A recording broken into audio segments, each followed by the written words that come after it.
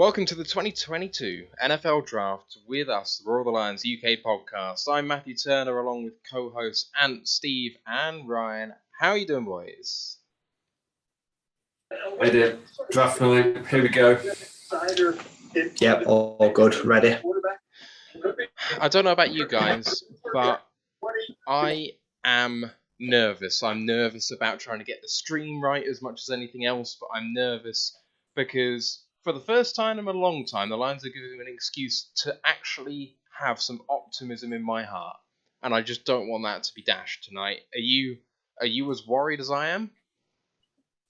No, I'm excited. This is the next phase of the evolution of this team. This is the next injection of talent, and the next level forward, and that can only be a good thing for us. Got an idea of what the picks could be, and I think that's kind of pretty much like an edge, a safety, a linebacker or receiver in the top 3 or 4. And my worry is that we just do something mental and go like, defensive lineman, O lineman, and a corner. That's kind of my worry. Like Quinn and Patricia had that whole smartest man in the room thing, and I'm hoping that Brad isn't going to overthink stuff. As you can see with the streams at the moment, we've got set up our best players available, our top 10 still remaining on the board, and I'm going to be checking guys off as we go through. If any of you do spot a mistake, I'm doing it while we're doing this, and while we're trying to interview people too, so if you spot a mistake, if you want to drop a comment in the chat and I'll rectify that ASAP, that would be fantastic. At the bottom of that, we'll have the most recent picks, top 10 most recent picks as we go, so if you want to know what's happened and what we might be talking about, you can just refer to those two things, and that should take you through all the way home. About today's stream, it's absolutely stacked with guests. We've got some really, really cool guys that we talked to this time last year, and guys that we've talked to throughout the season, maybe previewing one of the games we've had against some of these guys. So Atlanta Falcons UK are first up in 15 minutes time or so, followed at 1:45 UK time, which I think is 7:45 Eastern time. It's the British and Irish Eagles. Then we've got Denver Broncos UK half an hour later at 1:15 in the morning. Callum Insull, the Jets fan who Steve's doing a collab with about the history of the Jets and the Lions franchises, that's going to be at 1:45. Arrowheads abroad. Neil's coming on with us again. He was good value last year with the Chiefs. Then there's a little bit of a gap. We're not quite sure when they're going to be on, but Cowboys UK are coming on after their picks. That's going to be some point in the next hour after that, maybe around 3:15 we reckon, and then it's going to be rounded off by James Kirkham, the Patriots fan who we had on last year, who for a Pats fan is surprisingly nice. But there we go. Just want to let you guys know as well that we have done some tinkering with our Twitch stream, so if you're watching on YouTube, I'm not sure whether you'll see this or not, you may not, but on Twitch, we have been adjusting our alert box. So if you do throw us a Prime subscription, if you are so inclined, don't bother with the paid stuff, but the free stuff, fantastic. There will be a very nice little GIF and alert coming up if you do that. I think you can donate through Streamlabs as well if you really, really want to do that, but do not feel inclined to do that. But there will be a nice alert for that as well, or if you just follow us too. So been working on that in the last couple of hours just to make it a little bit more fun. Also got a replay buffer, which should make us doing highlights after this really nice and easy. So I hope that adds to the experience a little bit. If anyone wants to test that out by following us again, if you can unfollow and then refollow, that would be really cool to see.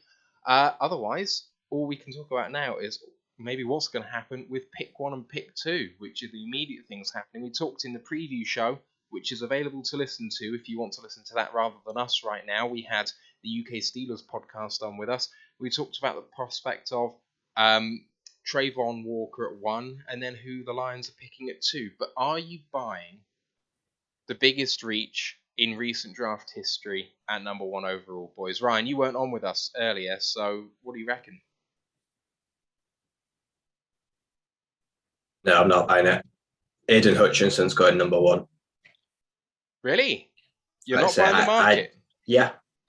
No, I don't rate Trayvon Walker. I won't want him at 1. Definitely don't want him at 2. He's not a pass rusher. Like I say, he's a freaky athlete that has good upside, but the floor could be very low. I think they will stick with Hutchinson, or even you can't rely on offensive tackle. Yeah, sure, they just give someone a contract, but Cam, that they just tied down for a few years, is bloody awful. Their offensive line is a piece of crap. So if they've got any sense, then they'll upgrade it. Steve, you buying? I don't know what the Jaguars are doing, and I wouldn't be surprised if they try and trade out the pick. I don't think we can rule that out. I mean, like, who knows what's going on behind the scenes? I see that the Giants have not taken up their option on Daniel Jones today, and does that put them in the market for a quarterback? How does that affect the order? I think there's just so many factors at play. So I think that I don't see Trevor Walker as the pick for the Jags. I think there's a lot of smoke blown around, and I still think that they might take an O-line guy to protect Trevor Lawrence. But I mean, who knows? No one knows. That's the most exciting thing. No one's got a clue. No one has a clue. And do you have any clue, mate? What's happening? No, at this point, I don't really have a clue. It's going to be an edge. It's not going to be an O lineman. I don't think at this stage. You know, the Jags are very high on Walker Little at right tackle. They've got their left tackle there. They've just paid him now.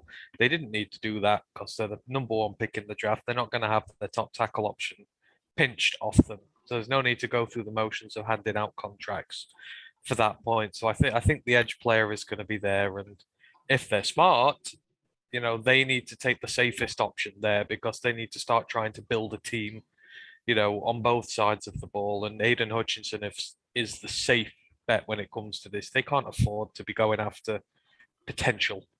And that's what Trayvon Walker is just potential. And it would be a really stupid move by them, but it's the Jags, like the Browns, they are very prone to making stupid moves in round 1s of drafts. So it could very well be Trayvon Walker, but, you know, it needs to be Aiden for them. It really needs to be. I mean, I'm buying it. It does need to be a better pass rusher than Trayvon Walker is now, but I just believe that Bulky is the sort of guy who's going to make the pick he wants to make. And we know from what he's done in the past what sort of guy he treasures, and Walker is that guy. And even if it's only a minor difference in terms of athleticism, we discussed before that all of the guys at the top are elite athletes. Like, you're talking about one of the best combine prospects ever in Trayvon Walker, and Aiden Hutchinson, who's right up there with you know, the elite athletes that we've seen. So the drop-off is there, but it's very small athletically. But what Hutchinson does in terms of his production is just wildly different. And I mean, it's not an equality of opportunity. You know, Walker didn't have much of a chance to prosper in a 2-gapping system that rotated him out a lot and didn't ask him to pass rush too much. But that ain't my fault. Sorry, you haven't proven what you can do, so they shouldn't take him at 1. But I do believe he'll be the pick, because I think that's what Bulky wants. I think that the Jags will try and trade out of it. Who trades up to 1? There's no one worth taking at 1. There's no one worth taking at 2, trading up for 2. Yeah, there's no one worth trading up for. But the thing is, if someone can trade up cheaply, I think they'll do it. Do you think if the Eagles could trade up to 1 with 15 and 19, they'd consider it? No. No one is making an offer in the top 5. I can pretty much guarantee you that. It's just not happening. Fair. I'm baffled with what's going to happen. What's happening at 2? Who are the Lions picking? Thibodeau. Oh, just want to thank David Reinfurt for subscribing. It's his 2nd month doing it, and he's given us the opportunity to hear Brad Holmes celebrating the Penei Sewell pick. It's properly great with the gif of I think It's golden tape flipping against the Vikings into the end zone, but I'm not 100% which one it was. There's a few different ones I've done, but that was really cool. When you listen to Thibodeau and those interviews yesterday, it almost sounds like him and Brad Holmes have had a conversation where Brad says, "If you're on the board at 2, I am taking you." I say to say, yeah, it's like a cookout with my uncle. That seems very telling for me. I can't see the Jags taking Thibodeau. No, that's like the one thing that hasn't been rumoured at all is the Jags taking Thibodeau at all. Like, he was the number 1 prospect a few months ago, but there was very little talk of them taking him then, because it was Evan Neal at the time, if I remember rightly, and there's no talk of it now. In fact, I think in terms of realistic things that just might happen, I think Thibodeau at 1 is the one that would surprise me the most right now. What about you guys? At number 1, what's the most surprising realistic pick?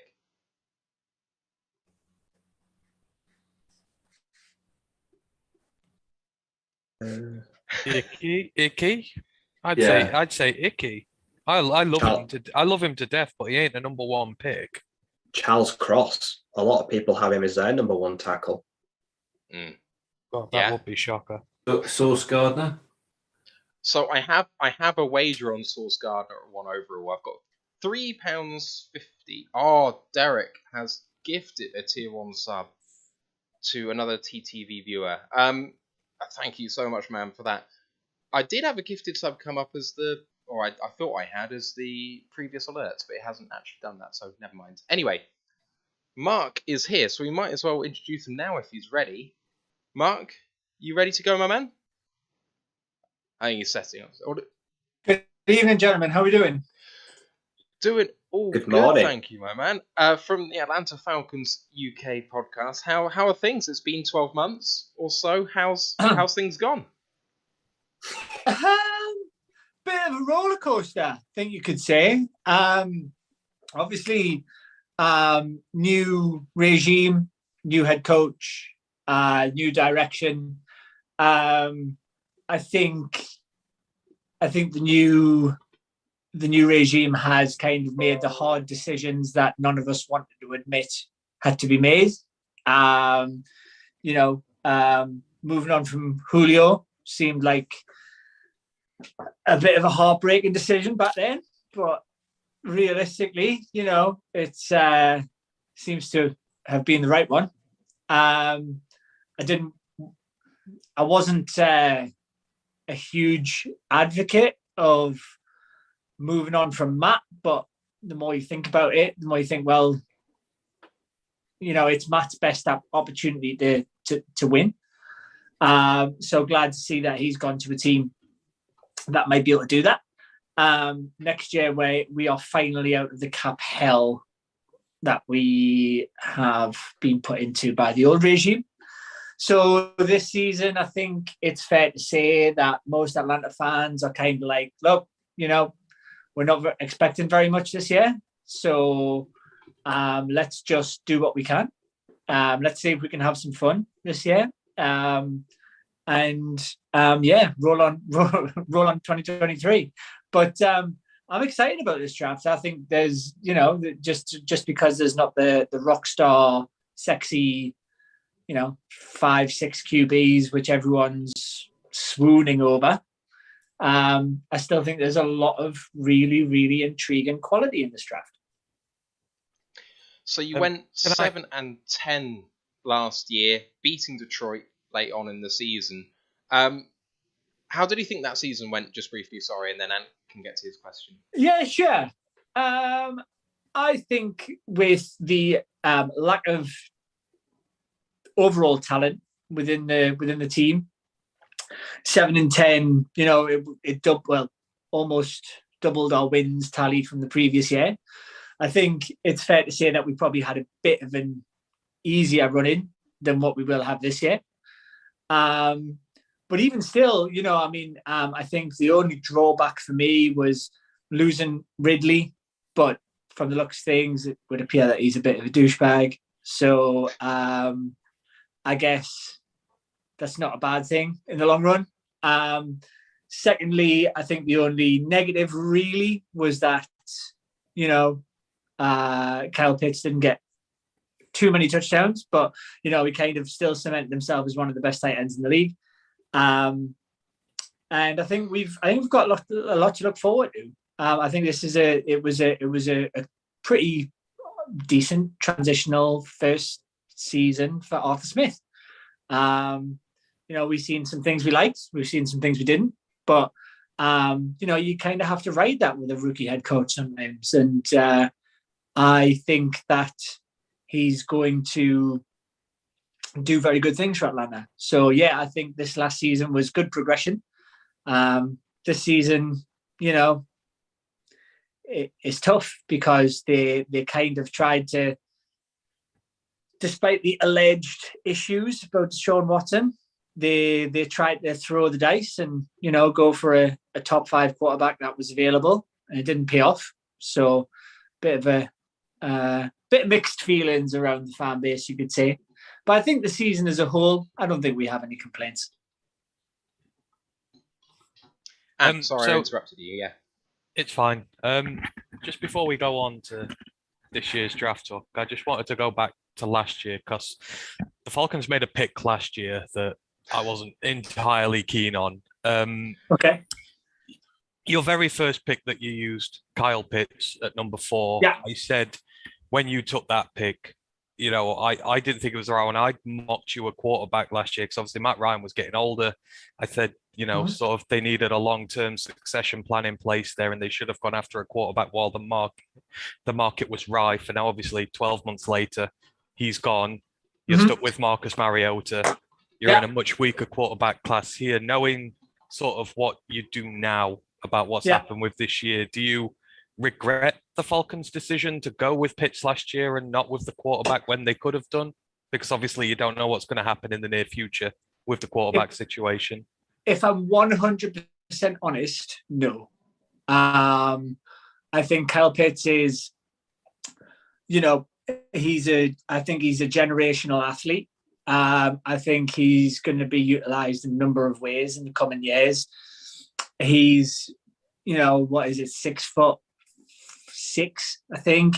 He's got the wingspan of a pterodactyl. I think that he was the best player available. And I kind of will say this on last year's draft because everyone said it, last year. Oh, look at all these amazing QBs. Would we been able to have protected Justin Fields? No, Chicago didn't either, ironically. Would we been able to protect Trevor? Would we have been able to protect Mac? No. So is that really the right place to bring in a young QB? No. And I'll be honest, have many of those QBs set the NFL alight this season? No. So I wouldn't say so. Not for the hype that they would build last season. And I was high on Trey Lance. So, look at that. So I think, was it the right decision? Yeah. I'll stand by that Pitts pick. And he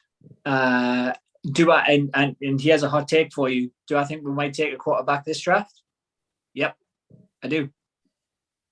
I love it. I have you Malik Willis mocked at 8. You're picking, at least with the early picks, at 8, 43, 58, 74, 82 in the first 2 days. So You're fancying a quarterback at 8, are you? Or are there other needs that you perhaps want to address? Because you've had a very active off-season. Yeah, and I think that's kind of why I like this new regime. They seem to be,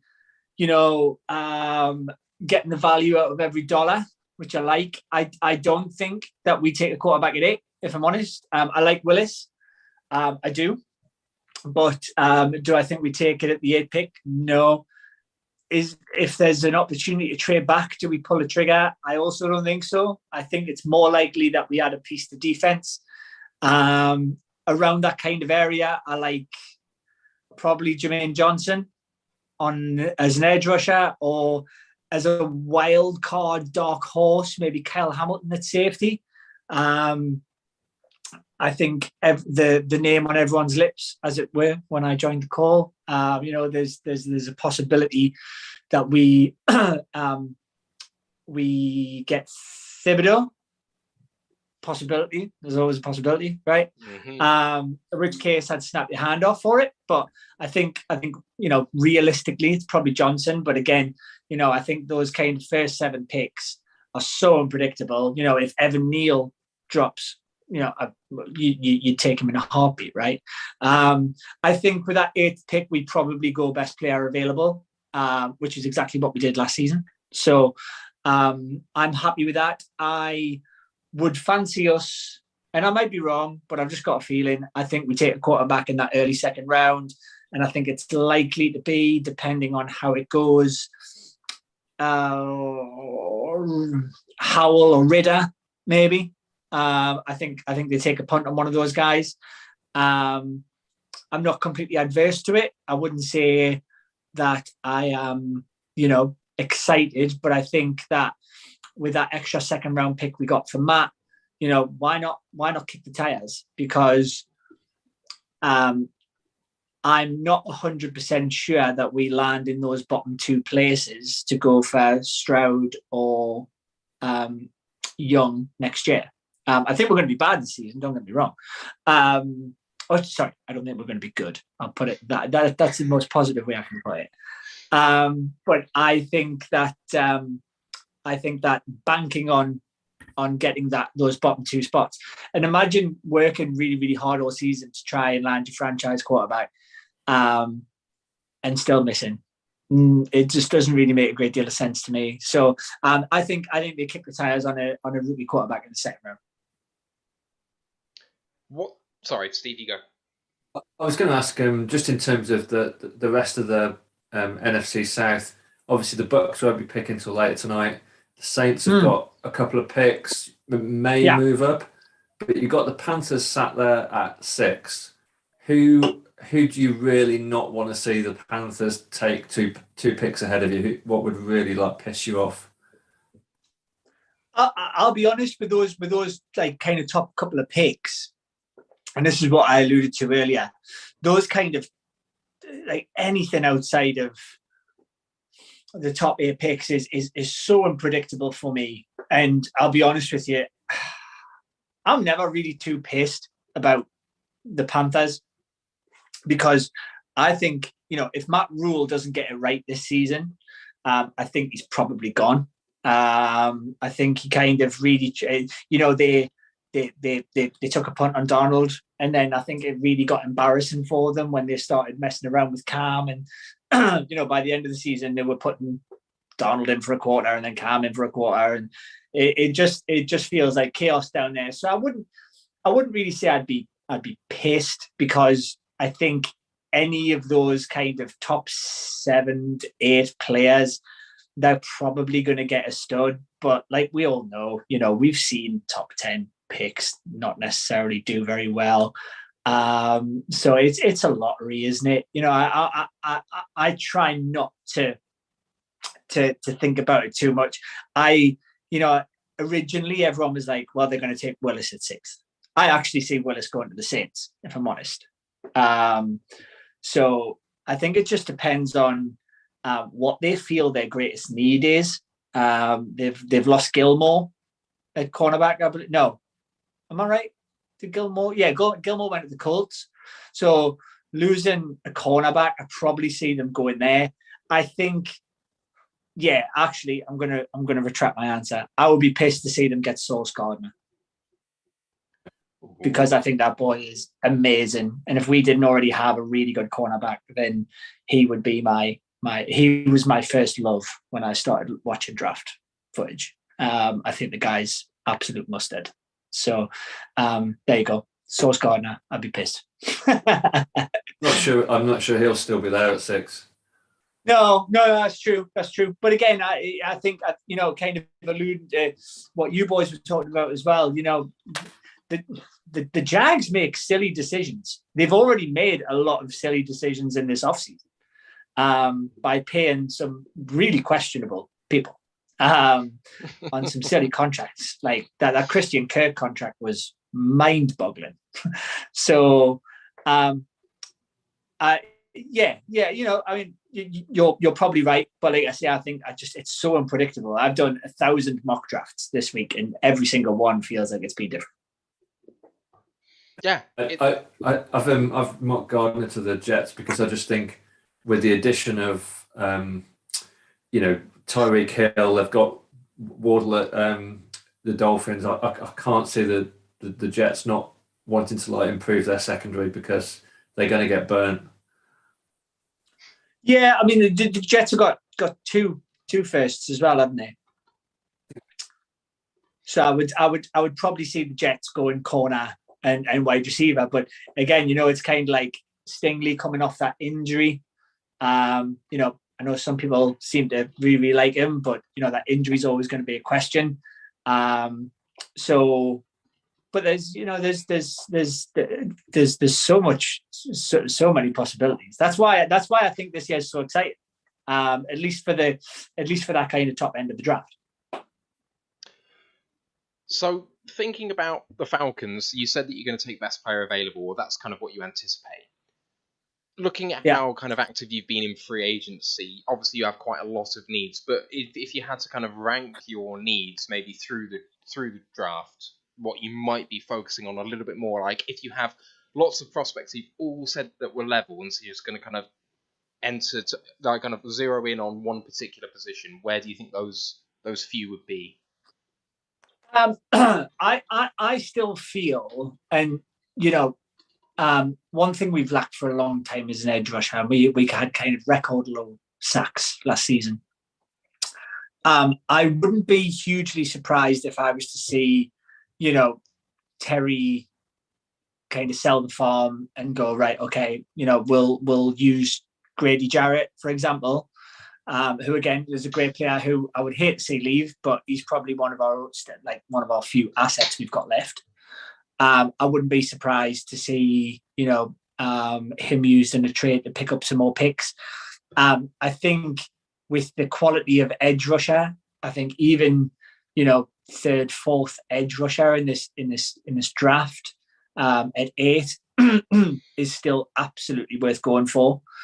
I feel like Dean Pease, our DC, is going to have quite a heavy influence in Arthur Smith and Terry Fontenot's ear to do that. If they are, I think, probably an equally big need is offensive line, but we've known that for years. Hence why, it was absolutely the right thing to let Matt leave. So again, like I said earlier on, if Evan Neal's there, then I wouldn't even have to think it would be him in a heartbeat.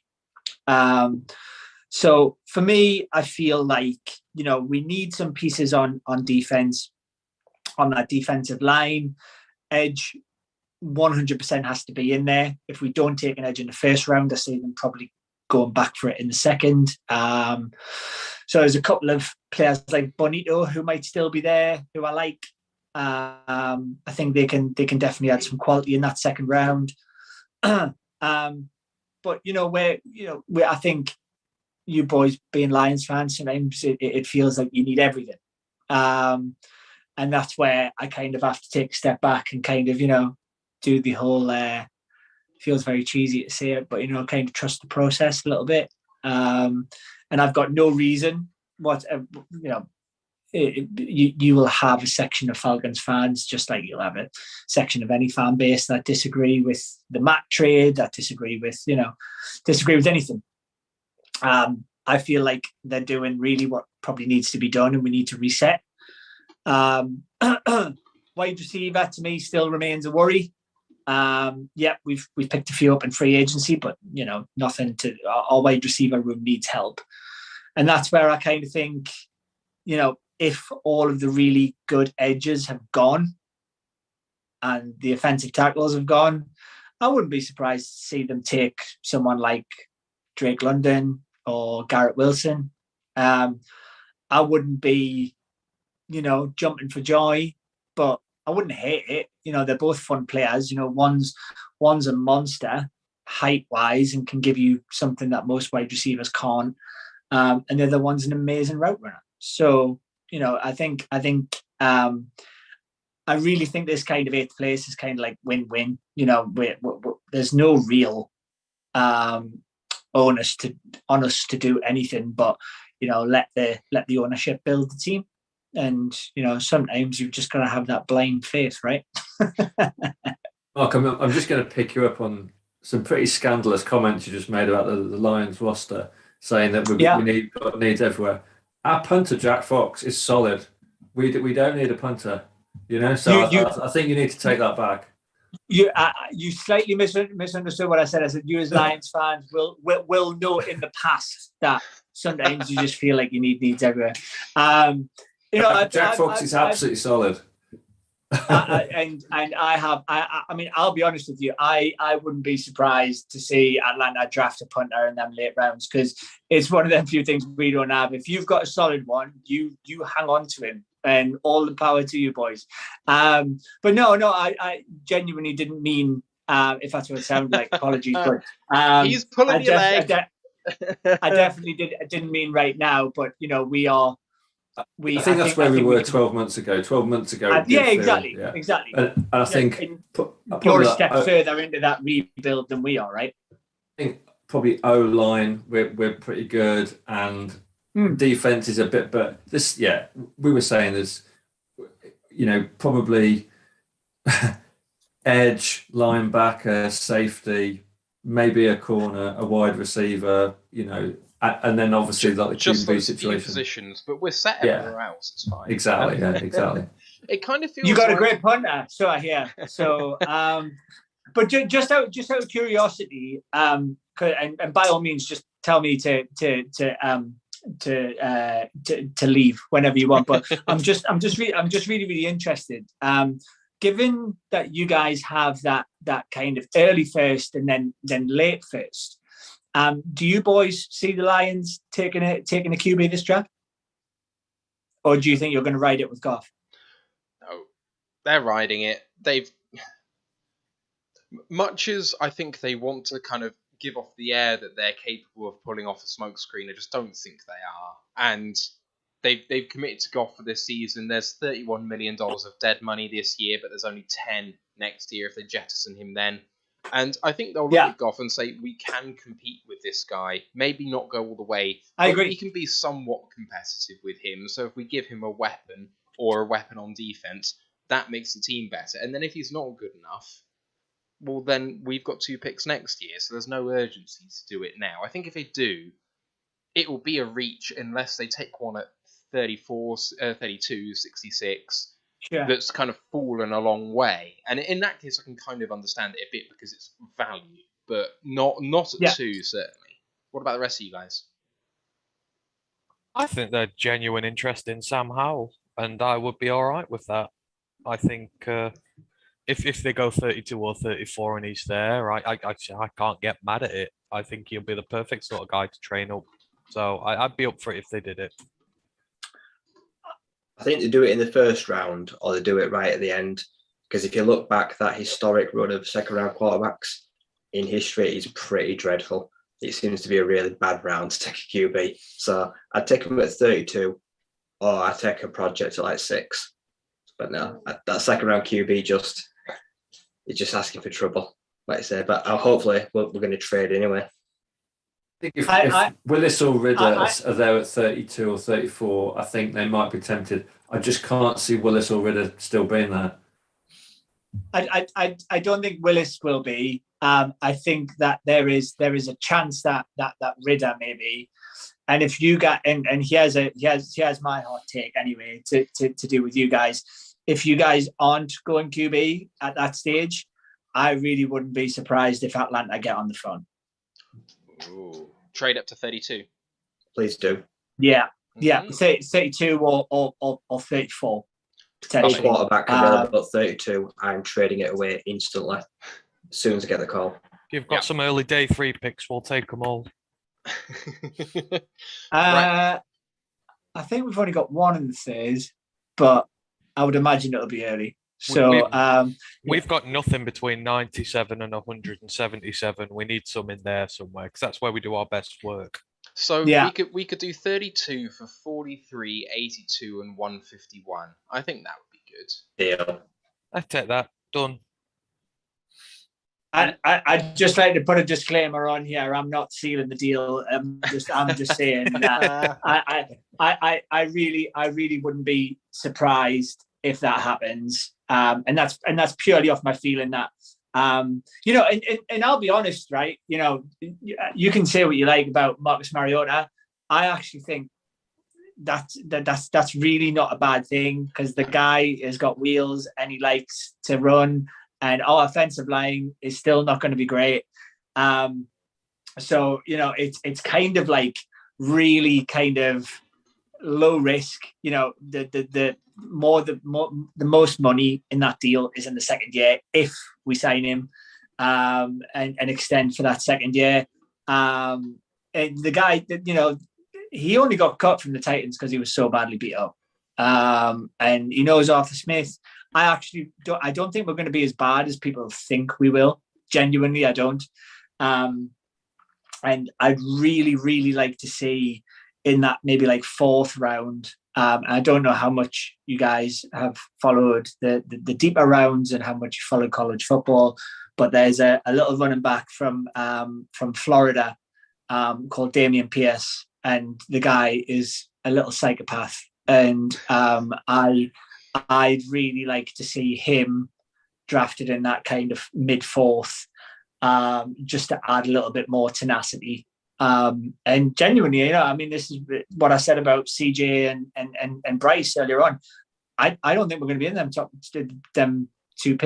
two bottom picks next year. We might not be far off, but I just can't see it. I mean, if anything, if you're not better than Carolina, then that represents a bad season for you guys, I think. So we'll see. We're coming almost to the end of our time, so maybe we should just talk a little bit about the podcast and how you guys have. You do the Atlanta Falcons podcast, don't you? So how's that gone the last 12 months? So I originally kind of was just an occasional guest and picked up little bits here and there, and obviously. They asked me because they weren't available if I could come on with you guys last year, which I was obviously happy to do. And you know, 4 or 5 months ago now, the boys asked me to kind of come on full time. It's been going good, you know. Where we are now followed by the Atlanta Falcons on Twitter, which is a wonderful kind of reward for the hard work, you know, especially by Danny and Carl who started this. But there's 4 of us now, and it's going well. You know, we've got a lot of the guys from kind of like the Atlanta media. We've got we've had Jeff Reinbold on the pod before, and it feels like, you know, especially after the London game this year, you know, it's going from strength to strength. Like I say, it's not a hugely happy place from time to time, but that's understandable. That's okay. And like I say, I mean, I come at the beginning of every season, right, and I'm forever the eternal optimist, because one of us has got to be, and I'm excited about where next year is going to take us. So. I'm kind of just trying to keep everyone on the gravy train right now, and just heading towards that, because we've got 150 million in cap space next year, and we can see what Terry and Arthur are all about. So, all good on the Atlanta front, all good on the podcast. We need to get some more regular things in and some more regular slots. We've got some big plans on some cool bits of stuff that we want to do this year. So. It's all good, and always a pleasure to come over and link up with some fellow fans. Absolutely. Just remind us again where we can find it. So we are all over the socials. So it broadcasts live to YouTube, Facebook, and I think it broadcasts on Twitter as well. Yeah, it does. there's no. I'll be honest with you, because we've all got full-time jobs, and I've got 2 kids, 3 dogs, and a tortoise. I'm a busy man, so it's I wouldn't say that we we have kind of regular slots, but we try and do it as much as we can, especially during the season.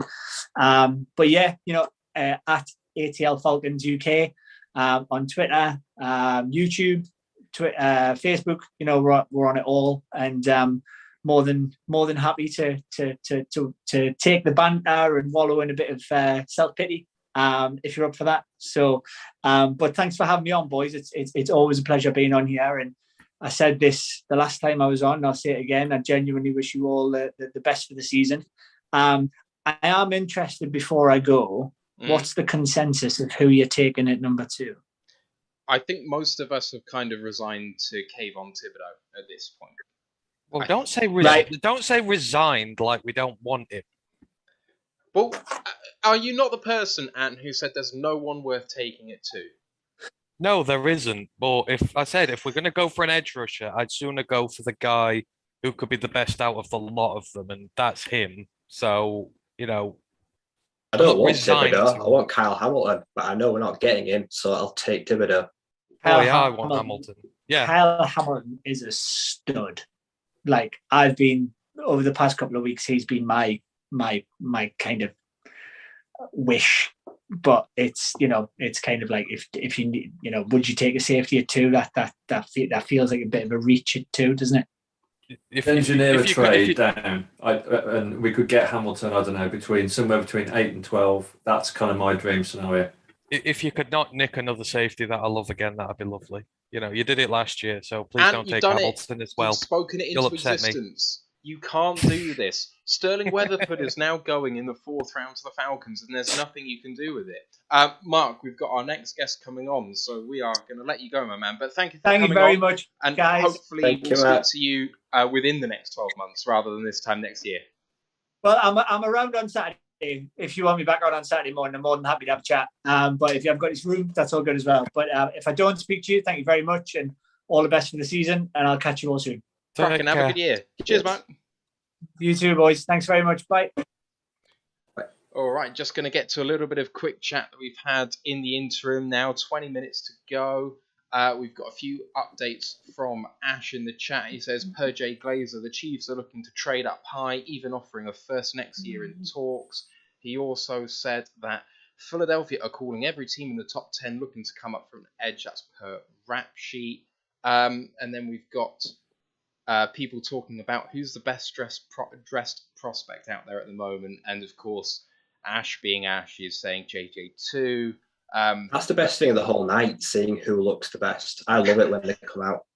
Drake London looks fire, to be fair. That little suit. Just wear a normal suit. Nicole Bedine has gun holsters like that little tiny waistcoat. He looks silly. I'm not taking him now. He looks like a div. Hutch looks good though. Hutch looks nice in the black velvet suit. Hutch always looks dapper. And the man just knows how to carry himself. But no, I think Jermaine Johnson is the best dressed. That jacket is something else.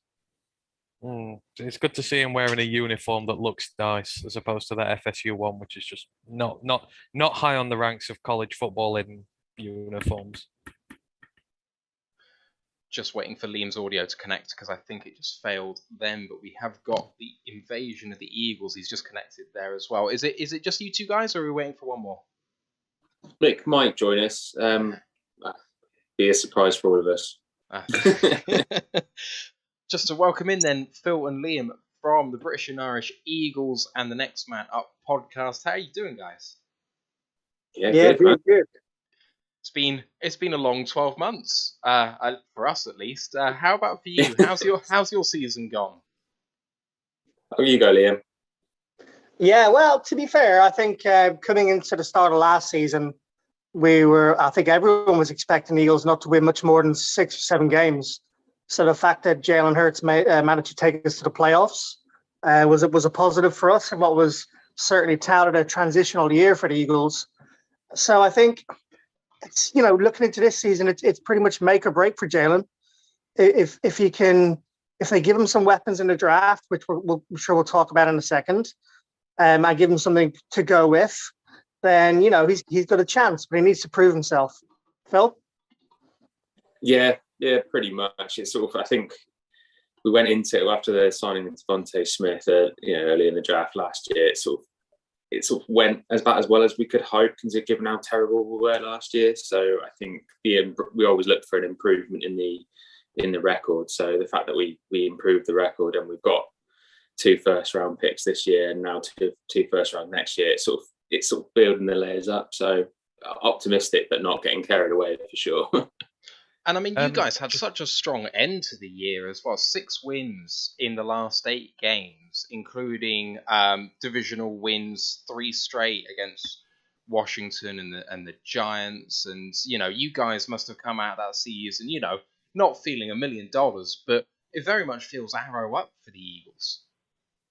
I feel it was an easy schedule, to be fair. I mean, saying that the first half was a lot harder than the second, having the majority of the divisional games at the end was sort of a bonus for us, because once we got the kinks worked out, we sort of had a fairly easy run on paper. We still managed to make it quite difficult for ourselves, but it sort of helped the way things sort of panned out. So I'm trying not to get too carried away with the overall record, because I think there's a lot of holes to poke in it if you really want to be critical. But yeah, that's just me. I know Liam's probably a little bit more optimistic about it, but I just felt that we have to be grounded about where we are, because there's no point getting carried away, because it could come crashing down this season if we're not careful.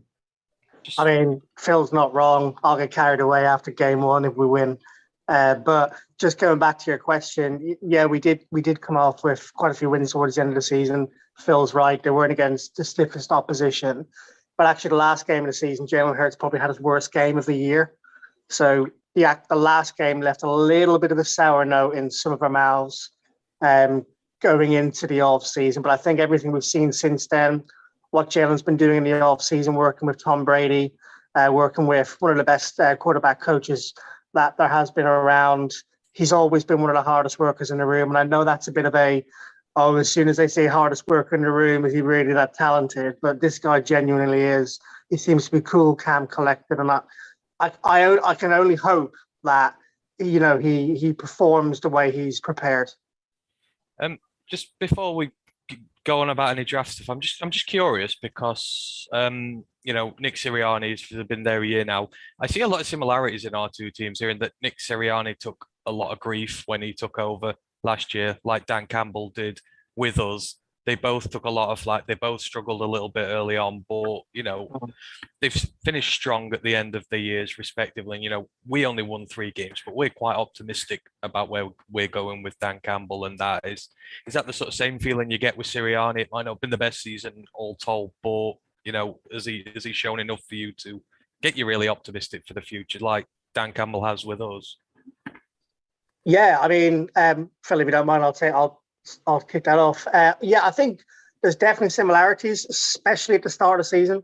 I don't know if you guys would have known or remembered, but Nick Sirianni came out with a flower blooming analogy relatively early on in the season and got ridiculed. People were throwing flowers at his face as he was leaving the field after 4 or 5 games.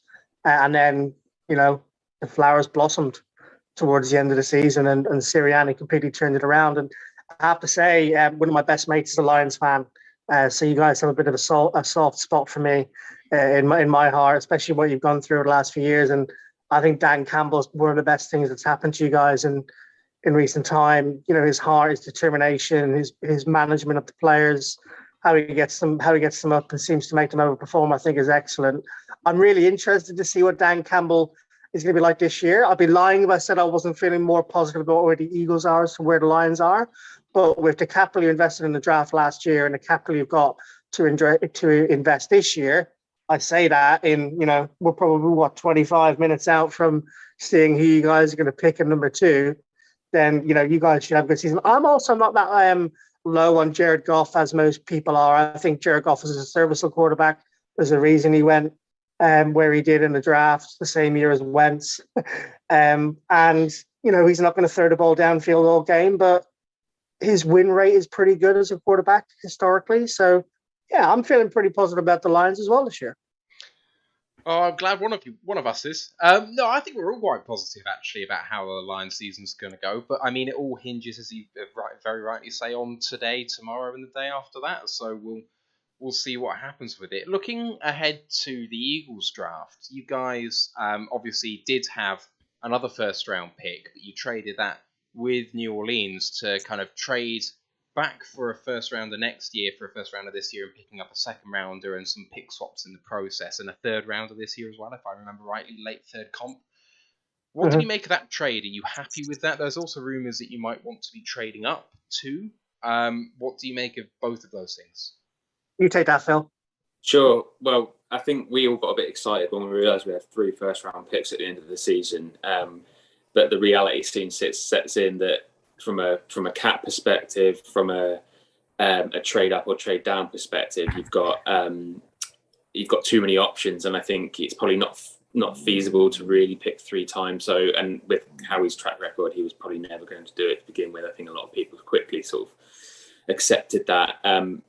I sort of actually, to toot my own horn, I did predict it the week before it happened. I said we'll trade one up for a first next year. I had no idea it would be the Saints, but it made perfect sense, and we still pick ahead of them both times. So and the amount that we got for trading back to next year for their first next year, when they could well be quite a poor subpar team, it just seemed to win all around. It took Liam a little while to get his head around it, but I think as soon as I saw it, took a few minutes, I was like, no, this looks really good. But Liam's on board now. I think I had a few sherries when the trade came out, and not sherries, but you know what I mean. And I remember looking at it and going, "Come on!" Just because the whole Hurts factor, because as soon as they do trade away that third round pick, they are hedging their bets to a certain degree as to whether Hurts is the guy or not. And look, the day afterwards, in hindsight, I was like, it was the right move. And why would you put all your chips in on Hurts? And when there are still questions there, and Howie stole another trade. You know, you can say whatever you like about Howie Roseman. He is one of the best wheelers and dealers in the draft about, garnering capital. So yeah, in hindsight, pretty happy with it. At the time, with a few beers, maybe a little annoyed. So going into this now, what's your predictions for your picks? What do you think your needs are? Do you trust your front office to fill them effectively? Like, kind of, what's a perfect draft for you guys? Just give us a kind of flavour of where you guys are at right now. So just quickly to answer your middle question, did we trust our front office to fill them? Definitely not. It's Howie Roseman. He can't draft the shit. What do we need in terms of... Look at Jalen Reagor. What a bust. Exactly, right. We've all seen the memes of passing on Justin Jefferson, and I was watching a video today of the Vikings laughing when we didn't pick Jefferson. There's literally footage of them in the draft room laughing when they see we haven't taken Jefferson, and they're like, get Jefferson on the phone now, laughing because they can't believe we passed up on them. That's all in the past. Howie's had a couple of good years now in the draft. He's kind of come out the other side a little bit, certainly in Eagles fans' eyes. I know myself and Phil will certainly think so. In terms of what we need, a lot. We need defensive end bench strength. We were 31st sacking the quarterback last year, so we definitely need some more presence. Defensive end Brandon Graham is coming back this year after his injury, but he's 34, so he's entering the twilight of his career, even though it was a Pro Bowl year the year before. Safety is a big need for us. If we do trade up, I could potentially see us going for Kyle Hamilton if he drops far enough into between 9 and 12. Wide receivers a need, and again, there's touts of the wide receivers making a run in the top 10. Certainly in the top 15 this year. So I wouldn't be surprised if Howie trades up for a wide receiver if they start falling off the board as well.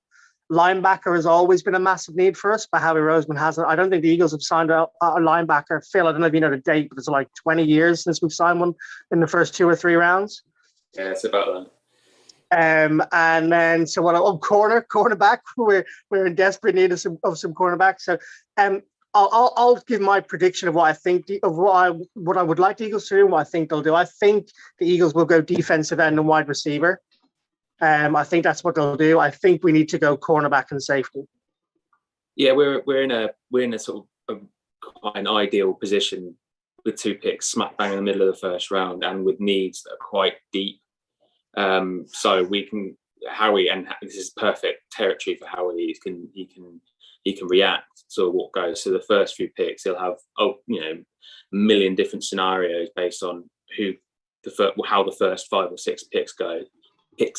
I've got this sneaking gut feeling that the Panthers at 6 is somewhere that Howie will want to trade. It's a long way up, though, Phil. That is a long way up. It's a long way up, but the thing is, the reason being is because of the need that they don't pick again until 147. The Panthers, and we have a plethora of picks that we can. They're desperate to trade down for some picks. Desperate, as in they'll take a bad deal to trade down. Yeah, they might take a bad deal, and they're desperately looking for a quarterback. So if no quarterbacks are taken, and it looks like they're going to fall sort of like the Steelers territory, then trading back to 15. They'll probably even take a quarterback next year, and may even take even more capital in the draft this year because. If you're the Panthers, do you really fancy any of the quarterbacks this year? I don't know, maybe.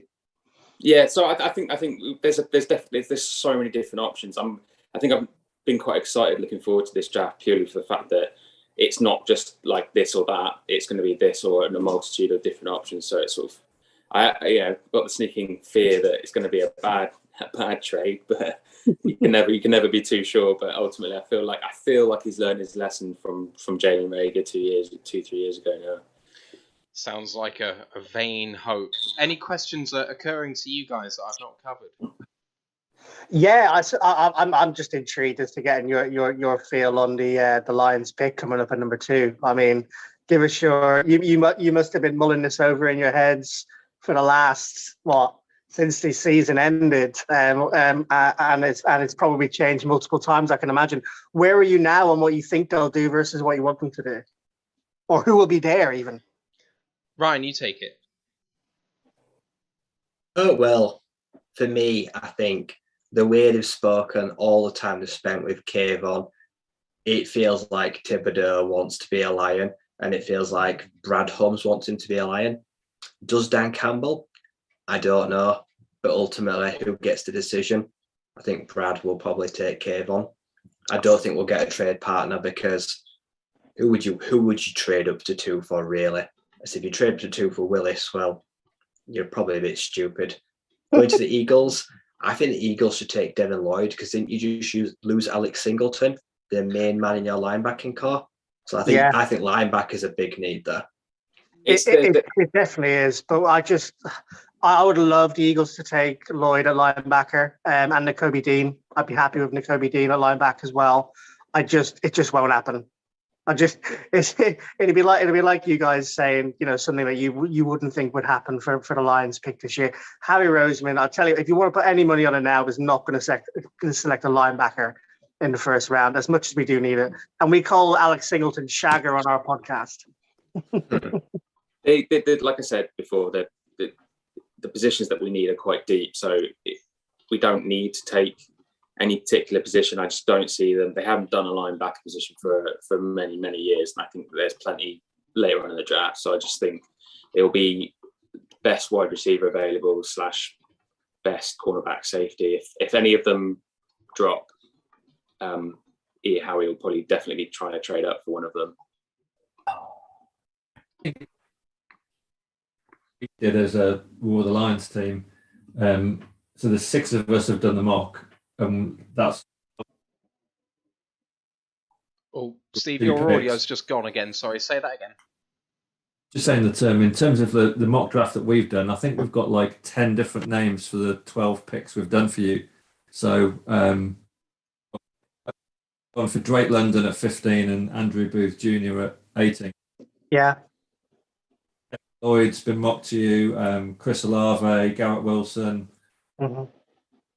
There's a whole host of players. Is there any particular favourite out of that wide receiver core that you would like to see in the green of the Eagles? Want me to take that one, Phil? Well, I say we've both got our stone cold favourites. Mine's Jameson Williams, and Liam's a big fan of Olave.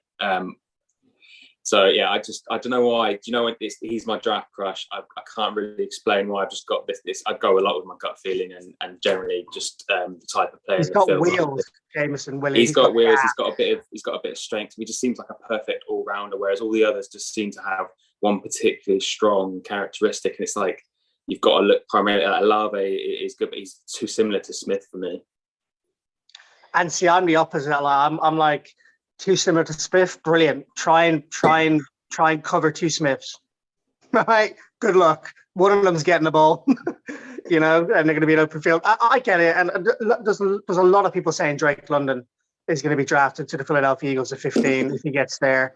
And I get it. The tall wide receiver, brilliant catch radius, can get up there in the end zone.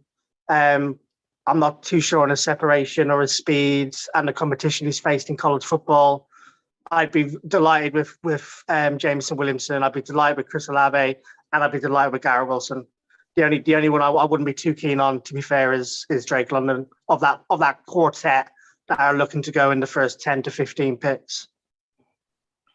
I can see Jameson Williams. Williams, I think, would be such a difference maker in your offense. His speed is off the chart, and like Phil said, offers something maybe a bit different. You're right in terms of covering two Smiths, but sometimes you do want something different to what's there.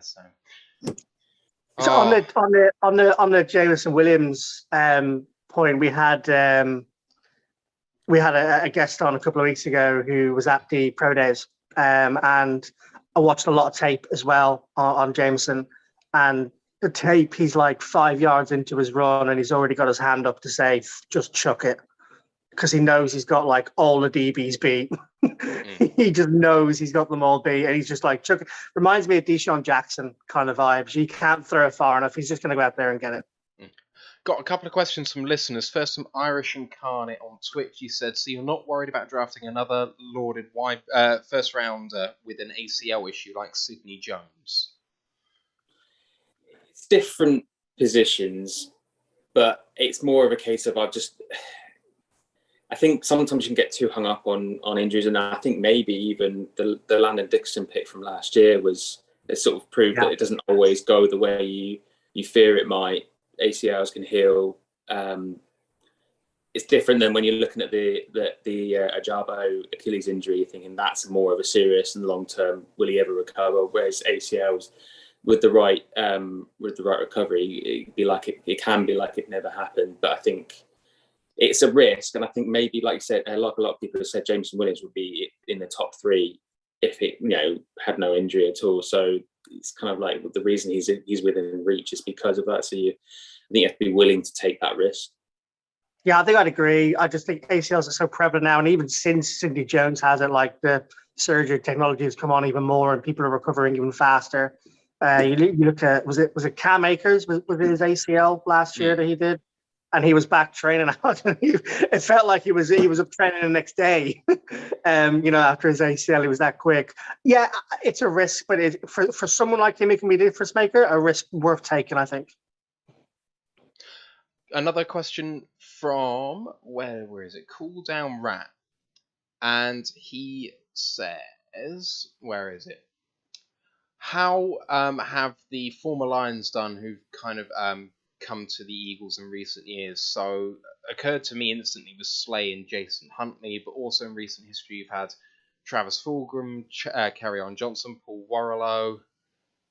Talk to us about the former Lions and kind of how they've done with the Eagles. I mean, Slay,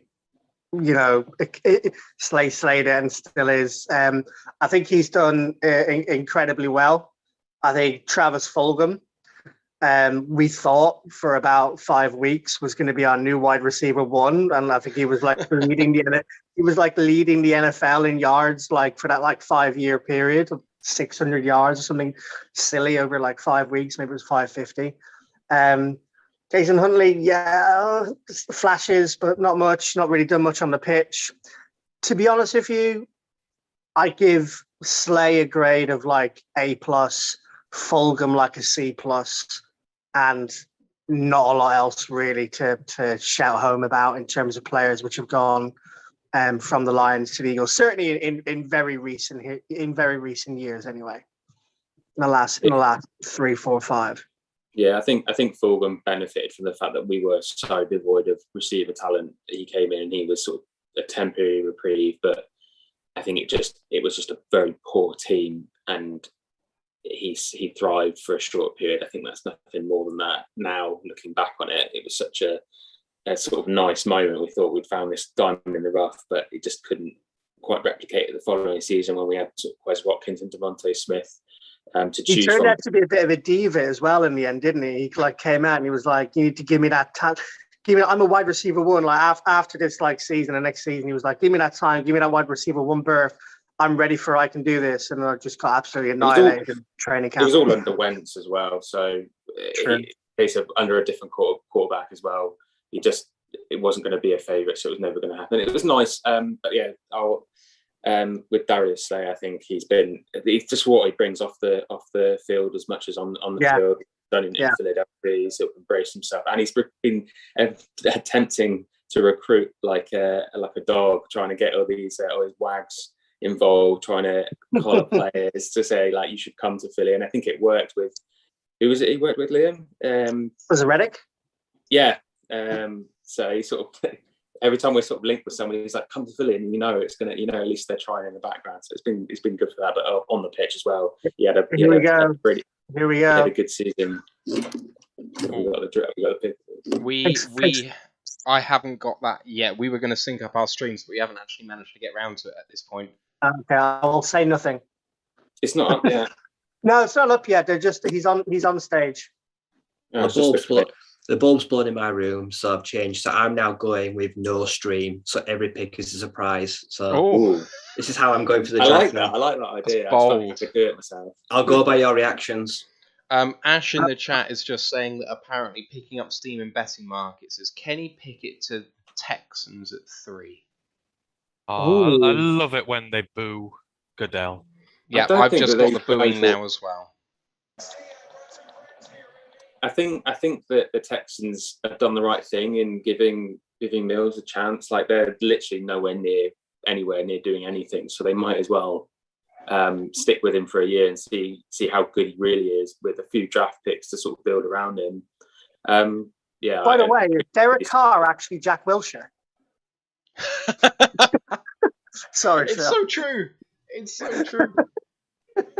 No, I didn't even know it was him. I was looking at the 3 guys. I was 3 random dudes. I didn't realise it was Derek Carr. You picked up Derek Carr in your draft today, didn't you? Yeah. What, round 8? Round 9? It's not bad at all. And guys, in terms of the other teams in your division, obviously you've got the Giants who've got 2 picks before you, and Washington, I think, at 11. Is there any prospects that you really like that you really don't want to see, going to those guys and having to play twice a year?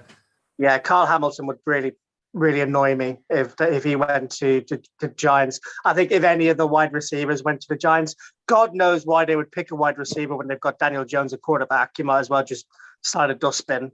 I'm not overly concerned about the Giants this year, no matter what they do, to be fair, or Washington. I think it's going to be the Eagles with Dallas, and then I think both teams, both Washington and the New York Giants, will be looking to upgrade their quarterback next year, either in the draft or in free agency trade. And who knows, maybe the Eagles will be as well if Hurts doesn't have a great year. But I'm not.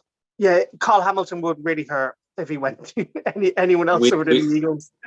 We'd have to check on Mick. I think he'd seriously take a turn for the worse. Being a Notre Dame fan as well, it would kill him, I think. But they're going to take it. They need a tackle. I think it's been quite clearly documented that they're probably going to have to take a tackle with one of their first. Well, probably with pick 5. And yeah, the risk is they're going to pick. Well, they need sort of similar players to us as well in regard. So they'll probably pick someone we want regardless. So I'm just resigning myself to a really good player playing for one of our closest rivals. But I think they're still a work in progress. So hopefully we won't have to worry about it for about a year. About the Cowboys, I think they're picking about 25. Yeah, I'll be in bed by then. Yeah, they kind of have a bit dead towards them because they've not they're not really in any particular great need. They've drafted pretty well for the last 2 years with Parsons. Parsons and That hurt Parsons and CeeDee CeeDee Lamb. Lamb when they signed him. That really hurt when they signed him. If you look back over the last 2 years, I remember when they went for Lamb, when I thought they really didn't need a wide receiver, and we could have done with someone like CeeDee Lamb. It was annoying. It was like they're just picking wide receivers just to stop everyone else. But they went entirely pretty much offense 2 years ago, and then they went entirely defense last year. And look where they are now. They look pretty strong, annoyingly, but. I think, and the only other team was Washington, but generally because Carson Wentz is there, I'm just not worried about them at all. I just hope that they just don't pick someone that we really want. But I think the Cowboys probably go offensive line in the draft this year. I think they'll probably go offensive line with their pick 25. They need help. Their rushing game was atrocious last year. I actually think Pollard is now the better running back out of the two between him and Zeke. So the more we see Zeke on the field, the better for me this year. I think he's, ever since he got paid, I think that's it. Yeah. He's watched. Yeah. We're coming to the end of our time. We're going to have our next guest coming on probably in the next 5 minutes or so. So just quickly tell us about the Next Man Up pod, where we can find you. Yeah, sure. So we were the Next Man Up podcast, and we are, but we've moved to the @British and Irish Eagles on Twitter.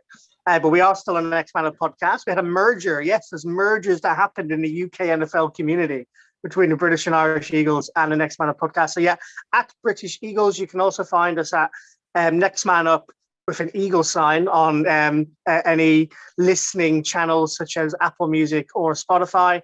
But yeah, your best bet is just to follow us on Twitter at British Eagles. You'll find all of our content on there, whether it's infographics, polls, articles, mock drafts, or podcasts. You can find us there. You'll hear an Irishman, an Englishman, and a Scotsman. There's a joke in there somewhere, guys. I guess these, like you sort of smaller, like less successful teams, you kind of just have to merge just to kind of, This is it. Yeah, assimilating other groups until we become big enough. That's it. Yeah. Nothing to do with our Super Bowl win a few years ago. Yeah. We were all very pleased that you beat the Patriots. We were all very pleased. Absolutely.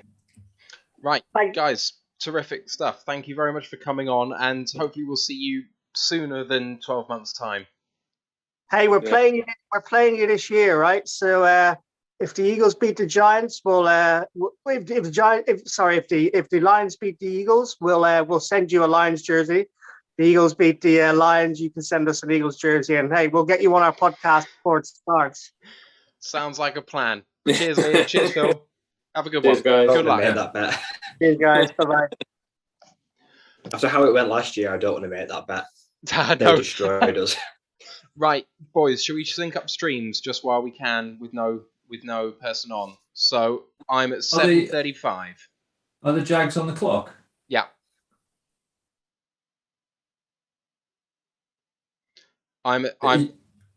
You're on Game Pass? Yes. Okay. I am at now 7:20. You're watching the 2022 NFL draft, aren't you, Steve? Not a rerun of another one. And are you roughly in the ballpark of where I am? I'm about 3 seconds in front of you, so yeah. Cool. All right, that'll do for me. Oh, all right. So coming up next on the show is the Denver Broncos UK, and I do not recall the name of the gentleman that is. So I do beg his pardon when he comes on. Let me have a look.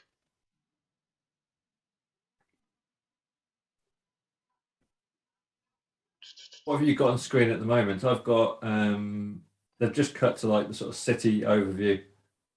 Yeah, that's where 6:30 on the clock. 28, 27. Ooh. If you just spoke, then it was silent. Have a clock.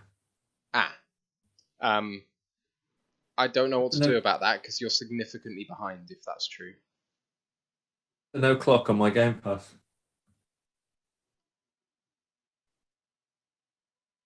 I tell you what I can do is stream in Discord my Game Pass. But that might take too much of my bandwidth to do that.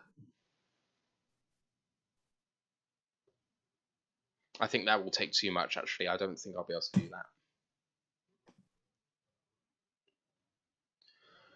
Oh, 5.5 minutes to go until Jags are going to run out of time. I did see something along the lines of the teams are directed to use as much of the clock as they can bear, even if they've got the pick in, because they want the TV time. Can't blame them for that. This is the best coverage the Jags are going to get all year. So, Jags They at wasted 1. 10 minutes with Ice Cube, though. It's like, that's 10 minutes more they wasted. Should have started at 1. Oh, yeah, absolutely. Right, boys, get your picks in. Jags at 1. Who you tipping? Hutch. I'm going Trayvon. That's what I think it is. I'm going tackle. You're going, what? You going Neil? You going Aquanu? One of the two. I've got Evan Neil in my mock, so I'll stick with that. Steve, people are here to listen to our expert analysis. You've got to level on one person. We can't just go. I'll just say tackle. Edge. Yeah, Edge. Yeah, whatever, Edge. The pick Defender. is in. Love you too. Pick is in. Okay. And while they start trying to reveal that, it's time to bring on our next guest. If Tom is ready to come on. There he is. I recognise that face. Tom Ritchie from the UK Denver Broncos. How are you doing, man? I'm doing good. How are you all doing? Yeah, Nervous. Thanks. not too bad. It's been a long 12 months for both of our teams, but what an absolute change it has been for you, going from the best roster without a quarterback to trading the house for one of the best quarterbacks. How are you feeling? Yeah, it's.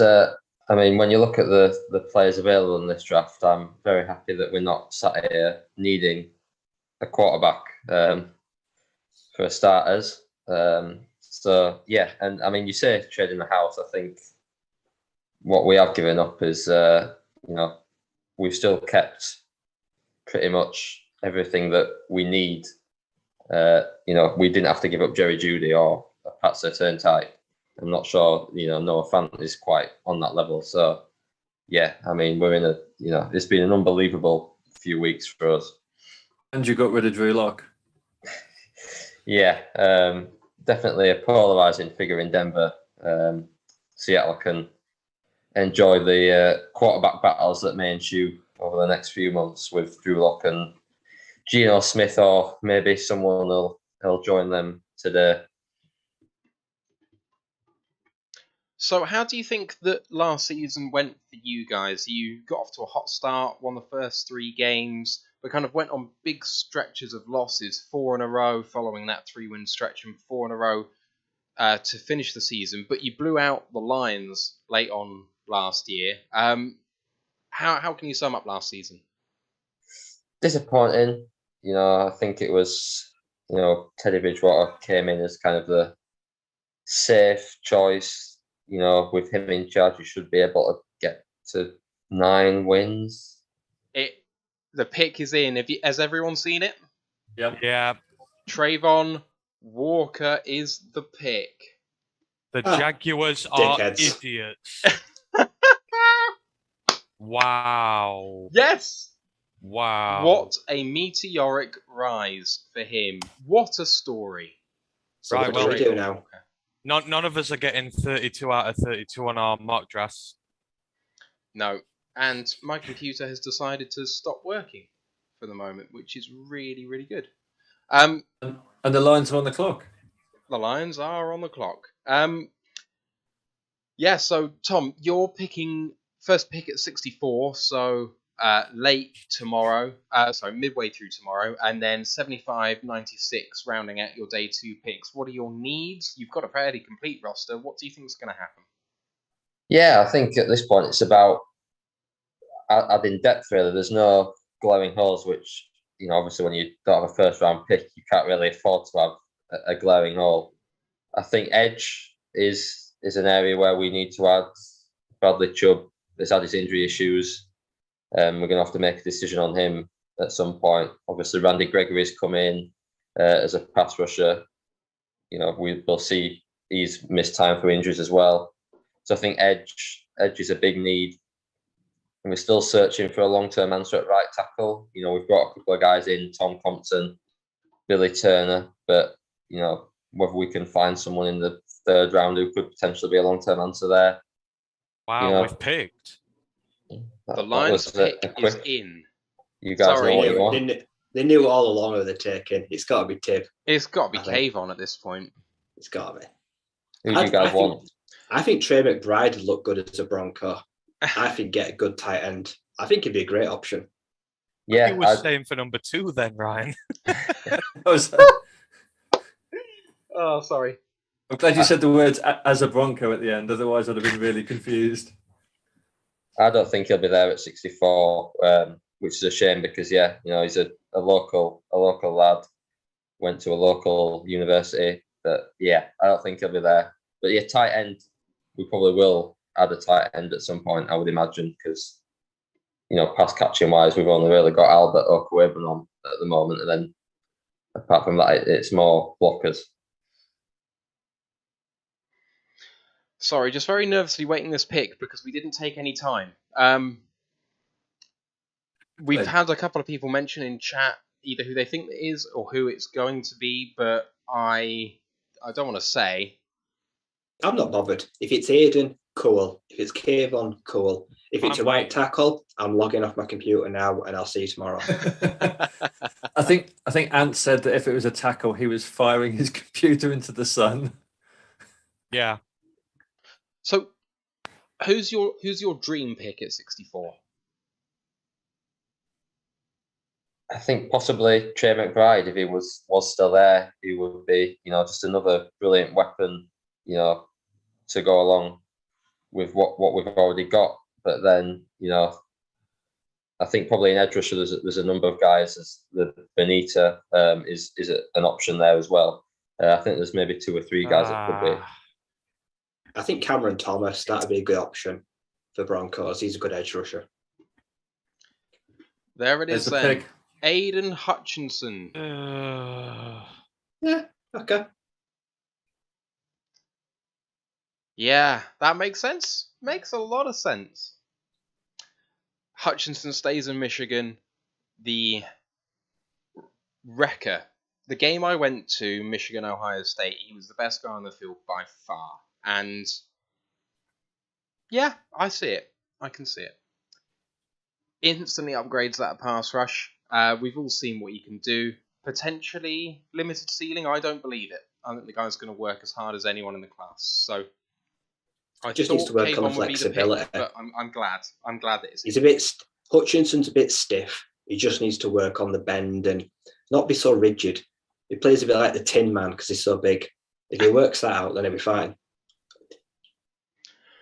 Oh man, he looks hyped. I like it. All right. What do you think is going to come out of this season, Tom Cumming? You must be dreaming of what might be this time next year, walking in with a 32nd overall pick. Yeah, I mean, when you've got Russell Wilson as your quarterback, you can dream.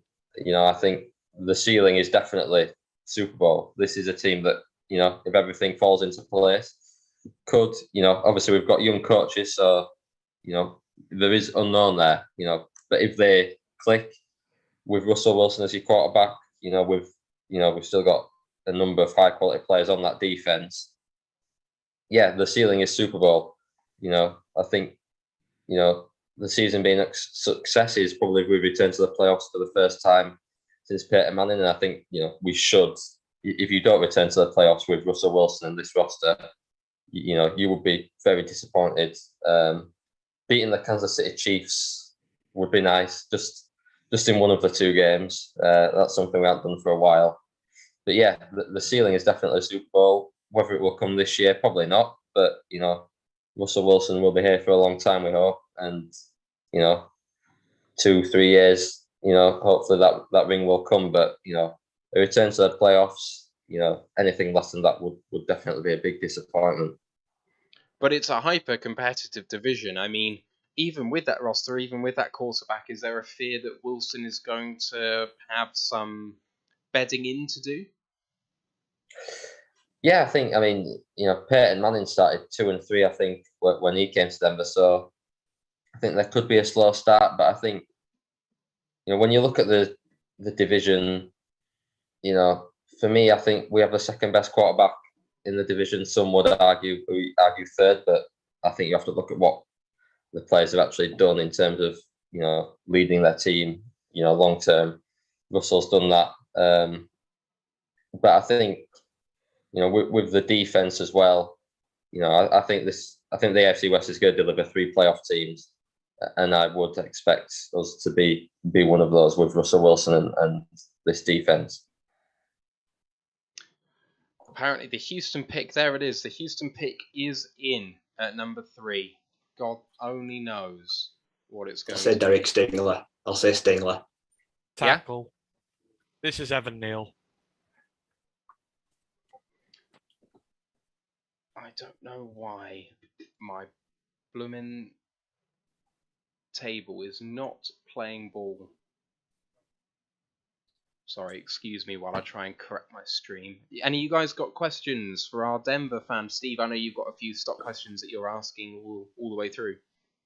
I was just kind of wondering, in terms of the rest of the AFC West, what your kind of concerns are, I guess, in terms of potentially great players that could be going to your rivals. Obviously, you don't have the draft capital at the moment. Who don't you want to see playing against you twice a year in terms of the other teams in the division? Yeah, I don't want the Chiefs to come out with a gun wide receiver.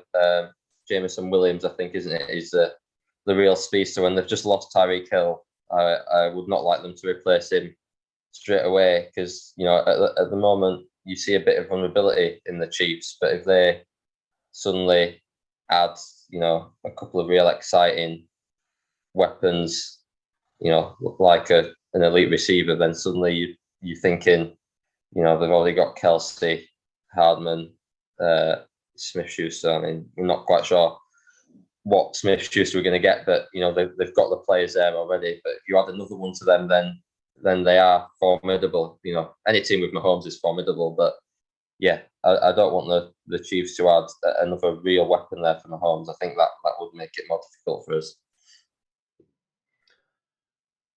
Just to say, Ash apparently has said that we made our pick with 1.3 seconds expired on our clock, which is insane.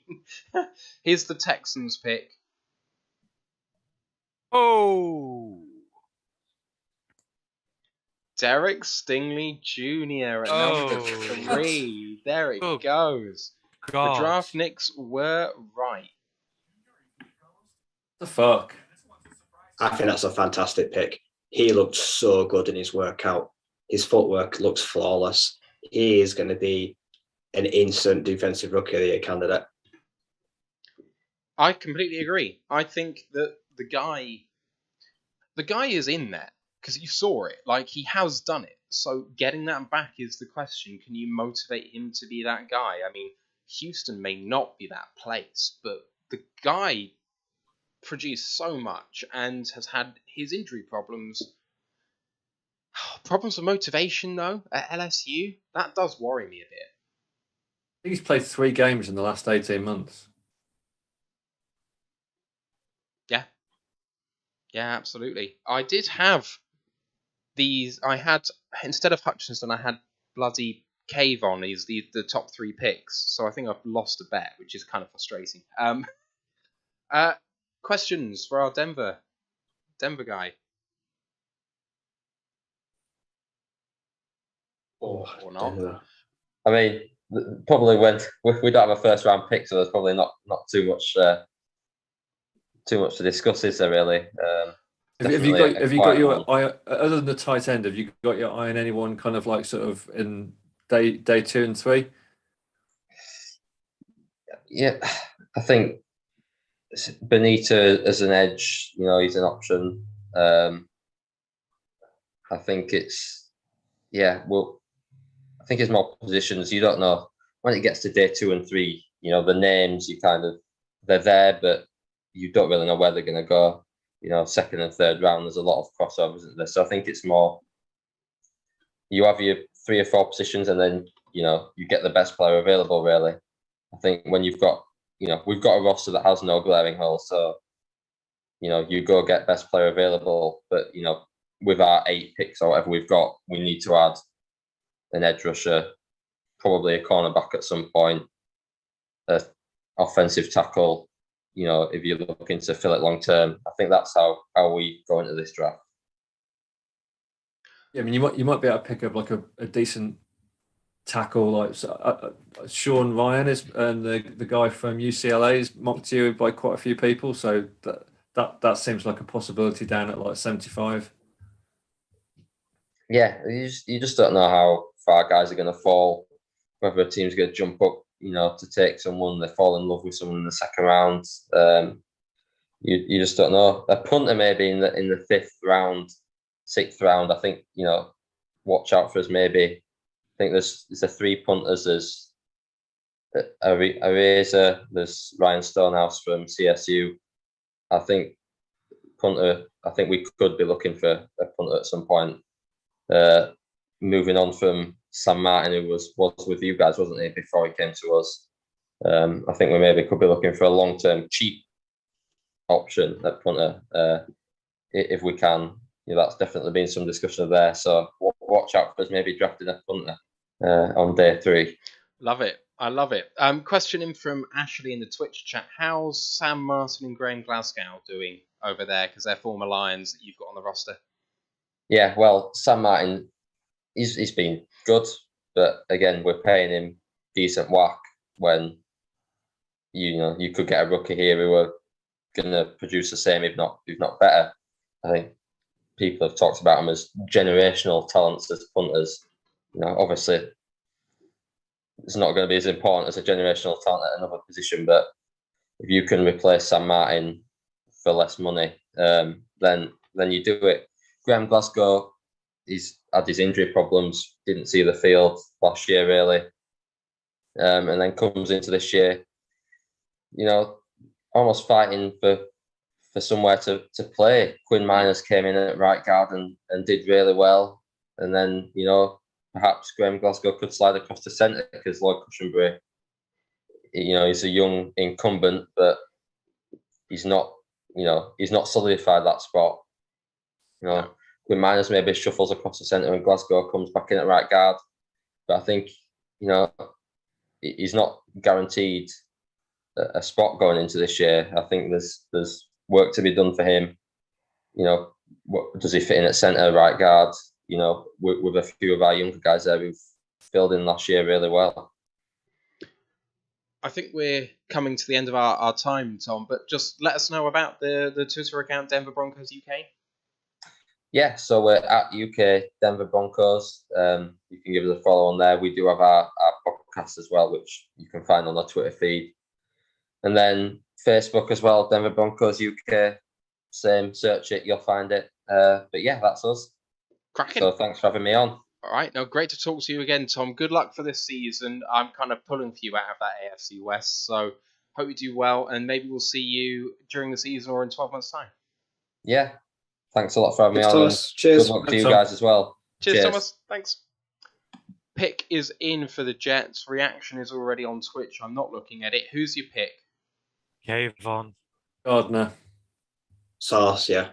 I think Tibbs sliding. I fancy Tibbs here. I can't remember who I had in my mock. I think I had a corner here.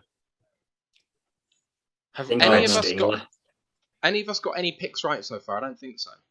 Yeah, I got Hutchinson. Oh, there we go. I'm going to just take a break as soon as this pick is in. In 10 minutes' time, we are going to have Callum Insull, who's a Jets fan. We're doing a collab with him during the off-season about the history of the Jets and Lions franchises. So you'll see him coming on in 10 minutes' time or so. Hutchinson taken by the Lions at number 2. He was the favourite. The betting markets have been right with all 3 picks so far. So Ant and me have got Sauce Gardner. Matt and Ryan went for Icky. Tom went for Kayvon, and Luke G went for Hutchinson. Sauce Gardner, number 4. Oh my. Oh my goodness.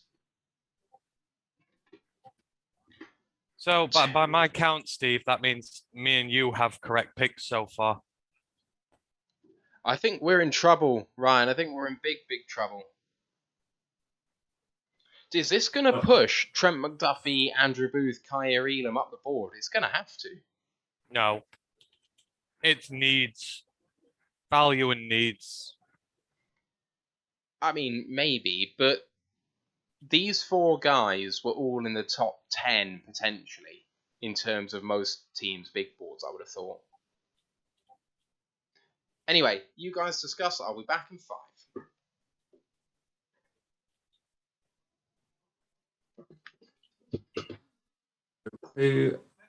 So Giants on the clock now. I think that's a good pick for the Jets. I think they, playing the Dolphins and the Bills with their offenses, I think they need a corner. So I'm sure Jets fans will be happy with that. Yeah, I called that one from a mile away. They need a corner, and then I've got them going receiver at 10, is it? And yeah. Receiver at 10, because they need receivers as well, so Giants 7, Neil, there must be a tackle. this is going to be a tackle now, and the Giants must love this. That they could potentially have been without 2 tackles by now. Icky and Neil could have gone, and they've now got their pick of everybody. See, I think this means they keep James Bradbury now. They've been trying to trade him for weeks, and now they can't get an elite corner. See, I've got Icky going here. But even with Neil on, I still think Icky's the better guy for them because I think he's the better guy in the run game. And I think you've got to get Saquon Barkley up and running there next year if he's fit. So I think you take Icky, put him on the right because I think he works better on the right as well because Andrew Thomas will stay at left tackle. You got 2 good tackles. Get the run game going. I'd still expect this to be Icky. I wonder whether the Giants would trade out of either 5 or 7. See, my hot take is next. So at 6, I've got the Chargers trading up for one of the tackles. But the Chargers can come up and get one of the best tackles now. I had them trading up to get Cross. But they can go to 6 now with the Panthers. And they can get one of Neil or Ikwonu. And I reckon the Panthers would snap their hands off because they've not got any other picks in the top 100. And they got one of the worst rosters in the NFL. They're going to need picks. I reckon the Chargers are on the phone with the Panthers now. I would not be surprised in the slightest. The Panthers desperately need the picks. They do. And the Chargers need a right tackle because Brian Balaga's gone. They don't have a right tackle. And look at that division they're in with the pass rushers they're coming up against. You're coming up against the Broncos. You're coming up against, you've got the Raiders in there with Crosby and Chandler Jones. You've got some crazy pass rushers in there. And if you're going in with a rookie tackle or with a veteran tackle who's not very good, you're going to get wrecked very quickly.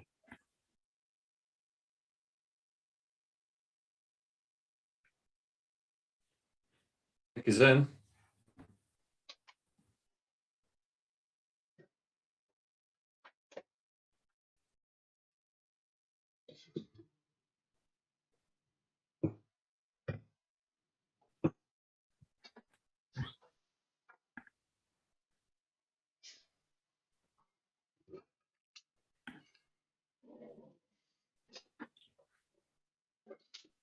How's everyone feeling about Hutchinson then?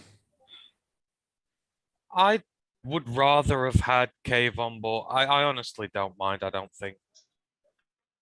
We just needed a pass rusher, and we've got one.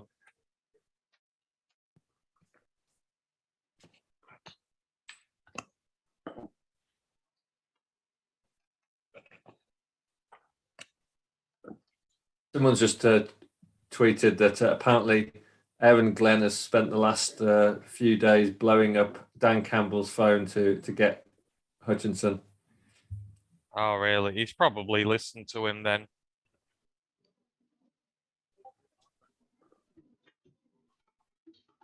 Surprised, because I thought Holmes was infatuated with Kayvon, but again, that could have just been the ploy.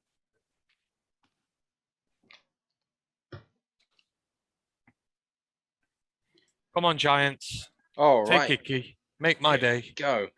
This podcast isn't sponsored by anyone, but if it was, I would love it to be Thatcher's Orange Cider. It is absolutely fantastic. It is basically alcoholic iron brew, and I'm going to need it after this day is over. Oh, lovely stuff. The Giants pick is in.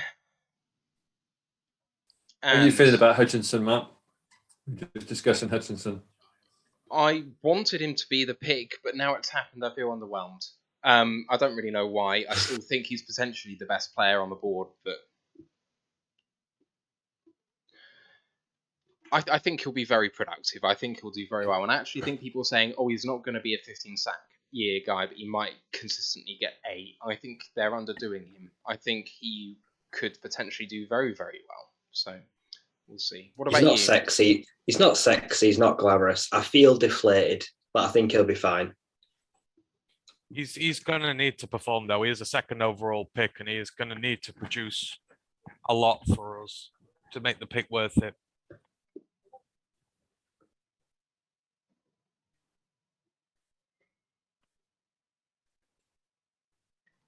This is cool, giving someone a make-a-wish to call the 5th overall pick. That's pretty cool.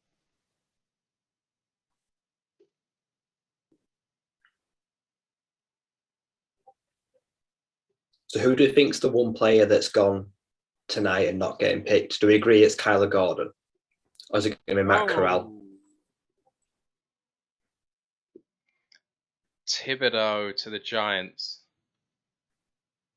Well, Thibodeau, they've got Ojolari, they've got Williams on that defensive line. That is that's a pretty good defensive line now. Can't Well, I hate mean, that. in fairness, they can still go tackle because, you know, Icky and Evan aren't going to disappear in the next 2 picks.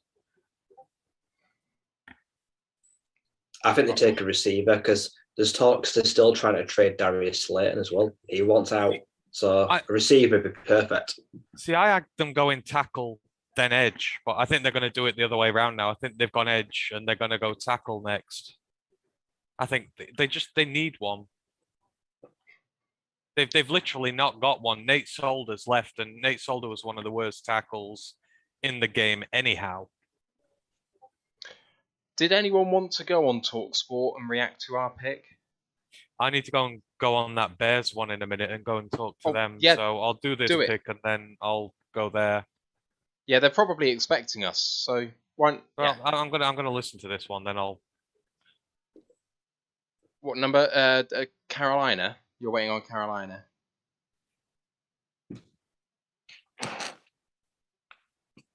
I mean, if anything, Carolina's one is potentially the most interesting of the top 10 because they have no other picks of interest. So they have to trade down if they can. This will show. Chargers are coming up. I reckon the Chargers have got to come up here if they want to be serious. They can get the best tackle in the draft now, and they've only got to trade up to 6 to get him. They don't trade up. The Eagles will trade up, or the Saints will trade up. Someone's trading up. Saints are very quiet to say that their roster's a piece of crap and they ain't got a quarterback. I thought there'd be more buzz about them. If I'm Kayvon, I reckon out of the top 5 teams, I've just gone to the place with the best chance of doing something in the next few years. Because I reckon they're going to be awful with a good team, or awful with a reasonable team this year. Pick their new quarterback next year and be able to flip into a very good team 2 years from now. I think the Jets aren't bad. I don't think. I think the Lions are going to be more successful than either the Giants or the Jets. And that's not just me being a homer. Take a quick break.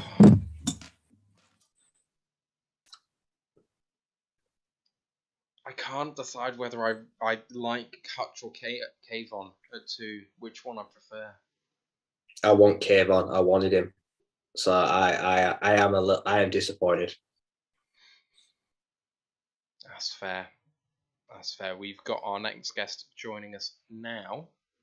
Now I'm nervous at 32 because I don't want to do something silly. So you wouldn't double dip at Edge, for example? I would for the right player. I for love of God, like I say, I have seen loads of mocks. Ridder. I do not want Desmond Ridder.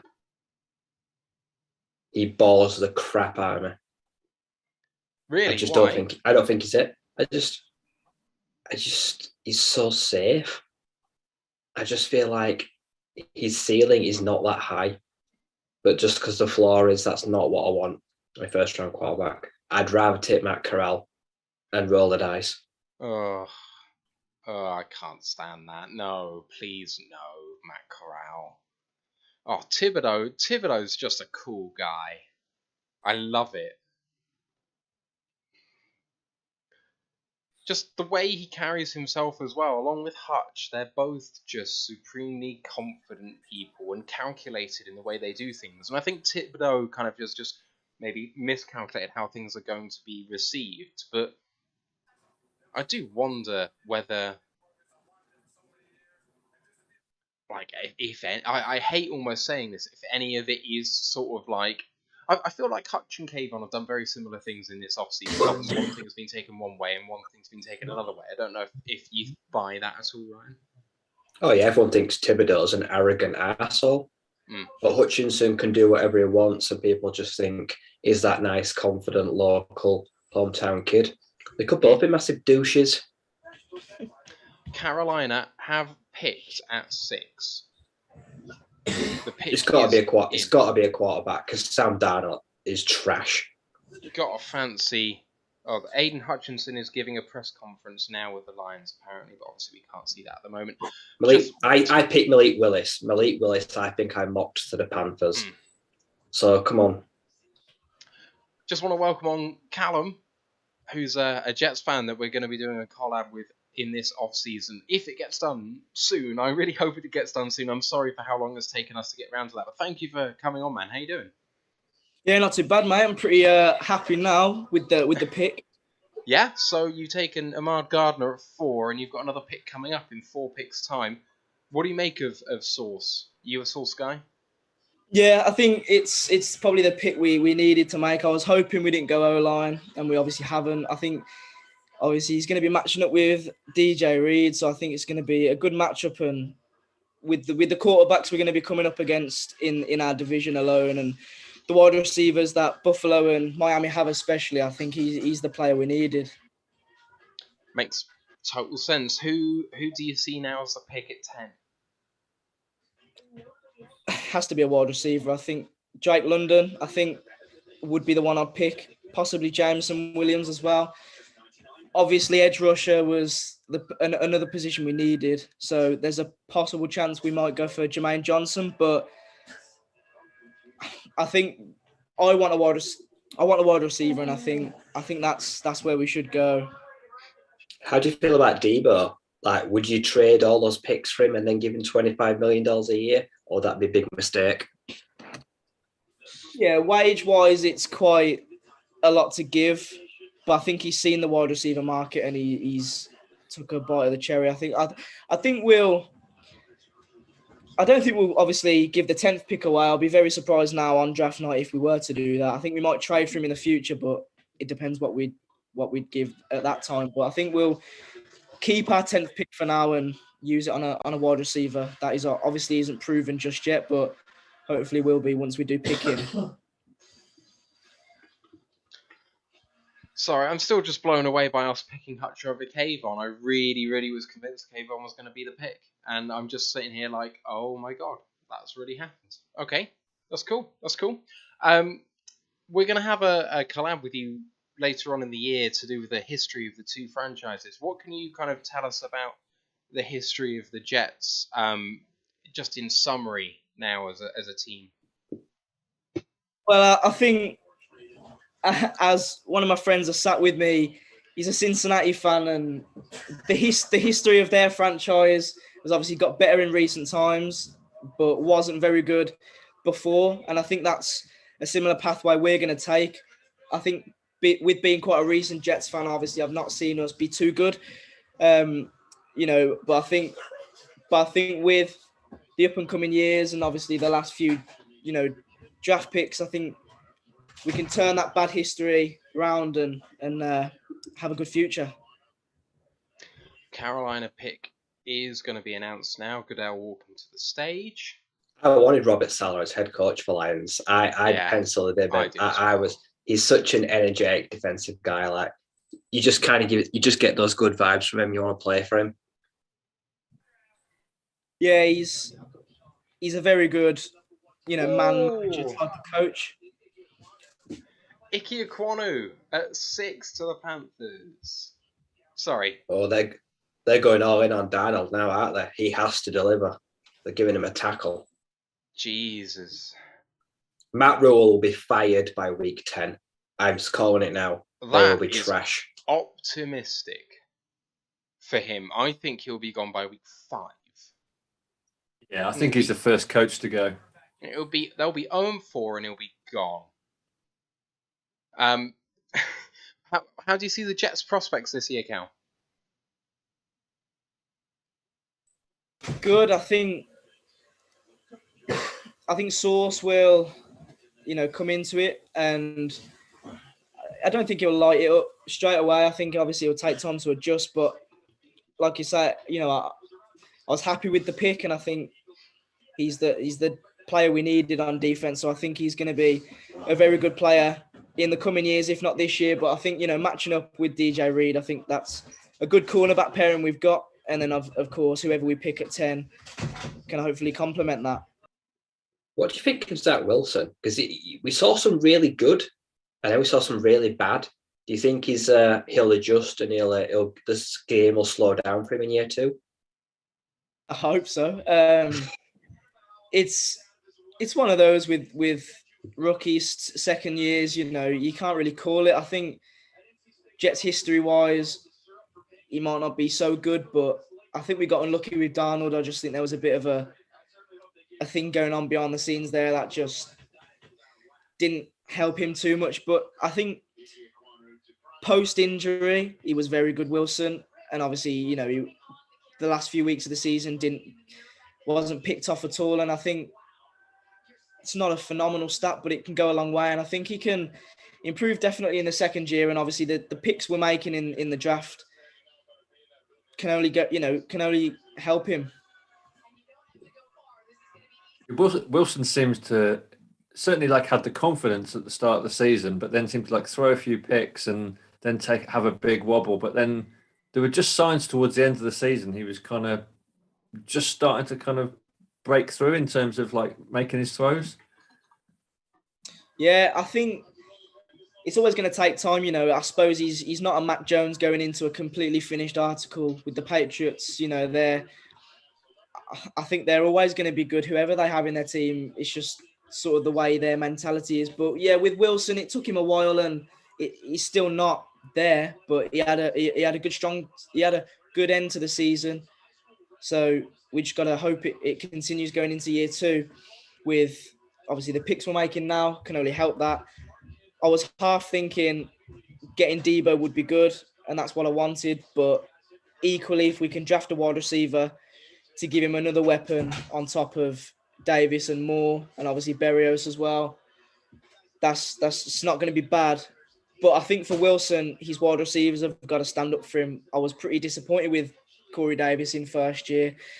Well, his first year, how he didn't. He came in as the sort of expectant wide receiver 1, and he just wasn't really it, to be honest. But in the off-season, he'll be working with Zach, and hopefully he can help Zach come good in second year. But I liked what I saw from him at the end of last season, so hopefully he can start 2022 the same. Looks like the way that the picks have gone, that there's going to be one of the top 3 or 4 receivers there for you at 10. Is there anyone you've got a preference for? I think Drake London, just from what I've seen and heard.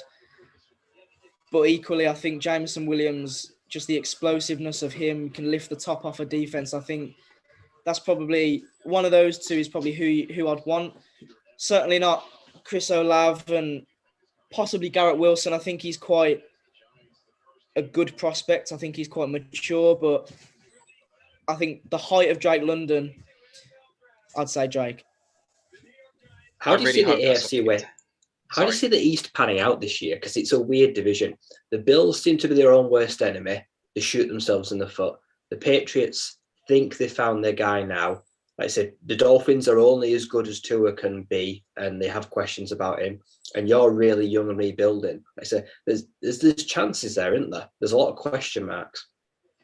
Yeah, I don't think we'll finish above bottom this year again. I think we're still in that process. You know, there's a lot.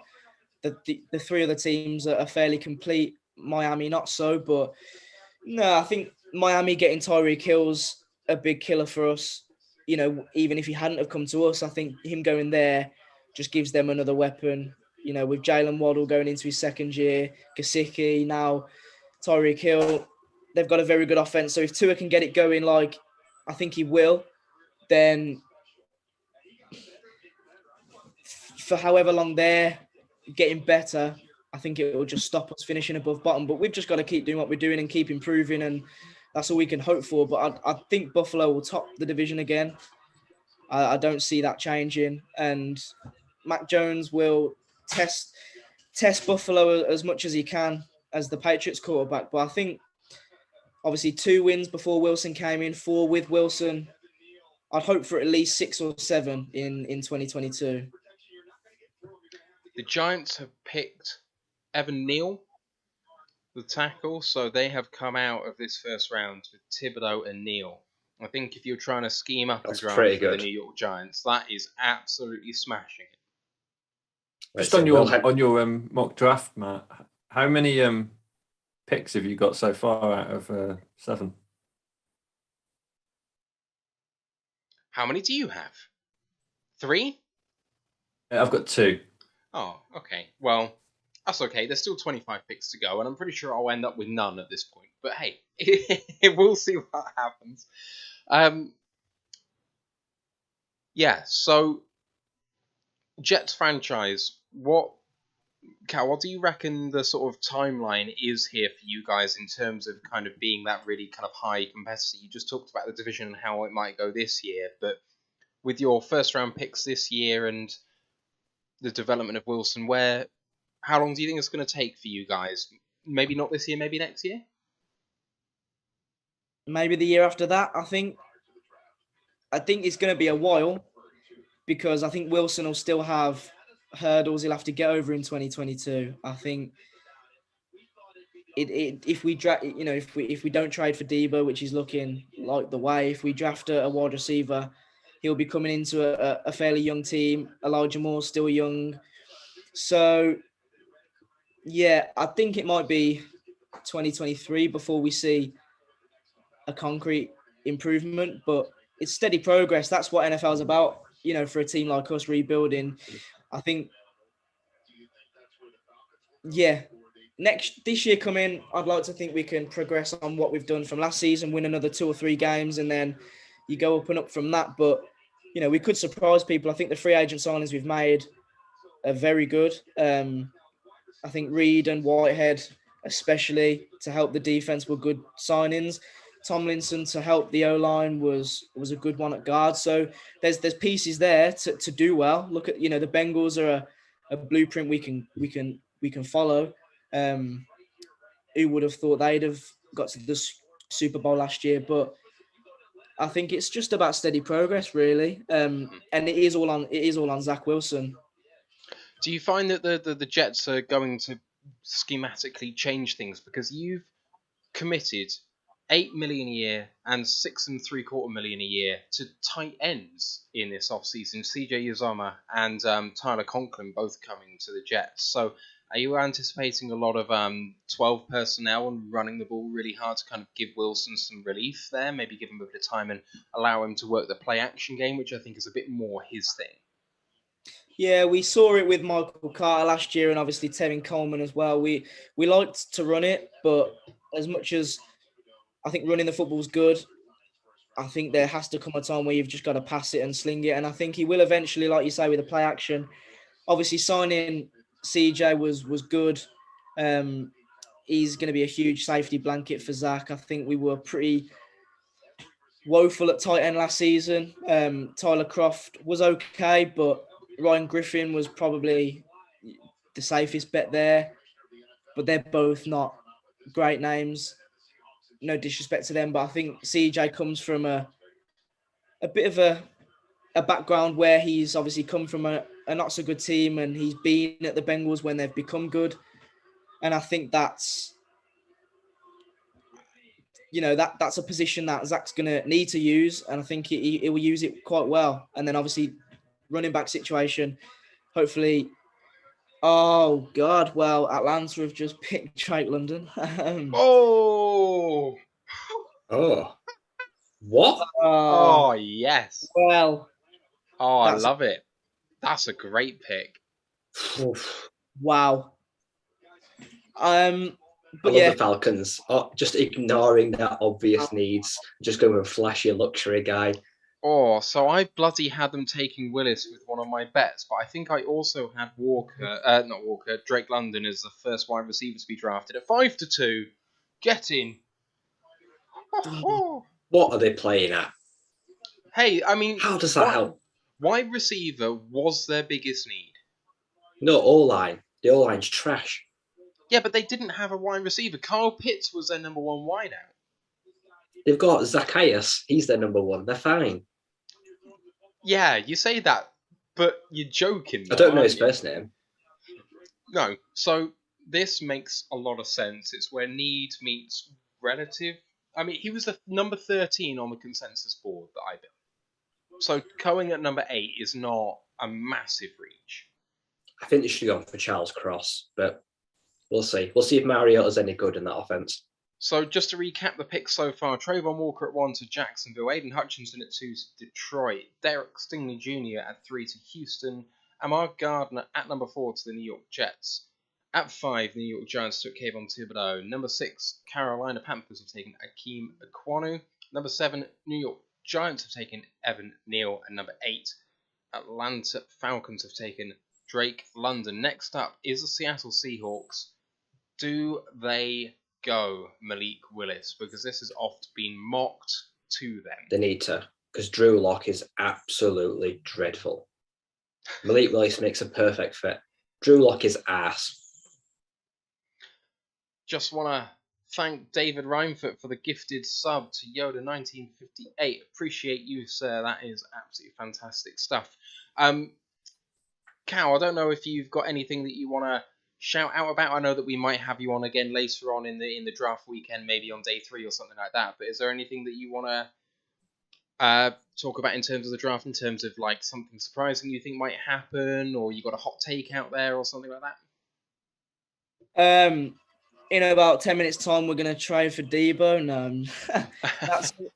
No, I don't know really. Obviously, being a Jets fan, it's good to see the underdog teams, the sort of teams like ourselves, improving our teams, and the hope that we can become better. I think this is the exciting part of the draft, the early stages. Once it gets past sort of pick 20, it's not exactly boring, but it's obviously where the more expectant picks are happening, and the better teams are just getting players to just add to their already good teams. But I don't know if it's really bold, but I think Kenny Pickett goes either pick 20 to the Steelers or before. I think he'll go in the first round. I'm hoping he does as well. So that's my take, yeah. Love that. Like that, because I sent Pickett to Steelers at 20. I agree. There we go. It makes a lot of sense. I went for Ridder, but a lot of us went for quarterbacks to the Steelers. And I think that we spoke to a Steelers guy earlier on today, and he was of the opinion that quarterback was a distinct. Do you know what? I will say that I don't think Mitch Trubisky will be bad in Pittsburgh. I think that was a good signing. It's a good fit. It's a really good fit. He could be their future if all their stars align. You never know. You never know. Cal, we're coming to the end of our time with you, my man. But is there anything you wanna shout about just before we finish, or maybe we'll have you on again later on in the weekend? No, guys, it's been great to get on. Obviously enjoying the draft night, and enjoy talking to you. Hopefully, come on again soon. Yeah, you too. Good luck for pick 10. Good luck to your Bengals fan there too, and we'll speak soon. Cheers, Cal. Thanks. Yeah. Cheers, guys. Cheers. Oh man, so that was the first very surprising pick yes, for me. Slight reach. I need one more bet to come in to cover my mistakes. I've had 3 of my bets come in so far, so I'm just praying that one of these more will come in. I'm fancying the over 4.5 corners in the first round. Could get there. Yeah, I could see it. I mean, so McDuffie, Elam, and Gordon, or whoever the really small-armed one was. Roger McCreary. McCreary might get there. No, you got Andrew Booth. You've got Trent McDuffie, Kier Elam. They're the 3 you need. Callum Gordon. I hope he brought a sleeping bag. He has got no right going in the first round. No, sorry. He shouldn't go in the first. He bought a lovely, nice suit, but I don't know why. Right. Our thanks to Cal for coming on, and you'll hear from him, if not later on this weekend, then at some point in the off-season when he's going to be talking with Steve about the history of the 2 franchises. Up next, in about 10 minutes' time, we've got Arrowheads Abroad, which is the UK Chiefs fan base. We've got Neil coming on. We had him on last year. He's a right hoot, so I'm really looking forward to that. At pick number 9, Seattle are on the clock. They've got 3 minutes to go, so if there's a trade happening, they're leaving it late, using up plenty of the clock. Obviously traded out Russell Wilson in for Drew Lock and Noah Fant and some picks. Hot Is take. it 10 minutes on the clock? Is it a 10-minute clock or a 5-minute clock? 10. 10. Pick is in for Seattle. They are picking at 9. What if we see no trades in like the top 15? I'd be amazed. Yeah, me too. But I mean, it looks distinctly likely right now. Top players on the board right now, your top 10 are Kyle Hamilton, safety from Notre Dame, at 7. At 9, Charles Cross, a tackle from Mississippi State. Jameson Williams at 10, the wide receiver from Alabama. Garrett Wilson at 11, the wide receiver from Ohio State. 12, Jermaine Johnson II, defensive end from Florida State. 14 is Devin Lloyd, outside linebacker from Utah. 15, Trent McDuffie, cornerback from Washington. 16, Chris Olave, the wide receiver from Ohio State. 17 is George Karlaftis, the defensive end from Purdue. And rounding off the top 10, the number 18 consensus pick is Trevor Penning, the tackle from Northern Iowa. So those are the guys potentially in the mix as your least bad reaches. But I think Penning will surprise a lot of people being 18 there. Oh, I'm kind of nervous for the Seahawks because this could make or break their franchise, this pick. This is a big move. This could make or break Pete Carroll. I'm surprised that he's still in the job. I would have got rid of him. Or if he was aware, he should have stepped down, but I would have fired him. They need a total clear out because the Seahawks right now are a mess. Yeah, Danny, you'll never walk alone, justice for the 96. My Liverpool boy in the chat has just said, no trades, no QBs in the top 15, ? Which would be surely unprecedented. Was the year that EJ Manuel went first, I think he was at 15 to the Bills, was that no trades, no quarterback until 15? I don't remember. Was that like 2014 or something? I think 13, but I'm not 100%. 2013 was no quarterbacks because Eric, that tackle went first to Eric Fisher, yeah. Yeah, that was a no quarterback first round. I think 2014 was EJ Manuel. 2013 EJ Manuel. Just looking now. I can see him. One of the worst classes ever. 2013 was horrible.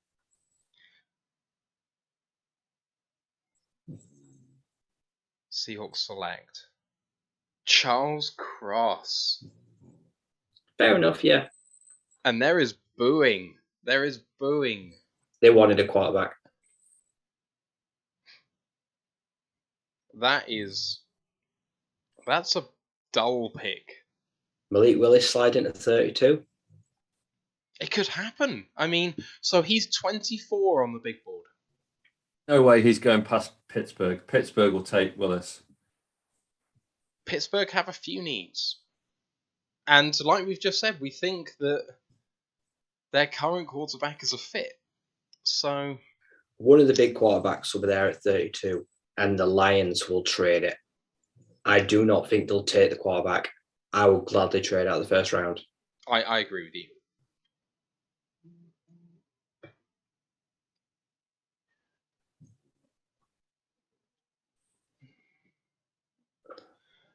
Johnny Reed in our WhatsApp group has just said he's bet on the number 9 pick going Charles Cross, and then the number 10 pick being Jameson Williams. So congrats to you, my man. You have cashed in 7-1 on Cross.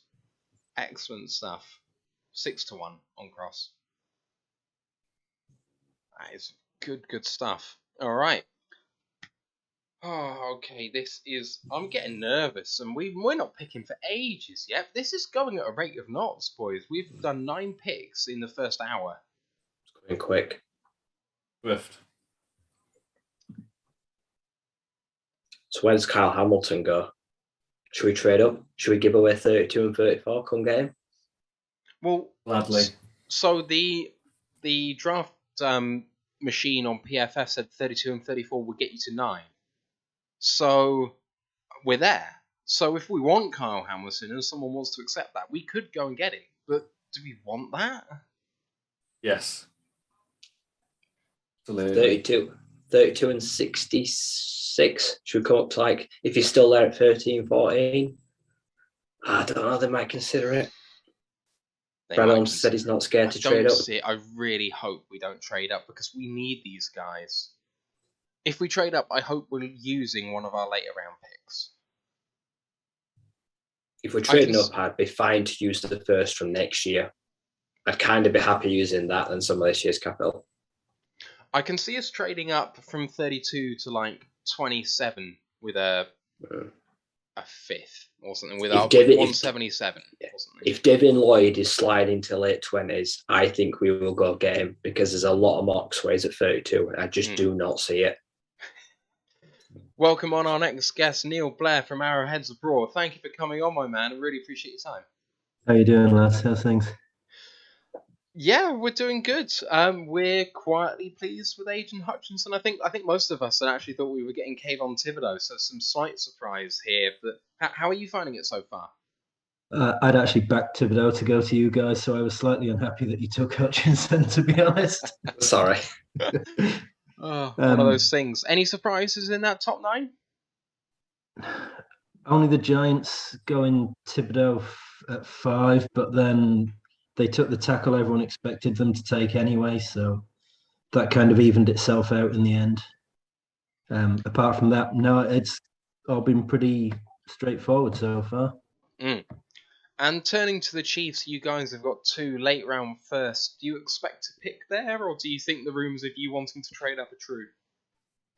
I would like to think we're not going to pick there, just because there's no real first round value at 29 and 30. There's a lot of chatter that we're kind of aiming for either the Vikings at 12 or Texans at 13 as targeting a wide receiver there. Although if Jermaine Johnson keeps dropping, then I wouldn't be against seeing him either. And then at 30, hey, if anyone wants to come and jump above you guys and pick up a quarterback, I'd have no problem with that. If you could drop down 35 to 40 and pick up another late second, third rounder, maybe that would be an ideal scenario. Just looking at the picks that you have, it's a really weird one because I've seen it said so often, oh, the Chiefs have 12 picks. And it's like, okay, yeah, that's true. But only 8 of those picks are in the top 230. And then you've got 4 really late 7th round picks. Well, 1 early and 3 late 7th round picks. So as much as anything else, they're kind of fodder. From those top 8, what are you hoping to come out with? We need pass rushers. probably 2 of them. We need a wide receiver. A right tackle would be nice, but not essential. Cornerbacks, we need at least 1 and possibly 2. Could do with a safety. Wouldn't mind another tight end because, you don't know how much longer Kelsey's got in him. So there's quite a shopping list when you actually kind of drill down into it. Another running back wouldn't go amiss. A cover linebacker to play in the dime, that wouldn't go amiss either. There's plenty there that can fill with the 12 picks. Number 10, Jets have selected Garrett Wilson, Ryan, by the way. Good. Ryan's I being like that bold move. and he's not watching it at all. He's just hearing us chat about it. So Wow. waiting for us to reveal it on stream, which is very, very bold. So pick out for us a kind of semi-realistic dream day 1, day 2 for you guys. If you do pick at 29, 30, 50, 62, 94, 103, I know that's quite a lot of picks, but throw out a few names of kind of guys that you're really banging the table for. Chris Olave, wide receiver. I don't think we'll get him at 29 or 30, but talk is the Patriots at 21 are looking to trade down, and he might still be there then. You might have to go up to the Eagles at kind of 15 to get him. He would be very nice if we don't trade up for Jameson Williams to sort of 12 or 13. Kalafdis, so I think one of you guys said you were quite high on Kalafdis. Oh yeah.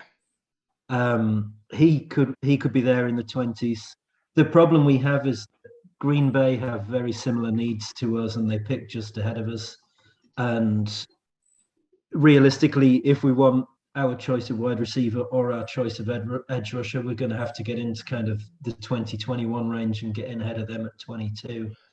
Just to ignore you, the Saints have traded to 11 with Washington, apparently. Quarterback time. This feels Malik like Willis. Malik Willis. Yeah. Well, I backed Drake London as the first wide receiver and Malik Willis as the first quarterback, so I'll be very happy. That would be very, very case. good. It hasn't come up yet on my stream, but I'm just seeing the guys chatting with stuff. David Reinfeldt says, "Are the Saints taking Corral here?" I mean, there's various things, people thinking that they might be going for this, that, and the other. I mean, Pickett is in play as well as that top QB.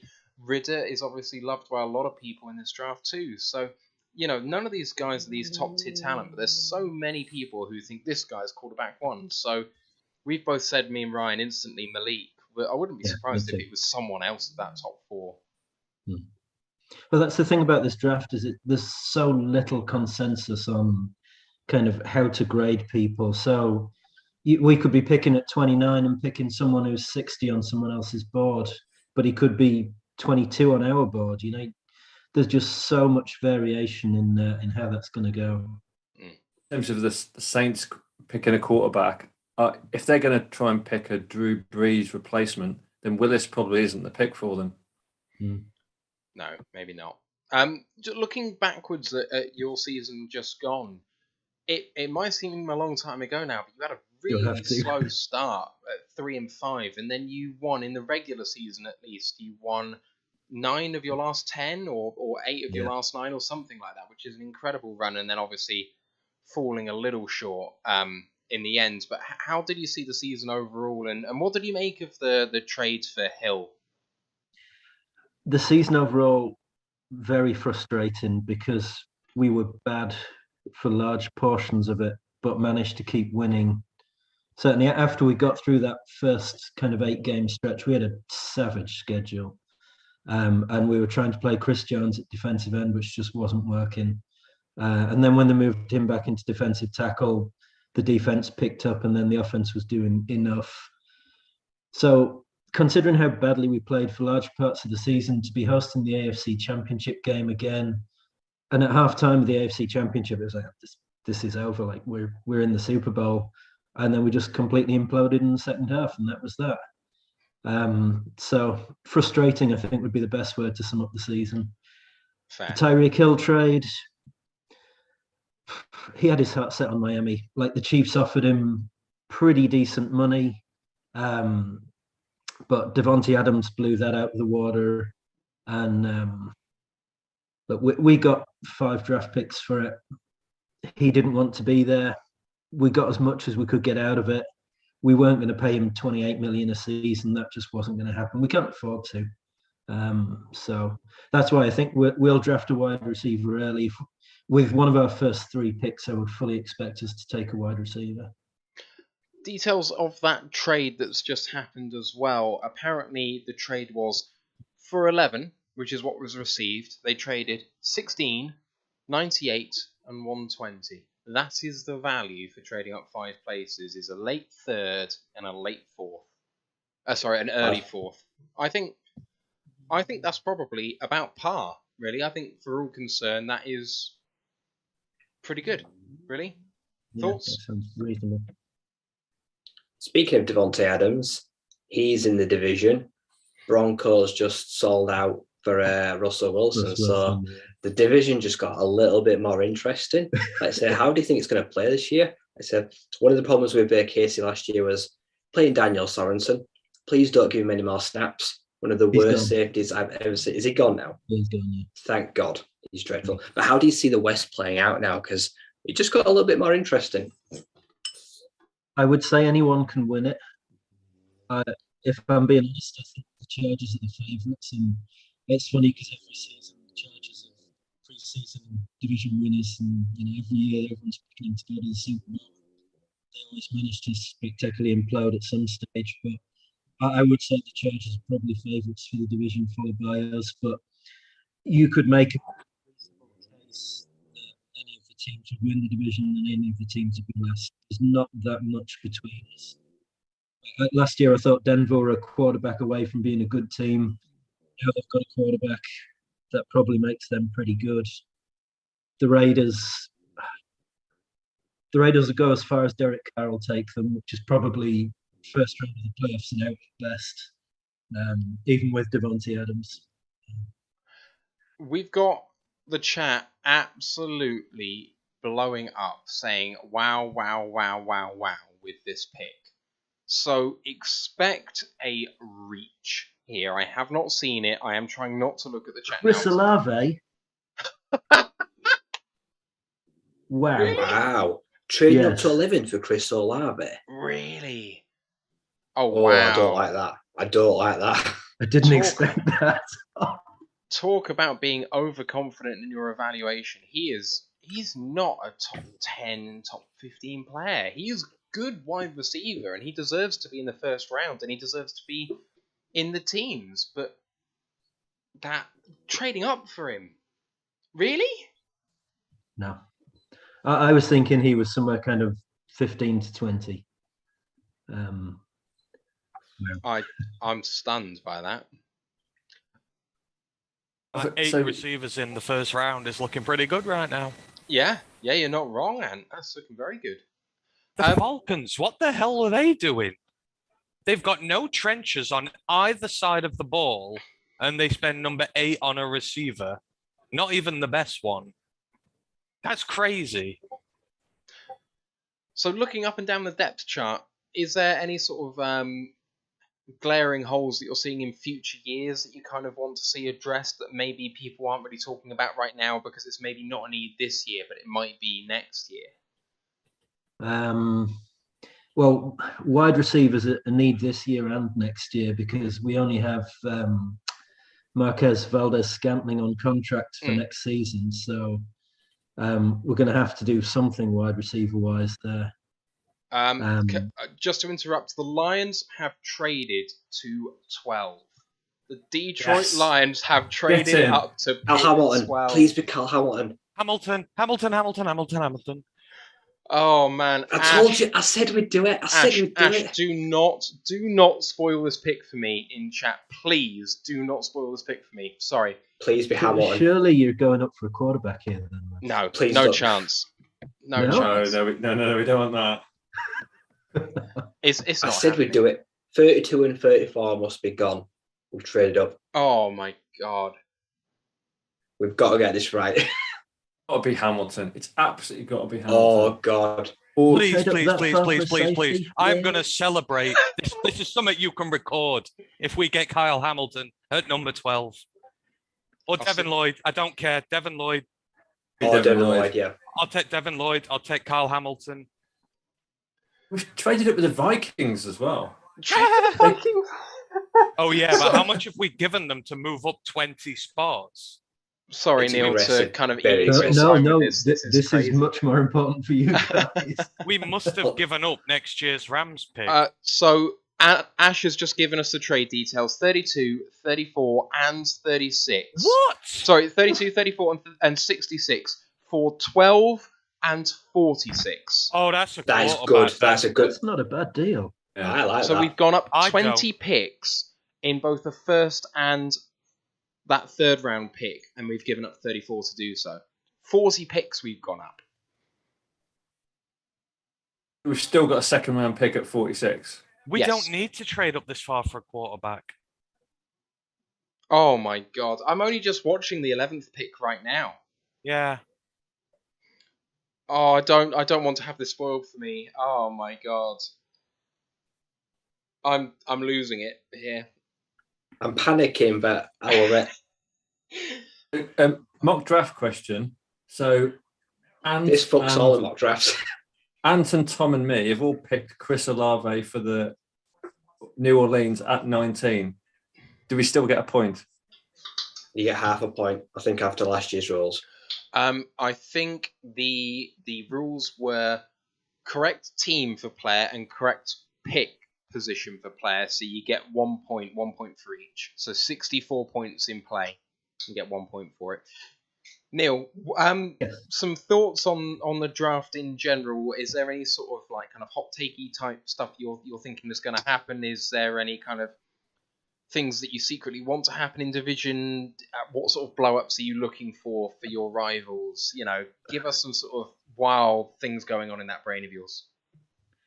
Any wild thing? The Raiders don't pick until the third round, and they'll probably pick someone who you should have taken in the sixth round because that's just what the Raiders do. Denver.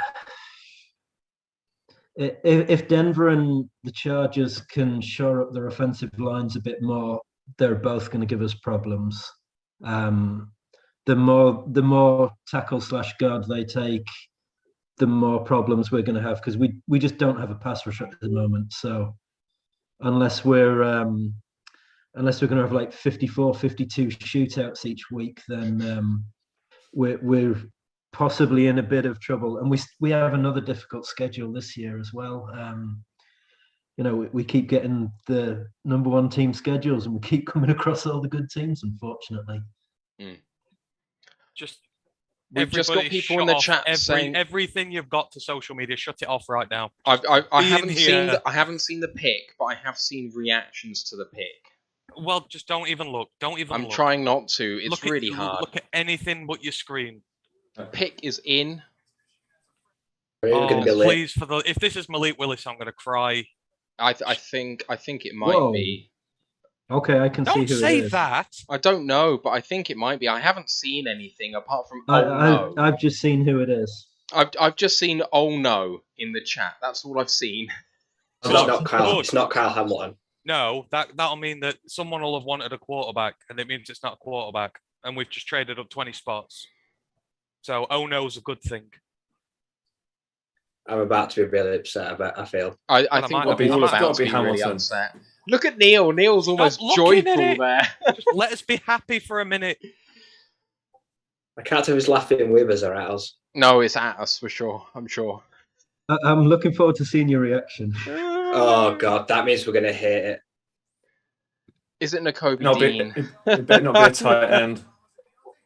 A tight end. Is it a receiver? No, don't spoil it. Don't spoil it. Oh, I can't see it anywhere. This is torture. I can't even see it. I'm not looking out. I've just got the draft up on the big screen. I can't even see the. Come on. Still talking to Chris Olave. Pick. Oh, the interviewing Chris Olave at the moment for me. This is torture. Just keep. This is. We need to record this, like pure reaction. At least you guys can all go to bed now. Now you've finished your picks for the night. You say we finished, but we've got 46 and we've got 2 firsts next year. You never know. We're coming back in the first round. I think we're going to come back into it first. I'm glad we didn't trade away that first round pick next year. I think that's important. Yeah, but now the only pick we have left before 177 is 97. That's it. No, 46. No, you just picked up another one. We got from 46, Vikings, didn't you? Yeah, so we traded 32, 34, and 66 for 12 and 46. There it is. Just come up on the screen now. I'm loving the, the tactic, and the fact it's the Vikings as well. They must be so fucked off. Oh, I'll have to go back and talk to the Bears again in a minute now. Yeah. One of us really should call into TalkSport, by the way, because we were invited and they'll want reaction on this, whatever it is. I'd do it, but I'm here doing the stream, so it's kind of hard for me to call up. Just tell Ash to do it. Ash, if you're watching, ring TalkSport.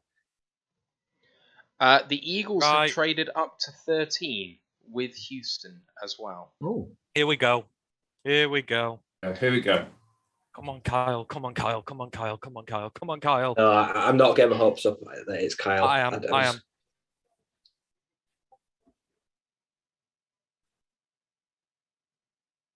the tension. Oh. What? Wow. Oh my God. The Lions at number 12 have traded up for wide receiver Jameson Williams out of Alabama. Wow. Oh, no, for fuck's sake. What? If he's healthy, he is an all-pro receiver. Yes, but Jared Goff's throwing the ball at him. This year, yes, but you've not just got him for 1 year. You've got 5 years. But why so high? And why next so year's high? quarterback crowd is really strong. So chances are you're probably going to be drafting top 10 again next year, in which case you'll get your quarterback to throw to him. Jameson Williams is not very happy. Poor bastard. I low-key really like this pick. No. Who did I say I wanted for us? I wanted Jameson Williams. I wanted us to trade up to 12 or 13. I think this guy could very quickly be one of the best in the NFL. You have a look at what he can do. Now, is Goff the guy to get it to him? No, but year 2. Oh, this... So 4 wide receivers off the board and 5 picks. Yeah, but I don't want to be drafting up this high for a year 2 player. I want someone now. He could be ready by the middle of the season. He's going to be fit for the season. Yeah, he is. Jared Goff's shite. Yeah, but look, think of it now. We have DJ Chark, we got Jameson Williams, Amon-Ra St. Brown. Think of our wide receiver core 12 months ago. Now it's night and day. We've got, I'm going to go out and say it. We've got at least the second best wide receiving core in the division now. It's better than Green Bay's. It's way better than Chicago's. And it's probably rivaling the Vikings simply because they've only got 2 of them. We have more. You're getting your weapons ready for your quarterback next year. Yeah. Quarterback draft is stacked next year. Right. Oh, just in time, Tom. How are you feeling, buddy? I'll be back very shortly. I'll just go in. Wow. I'm going to go and rub the Bears' faces in it, actually, because they want receivers and we've gone and got one. So I'll be right back. Cheers, man. What a roller coaster that last 5 or 10 minutes was. I'll be honest, I haven't heard anything you've discussed in the last 5-10 minutes around thoughts on the trade initially. Were you guys expecting a quarterback? Yes. Well, Hamilton, I thought. If it was Hamilton, I was about to flip this laptop over the other side of the room. However, I was really worried it was a quarterback. I'm not against it, to be honest. The reason I'm not against it is what we gave up is not that bad. Yeah. I don't know if you've already covered that, but I was amazed that I was worried that we'd maybe given up next year's Rams 1 or something like that. Or, yeah, I mean, very much against that. But basically, we've obviously lost that third and we've shifted back 10 or so spots in the second. But like, I'm pretty for what we've got out of it, I'm actually in a pretty good place. I mean, I would have much rather that been Kyle Hamilton at pick 12, but yeah, Ryan, I'm guessing by the body language you're less keen on it. I wanted a defender. That is the issue with this team. He's a luxury, and we're still not in a position to afford luxuries, in my opinion. So I agree the capital isn't bad. I would, if we trade back into the end of the first, and even if we have to use in the next first, you know what? I'll go all in. Let's just go all aggressive. Go back into 31, 30.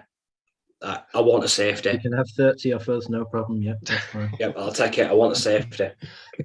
Next year's first rounder, yeah, absolutely. I'll take that off you. That's pricey, I think. Very pricey. Maybe you can have the Rams first in return for your first. Yeah. Anyway, that's not the worst deal in the world. Yeah. Maybe not. We'll see what the Rams do. I reckon they can run it back, but we'll see. I know that we're kind of eating into your time a little bit here, so I just want to give you a chance to talk about Arrowheads Abroad. Yes, at KCChiefs_UK on Twitter, you'll find us. Arrowheadsabroad.com is the website, and Arrowheads Abroad on Facebook as well.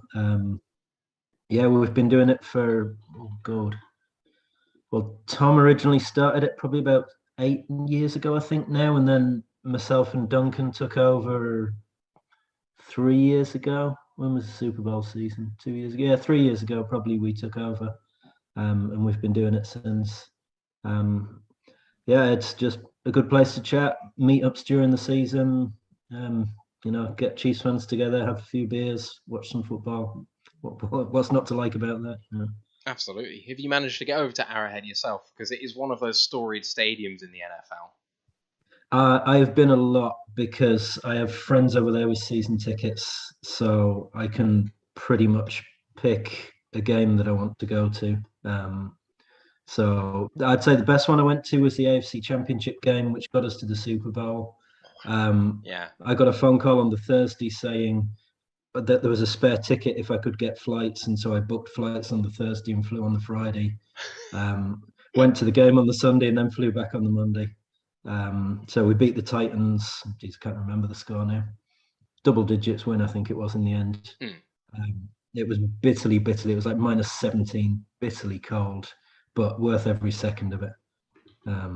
So yeah, I've been to Arrowhead about 20 times, and I used to plan my sort of autumn holidays around the Chiefs schedule. So I'd look at, right, where are they playing? Where do I want to go? So I've been to from 10 or 15 different stadiums around the States. Oh, fantastic. What's your favourite stadium out of all of them? Apart from Arrowhead. Can I say Arrowhead? Yeah, okay, non-Arrowhead stadium. Non-Arrowhead. I went to Oakland twice, to the Oakland Coliseum. That was some atmosphere. Just from the rivalry and just sitting there for 3 hours and taking barrels of abuse from everybody around you. That was really an experience. But it was a rundown, beaten up stadium. It was an awful stadium, but the fans were fantastic. Is it called the Black Hole, the end that's like the most hardcore? Yeah, that's right. Yeah, I think they transferred that to Vegas now as well. Best stadium, New Orleans. I think the Superdome down there. That's a really nice stadium. And New Orleans is a pretty cool city as well. So I think if I was tipping anyone to go anywhere as an away game, New Orleans is a pretty good trip. Superdome always looks really, really fun. We're going to have our next guest coming on very shortly, so we're going to have to let you go, Neil. But thank you for coming on and donating your time. I hope that you have a really good draft later on guys. tonight. It was worth it just to watch your reaction to the Jameson Williams pick. Hopefully we'll see you inside the next We'll see you in the Super Bowl this season. Time next. Oh, yeah, absolutely. That sounds great. Fantastic. Cheers, Neil. Okay. See you soon. Cheers, guys. Thanks. Bye. So Philadelphia's pick is in. Sorry, Tom. We were talking about Jameson Williams, the new Detroit Lion. Yes. Williams is an interesting one, right? Because Goff, first of all, how he meshes with DJ Chark, etc. And we talked last year quite a lot about Goff not pushing the ball down the field. So like I just think the fit is interesting. From a talent standpoint, personally, I love it. Like I say, we haven't given up too much. I wonder how, when we look back on this in a couple of years' time, are we going to regret the fact that we actually had the chance to take Kyle Hamilton and we didn't? I don't know. I think that'll be interesting. And that's not, obviously that's nothing to do with Jameson Williams. It won't be his fault, whatever happens. It's a bit like the Eric Ebron thing, that if Hamilton turns into a superstar, regardless of what Eric Ebron was or wasn't, he's the guy who was picked before Aaron Donald and OBJ and these guys, etc. But yeah. Steve, what are your thoughts on it? You know, he's a stud wide receiver. He was probably my favorite wide receiver in the draft. But it feels like wide receiver just wasn't one of our top two needs. Like, I've been screaming for a safety for so long. And it kind of feels now that like we could maybe get Seen or Brisker or Petrie at 32 and 34, and I'm not sure who's going to be left at 46. Don't know. I mean, it's a very, very aggressive move. I'm terrified that Goff will get injured and then we end up with like Blau or, you know, the other guy who I can't even remember his name, Tim Boyle. Timmy B, yeah. I mean, like, it would just be such a waste. But in terms of like the aggressive move, I'm all for it. And I think Hutchinson was a solid pick as well. So I'm kind of okay with it, but I kind of feel like I've been run over. I think walking out of day one, assuming we don't make another move, walking out day one with Hutchinson and Jameson Williams is a great place to be. It just means we've talked a lot about the needs of safety, linebacker, wide receiver, and trying to get good players with those three top picks. Now, because of the way that this trade has worked out, we are still, instead of getting 3 picks in the top 34, we're 3 picks in the top 46. And I think there is a good chance that someone like Brisker or Petrie or someone is there. So we just have to see how the board falls, I guess.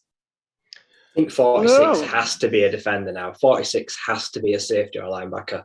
There's no two other positions that I will accept. Yeah, completely agree. Just want to interrupt you, Ryan, to welcome on a surprise guest, perhaps, because I didn't know if he'd be able to get there, but he is at the Washington draft party at the moment, and one of my favourite guests from last year, 12 months ago, Maurice Hawkins from the DC Tweet team, is in the house. How you doing, man?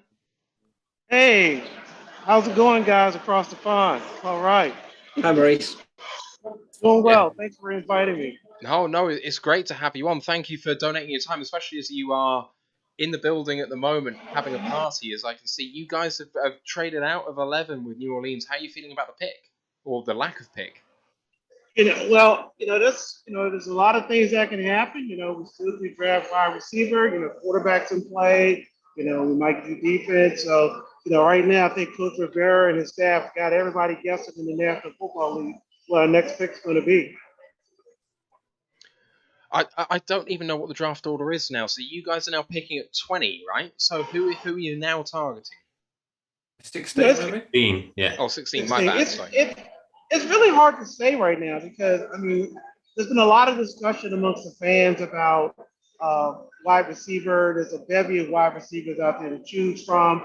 A lot of the faithful want that secondary target to free Terry McLaurin up from being locked down by facing double teams. And now that we have Carson Wentz as our quarterback, we think we can stretch the field. So I think adding another offensive weapon, principally wide receiver, would be good. I think if we don't go wide receiver, you can always bolster the offensive line. It's always a good move. Think about that next generation linebacker. That's always an option as well. So I think we have a lot of needs as a team to really step up and challenge the Cowboys in the NFC East crown. So it's got to be. I think whatever player we draft at 16, it needs to be a player that's going to be an impact player immediately and can make contributions immediately for the team. Just to update Ryan on the picks, because he's not watching, he's listening to us tell them as they come in. So Philadelphia pick 13 with their trade at Jordan Davis, the nose tackle. Baltimore have picked at 14. I think I know who it is. I think we all know who it is, but I haven't seen it yet. 15. Apparently, the Philadelphia Eagles have traded up again. So we don't know who that is. Philadelphia's making moves. Very aggressive, yeah. Moves. Insane stuff. So you traded for Carson Wentz in the offseason. It looks like the front office is at least committed to him for 1 year. What are you... How do I put this?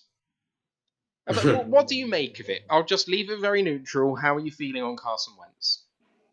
I think that, so you can look at it in two ways, right? I think Wentz is obviously an upgrade to Taylor Heineke last year. Taylor Heineke did, yeoman's work last year, passed for 3,000 yards, had a, positive touchdown interception ratio, played some great games, it was great duel Tom Brady to a victory, not many quarterbacks do that. So I think there's a lot of things that Heineke can rest his hat on, but I think the other side of the coin is that Heineke is not going to take his team to the promised land. Now, some may argue that Wentz is not going to do it either, but I think if Wentz can get us 2 or 3 more wins, last year the team went 7-10, 2 or 3 more wins, that puts you above 500. 2 or 3 more wins, potentially you can clinch a wild card, and depending on how the division plays out, maybe win the NFC East. So I think that he is good enough to improve the team overall.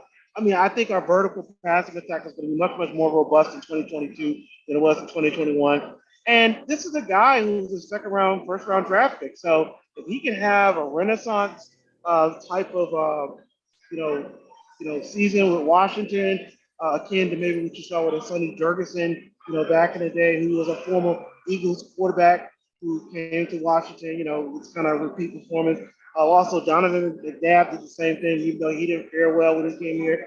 Carson Wentz can have a renaissance season, and that doesn't mean he has to, play like a league MVP. He just has to have a positive touchdown interception ratio and be effective in the red zone. If he can, thread the needle in the red zone, make those critical plays in the red zone, not turn over the ball, then we can see drastic improvement for this team. So that's kind of a long-winded answer, but I think that I do suspect that we will have improved quarterback play in 2022. That's fair. You guys don't have a huge amount of draft picks. You've got 6 in this, or you had 6 coming into this draft, but I guess you've picked up a couple now. Yeah. Kind of pick out a dream scenario for us with your next few picks. Like we've asked you maybe about 16, but like kind of you come out of this draft, who are you a homer for? Who do you really love? There's so many players to choose from with the draft. I honestly, I'm thinking about position type. I think you should get the best receiver available. I think you should get the best offensive lineman available at that pick. I think you need to get the best linebackers available. Our linebacker play last year was very sporadic. I think we should try to get a rookie quarterback later on that we can develop so we can bolster that quarterback room. Right now, I mean, you have Carson Wentz and you have Taylor Heineke. Allen's going to be gone this year. No one expects him to be back, so we need to bolster that room as well. Another tight end, another pass catching tight end that can be a red zone threat is always a good thing to do. We're going to need some depth at D-line. Losing Tim Settle in the offseason, losing the other offensive lineman that we lost. There's so much going on right now. We need to, bolster depth on the outside lineman for Chase Young and Montez Sweat. So there's a lot of stuff we got to do. To really strengthen the team. Also, getting some depth at running back. You can always get depth at running back, just given just the brutality of that position, all the physicality that they take. So hopefully they can find a diamond in the rough like they did last year with Garrett Patterson. Yeah, you had a lot of upheaval in the off-season. So Brandon Sheriff, like you say, the guard kind of left you after 2 franchise tags. You brought on Andrew Norwell from the Jags, another guy jumping ship, who actually Norwell I think is one of the best guys on that line, so maybe that is an upgrade for you guys. And looking at your depth chart, I actually quite like what Washington have. I think it's an underrated roster. I mean, Leno is a league average left tackle. Sam Cosmi, I was a big fan of in the draft last year. I think he can be someone who can come up big for you guys. And then you've got a few former Lions in there. JD McKissick, one of the best dual threat running backs out there, very underrated for me. Logan Thomas at tight end came on leaps and bounds for you. And then you've got players like Diami Brown, who was really highly regarded last year, but didn't perhaps quite do what people thought he might do year one. But there must be hope for you guys that in year two, the arrow is very much up. Oh yeah, I actually think bringing up Diamond Brown, I think he's going to be the best beneficiary of Carson Wentz because Diamond Brown's game is stretch the field, go up, get the ball, really challenging defensive backs. So I think that he's going to be a really good beneficiary of having Carson Wentz as our signal caller. And I'm walking around the stadium, so trying to give you guys a little bit of experience here in Commander Central. So there is a blockbuster trade. Massive trade. Wow. Okay, the Ravens have traded up for the 23rd pick.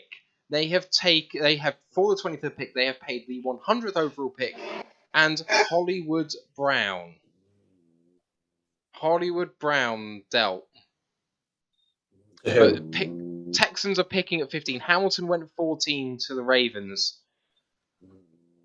15 is guard Kenyon Green. Texas A&M going to the Texans. Wow. What a reach. What a reach. So I've lost my spot on where the...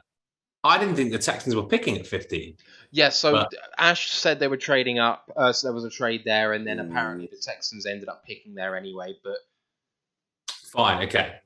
That's nuts. Apparently this is the first time there hasn't been a quarterback in the first half of the drafts for 22 years, since the year 2000. Oh, the Ravens getting Hamilton in that secondary, that means business. Yeah, but the thing is, with Green going at 15, now it means Maurice, you guys are on the clock at 16, and you must have a pretty full board. As in, you must be... Yeah, it's going to be really exciting to see the pick, and then I'm just glad that I got on your show and you guys can see the live reaction from our fan base here at FedEx Field here at Commander Central. So I can't believe you're at the stadium. That is incredible. Yeah. You guys have a lot to talk about. I like being your correspondent for the NFL draft. All days Washington Commanders. Oh man, I absolutely love it. This is really, really cool. Can I just say as well, I'm really glad that Hamilton is not in the NFC. I'm really glad he's well away from us. God, yeah. Yeah. The Washington pick is in. Wilson, maybe?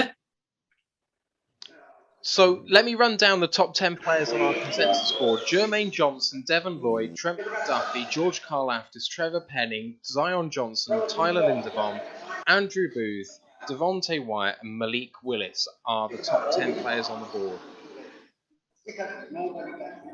Zion Johnson, maybe? Near the guard. If Washington can draft Malik Willis at 16 and pick up 2 additional picks in this draft, I think that's a really good look because there's no pressure for him to start this season. He can learn from a veteran like Carson Wentz.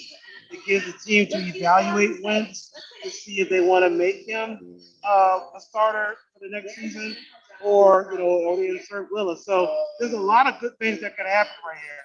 So, and there's a lot of good wide receivers in these later rounds that can come in and do some damage as well. If you remember, Terry McLaurin was a 3rd round pick when he was drafted. So lots to think about for Washington, a lot of anticipation. I'm nervous for you, man. Actually, for this pick, it's a massive pick. This makes trading my hands. Trading for Carson Wentz and taking Malik Willis actually makes a ton of sense, and I've never really considered this as a route before for you guys because I just thought you'd take Hamilton at 11. I really thought that was a nailed-on pick. Right. Oh. Yeah. So. Do you know the pick yet? I don't know. No, they haven't. They haven't made it yet. They haven't made it yet. So I'm just looking here. So I don't know if you can see the background. So Oh yeah, we see it. We see it. I That know. is so cool, man. I know this Right. one, unfortunately. You know I the don't pick. know Cam. it yet. I'm on a delay. Yeah, I'll wait. You can wait. This draft is crazy. I can't draft keep up is- with it. this is one of the most I would say volatile draft we've seen in a while with all the trade movement going. So You will be pleased to know that the Bears are staunchly in denial, though. All the receivers are going, and the O linemen are going. And I said to them, when are you thinking about trading up for a player? And they're like, oh no, we're just going to let the board fall to us. We're too far away. We're not going to. It's just like, no, you need to be trading up and getting involved in this. And they're like, no, we don't mind. But you could tell they did mind. I gotta be honest. I like our new logo. The W is pretty strong. Looks pretty good. I like the uniforms. I like that black uniform. That's gonna look good. The I- black helmet. Yeah, I do too. And hey guys, if you ever make it stateside and you're picking somewhere to go for an NFL game, go to the Raiders game. Go to that stadium is amazing. The game day experience is amazing. Las Vegas is amazing. I went last year when Washington played the Raiders. It was an outstanding experience. Allegiant Stadium is one of the finest sports facilities, probably in the world. So highly recommend going to the Raiders for a football game if you can. I'm sure the guys are kind of sick of my sob story at this point, but I caught COVID 10 days ago, which cancelled my vacation. I had a tour at the Allegiant Stadium booked for May the 2nd. And, Oh, wow. and I'm here now and I can't go. So I'm crying over here. I hope you got some of your money back. Oh, yeah, we got every cent back, even the non-refundable stuff. The American way of, we said it's non-refundable, but here, have your money back, baffles me. Like, it's so cool. But Whoa. why? What? AJ Brown's been traded to the Eagles. What? The Titans have traded AJ Brown to the Eagles. What the hell is going on? The league is going mad. I love it. Chaos. Chaos. Oh, and by the way, Matt, when you see this pick, I told you this guy was going first round. You go, no, he's not. Washington fans just got very excited. Oh, Maurice. What's happening? They're just watching the video screen right here, so Comes a lot of energy here. I've got Goodell coming out now. Let's not reveal it for Maurice. Let's let him see it first. Oh! Yeah, eat that. I told you.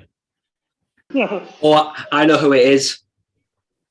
And I don't know if the draft. It's Ant who said the 8th receiver is in it. Oh no, Yes. no. Yeah, it is, isn't it? Is it SM? No. No. JD. Have you seen the pick, Maurice? Yeah, I'm looking at it right now. Pretty excited. So Titans Yeah. get 18 and 101 from the Eagles. For 18 AJ and Brown. 101 for AJ Brown. That's a first and a third. First and an early third. A comp pick. third. A comp third. Maurice, what are your thoughts on Dotson? I'm pleased with the pick. Again, I was saying that we needed that secondary target to complement Terry McLaurin, and Dotson will definitely fit that bill. I think he'll stretch the field. And we need weapons on offense, man. Defense wins championships, but offense puts butts in the seats. So people like to see that ball in the sky. They like those acrobatic plays. So this is a good pick for Washington. I'm shook. Is that 5 receivers now already? Yep. They're flying. Wow. This is. Is it going to be any receivers left for Green Bay? Who? There's Burks, and that's it. Burks, Watson. And so the Titans need a receiver now. George Pickens, I think, might sneak in to end at first. The Yeah, Titans Pickens are going to looks need one at 17. I wanted Pickens. I don't care if people think he's a brat. He is going to be so good. Do you reckon Chargers that's what pick. they've done? Titans will take Treylon Burks with the pick they got for AJ. Chargers pick is in, and it is Should be a tackle. Offensive lineman, Zion Johnson. There it is. Yeah, good shout, Ryan. Oh, got something right. Oh, I got that one right. Apart from the Chargers traded out of that one, but I got pick 17. I had Zion Johnson. I can't. I have got. I get half a point. I get I've half got a point for nowhere. that. I've forgotten my mock entirely. I don't even know who the hell picked 16. Washington did, didn't they? Tom, are you live with us? Because I know you don't like spoilers. Are you ahead of us? I think I'm about 10 seconds behind. So Okay. not really. I'm basically hearing you say it rather than Goodell say it, but I'm not kind of. That's not so bad. I'm fine with that. Maurice, thoughts on your prospects for this upcoming season? You guys look like you're in a division which is not the most competitive in the last couple of years, and you guys have a fairly solid roster. Do you see you competing next year? Yeah, I think we'll be competitive this year. I think that the key to Washington's success will be the offensive line keeping Carson Wentz upright. I think that if we can give Wentz the time to go through his progressions and operate the offense, we could be a sneaky team that can make a little bit of noise in 2022. I'm not saying Super Bowl. I'm not even saying NFC East Championship. I think that if we can get into the playoffs, that's a win. And I think that's a positive improvement. And what would be great about that is that if we make the playoffs, then 2 out of the first 3 seasons that Coach Rivera has led this team, he got the team to playoffs. So I think playoffs has got to be the mantra for everybody, top down in this organization. And I think that we're putting the pieces in place to make that happen. Absolutely. Yes, I did get a point. I did put Zion Johnson to the Chargers. My first point. There we go. So wait, so the Eagles have traded, so the Titans are on the clock now. I'm trying to organize. Yeah, I think Titans so. Yeah. Yeah. Right. So the Titans now have 2 picks in the top 100 as well as their other first, and that's I it. gave them think. George Pickens, but that was at 26. Do you want me to give a mock draft recap? No, hang on. Wait. Let's wait for Maurice at the moment. Yeah. Maurice, we're coming to the end of our time with you, my man. So do you want to shout out about DC Tweet Team and what have you, where to find you, and how this year's gone? Oh, it's been a great year. So you can always find us at DC Tweet Team 1932. Use the hashtag DC Tweet Team.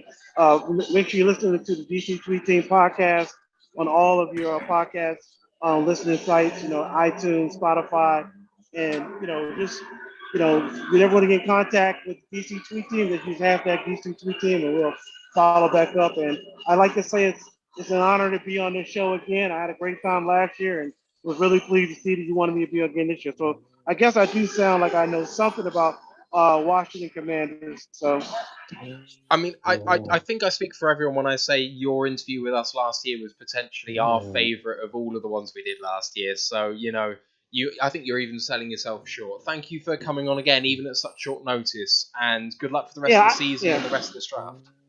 And I was glad to be a correspondent at the Washington Commanders draft party, so you can put that on your resume. Hell yeah. Live coverage from an NFL draft party. So let's go.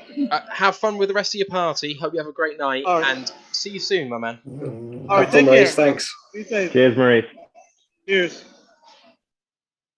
Oh man, right. The next guest we have on is meant to be the Cowboys, but they're going to come on after their pick, so that could be a little bit of time because they're picking.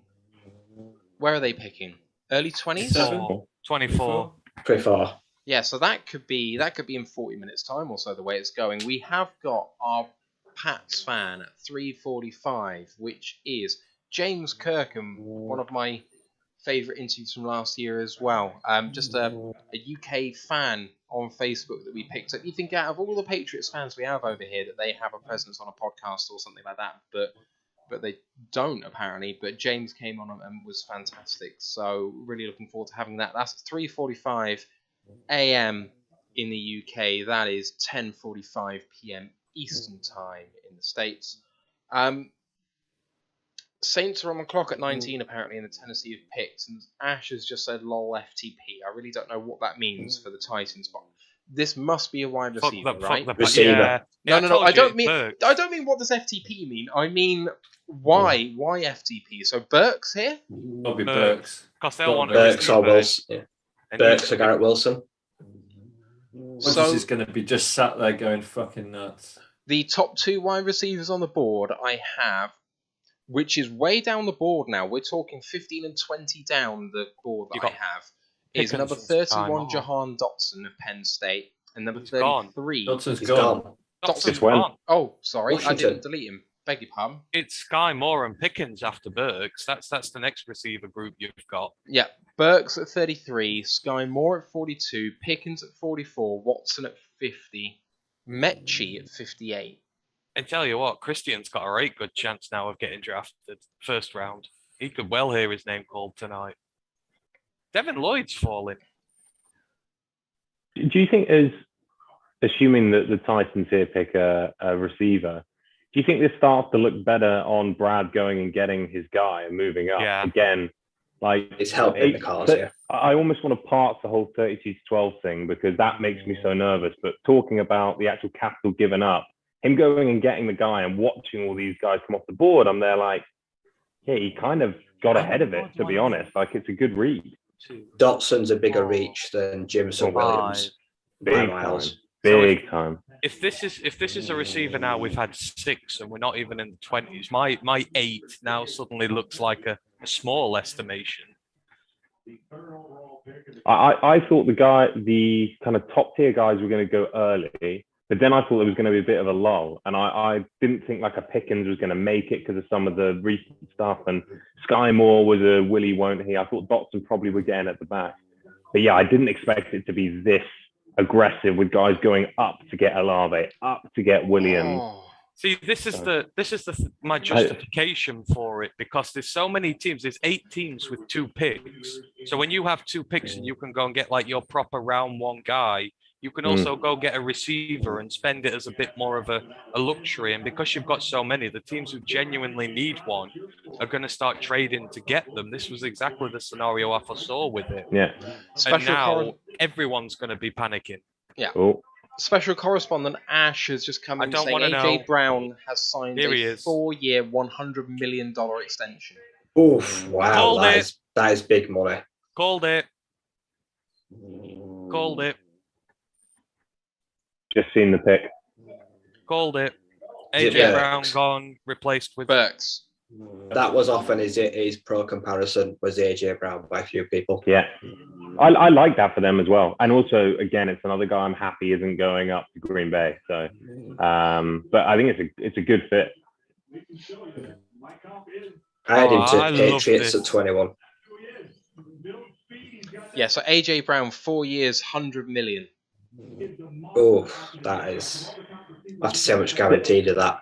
But that checks out, right? I mean, what did Tyreek's new deal get? Was he 29 a year? Devontae 28 a year. So I guess it's the going rate for these guys, but I just can't feels believe like someone gave lot up of a dollars. first round. Someone gave up a first round pick for Hollywood Brown today. That's mental to me. Yeah, that's fucking mad. Yeah. So was that was the Cardinals, right? Yes. I don't even understand why they need Hollywood Brown as a receiver. Like a guy who's underperformed, and they have that style of receiver in Rondale Moore anyway. A guy who can take the top off, undersized, shifty, and Well, has that's injury them concerns. giving up on They look at Rondale this- Moore. That's them saying Rondale Moore is done. He's a year in as a kind of top 40 pick or something, or top 50 pick. It's just, I It's I mad. don't understand the fit. And I'm loving you on Twitter saying it's a great trade. That's all your line is. Normally you embellish your thing and you're quite elaborate, but it's a great trade as a I'm trying to- as a 5-word thing is very telling for you. No, it is. I do genuinely like it. The only thing is, I'm trying to update Twitter. I'm trying to update my board here. I'm trying to update all my books with their stuff. I got 5 things to do at once at this moment in time. It has to be short syllables and answers only. I've just done a big, massive fuck the Packers one though, because the entire NFL is ganging up on Green Bay here. The 1 year they want to receive a first round, and the NFL goes, nope, We're going to take them all before you pick. I love it. I just want to give a shout out to my Liverpool guy, because Danny, You'll Never Walk Alone, Justice for the 96 on Twitch has subscribed to our podcast with his Prime subscription, and that hasn't cost him a penny, but it has put some money from Jeff Bezos' pocket into ours, and it did allow me to get a really nice new animation on Twitch come up with the Brad Holmes woo and what have you. So that was really good value. Thank you for doing that, my man. I know that was a little time ago, and apologies it took me this long to get around to it, but we appreciate that very much. If you are subscribed to Amazon Prime and you're not currently using a Twitch Prime subscription, if you can throw that our way, it's free for you to do so, and just gives us a little something. So appreciate you. Don't worry about paying for any subs, because this is just a hobby for us. There's far better full-time, that career guys doing this. But if you've got that, so where are Saints going? Where are Saints going now? I was just going to say, we've kind of been all distracted over the last 5 or 6 picks. By the way, absolute shout out to a legend signing up with his Amazon Prime free sub. Love that. But yeah, we've arrived at the Saints at 19, Steelers at 20, with no quarterback off the board yet. Penning? They need a tackle to replace Penning is the guy Armstead. In my kind of updated mock today I have with someone. Penning is where I thought they were going to go. But JJ? Penning and Pickett were what I had for 16 and 19. So I don't know. Oh, Jermaine Johnson's still there, of course. No, yeah, JJ, I reckon is the pick. I reckon. Carl Aftis is still there. Devin Lloyd's still there. I think there's enough reasons right now for the Lions to trade back in. I'd trade back. I do. I'd give Go get Devin Lloyd. Yeah. Oh, this could be so good. Please. I'd give the Rams pick them 46. I'd give the Rams pick them 46 right now for Devin Lloyd. Give it to whoever wants it. Give it to Green Bay. Look them. The thing is, with all these we've talked about all the receivers going up, right? I mean, if guys are going up, guys have to go down. I think there are going to be in that 20s, and even to be honest, when we get to 32 and when we start replaying again the fact we traded up, there's going to be a lot of guys sitting there at 32, which we've talked about in the past would have been nice fits for the Lions as well. So, Devontae Wyatt's still there. I think Wyatt could well be there at 34, which will make me sad if we don't make that happen and trade it up to 34. Feels like Lewis Sean is going to be there a while, and I really wanted him. I tell you what, Travis Jones could be there at 46, which would make Ant very happy. Who, sorry? Travis Jones. Oh yeah, I would love that. Oh yeah, I would. Oh, I forgot about my boy.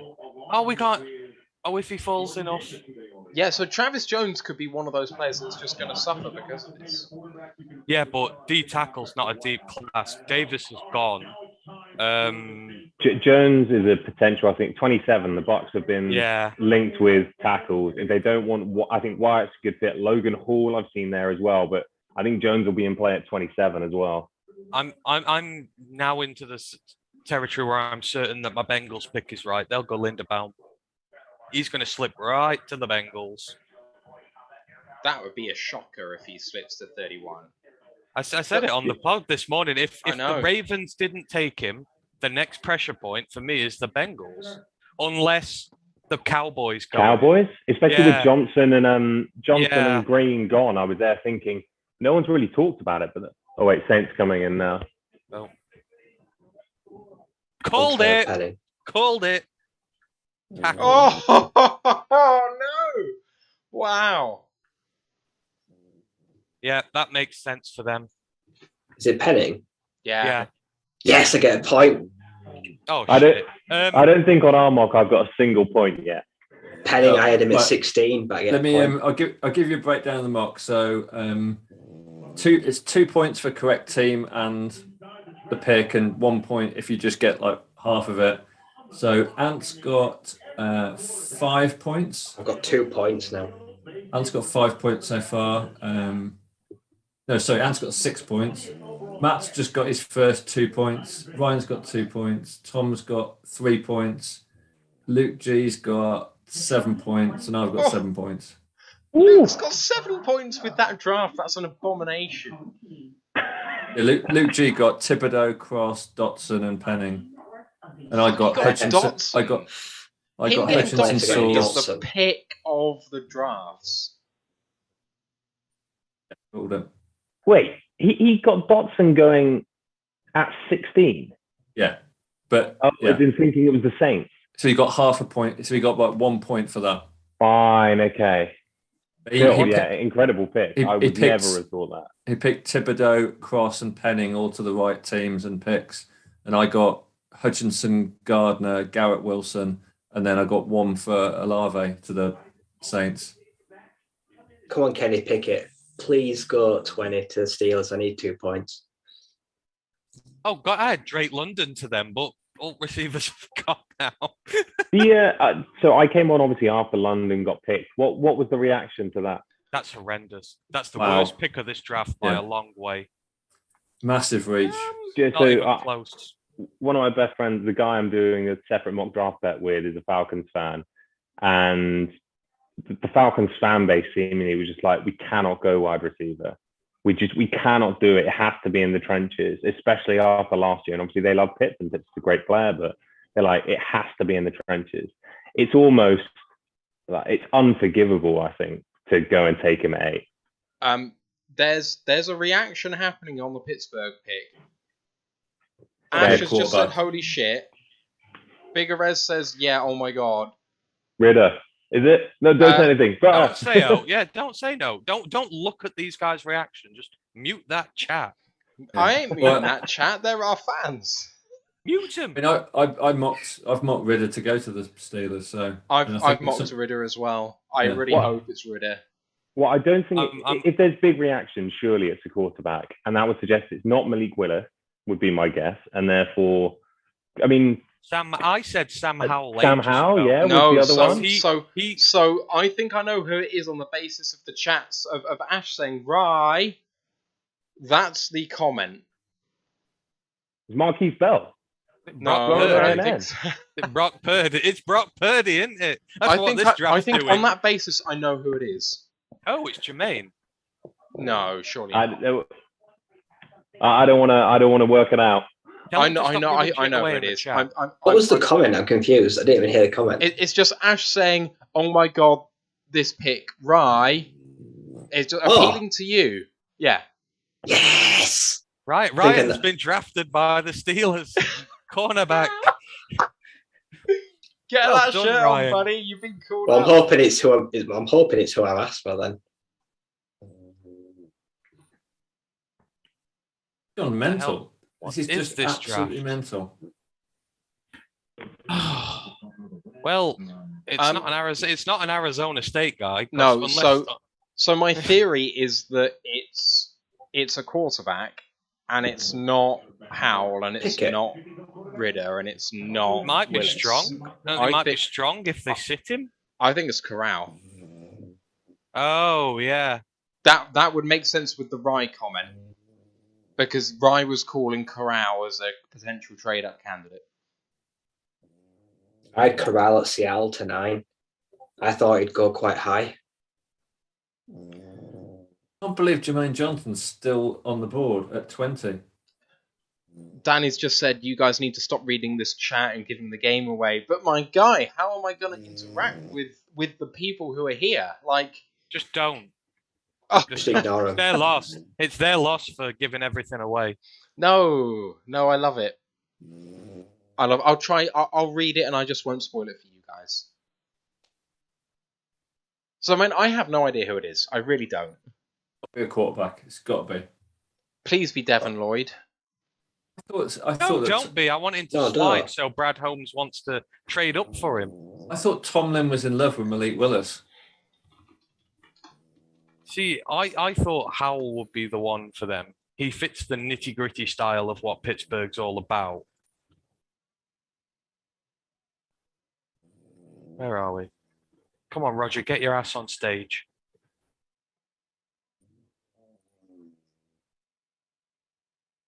Right, so before this pick comes out, who are the losers of this draft so far? So far, the Green Bay do you reckon? Packers. I mean, Packers are. I think Bears are, because all their receiver targets and O-line targets are just dropping like flies. But I guess trade-wise, has anyone really been fleeced? I think the Saints trade was terrible.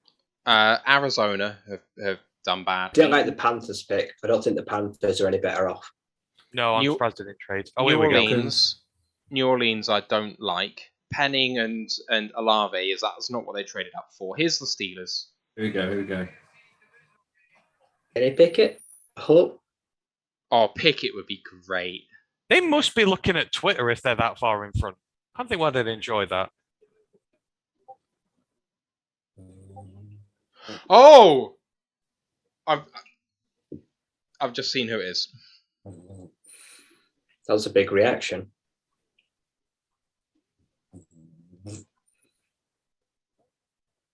I've got it They're copied and drafting ready to Franco go. Harris. He's about 50 years old. Scary man. He looks like he could still play. The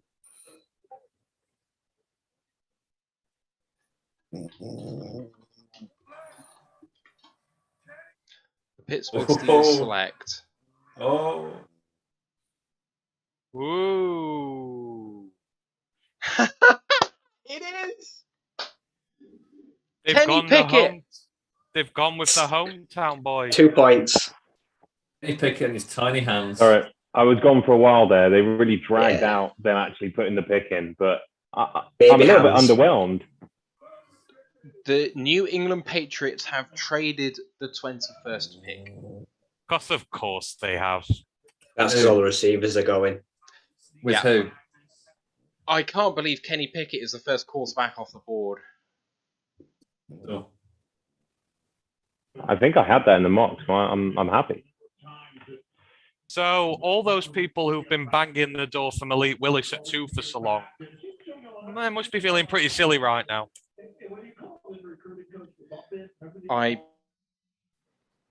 This draft all the way down is going to be great. Tomorrow is going to be awesome. I don't care that we don't pick a 34 and 66. At 46, we're going to get a dog.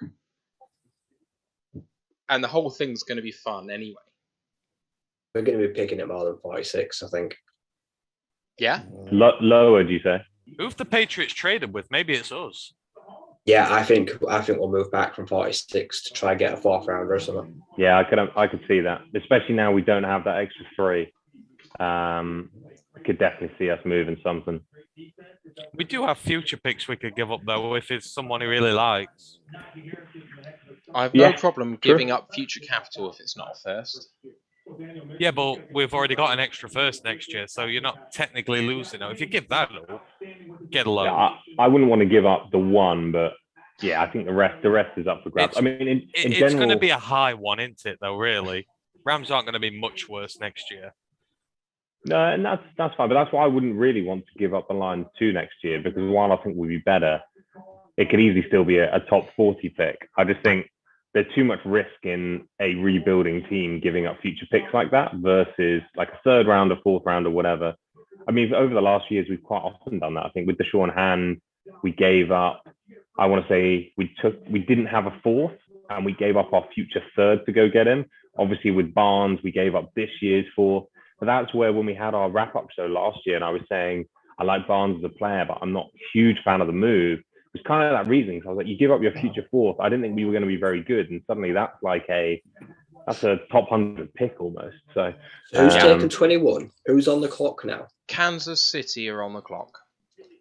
They want a receiver. Yeah. Pickens? So this is I think it's Sky Moore. Sky Moore. That would be huge. Because Hill operated mainly out the slot, right? Or Watson. I know they like that. I gave them Watson, so I hope it's Watson or McDuffie. They're my two mocks. I don't like how Ryan's in like a... He's on like a roll He's got now hot, with his yeah. mock. Who have I got at 21? Oh, I had Kenyon Green. You know what? I reckon it's got to be receiver, right? I mean, they've got to be jumping the Packers here. So they could be going Jermaine Johnson. They need an edge as well. Edge is one of their things. Yeah, instead, I mean, Maffei has been the one that's been put to them in basically every mock, right? So if you can move that and get, or Carl Aftis, if you can get Johnson or Carl Aftis, I think that's a clear tier above the Maffei as a player. Yeah, this is going to be edge. Well, Carl Aftis fall out the first round. I feel like he's in that territory where he could.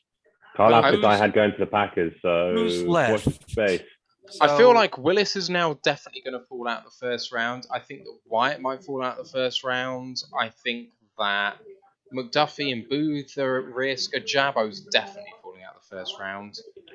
The safeties, the linebackers, the same thing. Like, yeah, I think there's going to be good players that are sat there on the board entering day 2. I've seen there's a QB going now. To who? I can't see anyone else taking a QB now in this round. But trading up's obviously got potential. So, here's the trade. 29, 94, and 121 for 21. Move up 8 places and give up a late third, a mid 4th. They've got a lot of picks, though, Kansas do this year. I think they got like 12 or 13. They got 12 picks, but 4 of them are 7th rounders. Yeah, but 8 of them are like top 4 rounds as well. Top 170. Or no, Just give sorry, them all top the 7th 150, something like that, yeah. I genuinely listened to that, and so they gave up, a late 3 and a mid 4. Is that what you're saying? Yes. Yeah. So they gave up a late 3 and a mid 4, and we gave up an early 3. Effectively, I know we moved back 10 spots in the second, but we gave up an early 3 to jump 20 spots, and they've gone up 8 spots for that. I'm a bit like, We okay. got a steal with our trade. Considering it was in the division as well, I'm just like, I don't get it. I've just seen a very interesting comment that this could be completely left field. I've just seen what the fuck is this pick, and Green Bay are on the clock. I think this is Don't tell me it's Willis. Oh no. Trent McDuffie! Yes! Another point. Yes. What? I Why got trade that. up for him? Yeah, I got that as Why well. are you trading up for Trent McDuffie? Oh, bloody hell. What Did an you say- awful pick. I disagree. I quite like it. Right, Green Bay's on the clock now, and Well, I've got them going moving up. Devontae Wyatt. But so McDuffie, I wasn't necessarily that high on, but pretty much every mock from the people who are the kind of most accurate guys, they had him going at 12. And anyone who didn't had him going really at 15, max 18 to the Eagles. So getting him at 21, like, again, I wasn't his biggest fan, but I can see why they went and did it. He's been cornerback 3 for a long time, though, hasn't he? Really, after Stingley. A bit of a forgotten man because Yeah. he's not He's like- flashy and he doesn't have all the measurables, but he's just a decent player. So what do Green Bay do? I've got him Then they go Devontae an Wyatt. edge. This could be Devontae Wyatt, I reckon. I think they go an edge. Yeah, I think Oh, they're they got going to Carl Jermaine Johnson. They've got Rashawn Gary and they've got the Carl other Smith Aftis could be brother. the guy. But they've never had a tackle next to Kenny Clark in the middle. They've had that Sam Lancaster or whatever he's called. Devin They've not Lloyd. had a... Oh, that'd kill me. No. I think it's possible. No, because they kept what's his face, didn't they? Yeah, they linebacker kept they what's had his last face. year. Their only line. Andre Campbell. Yeah.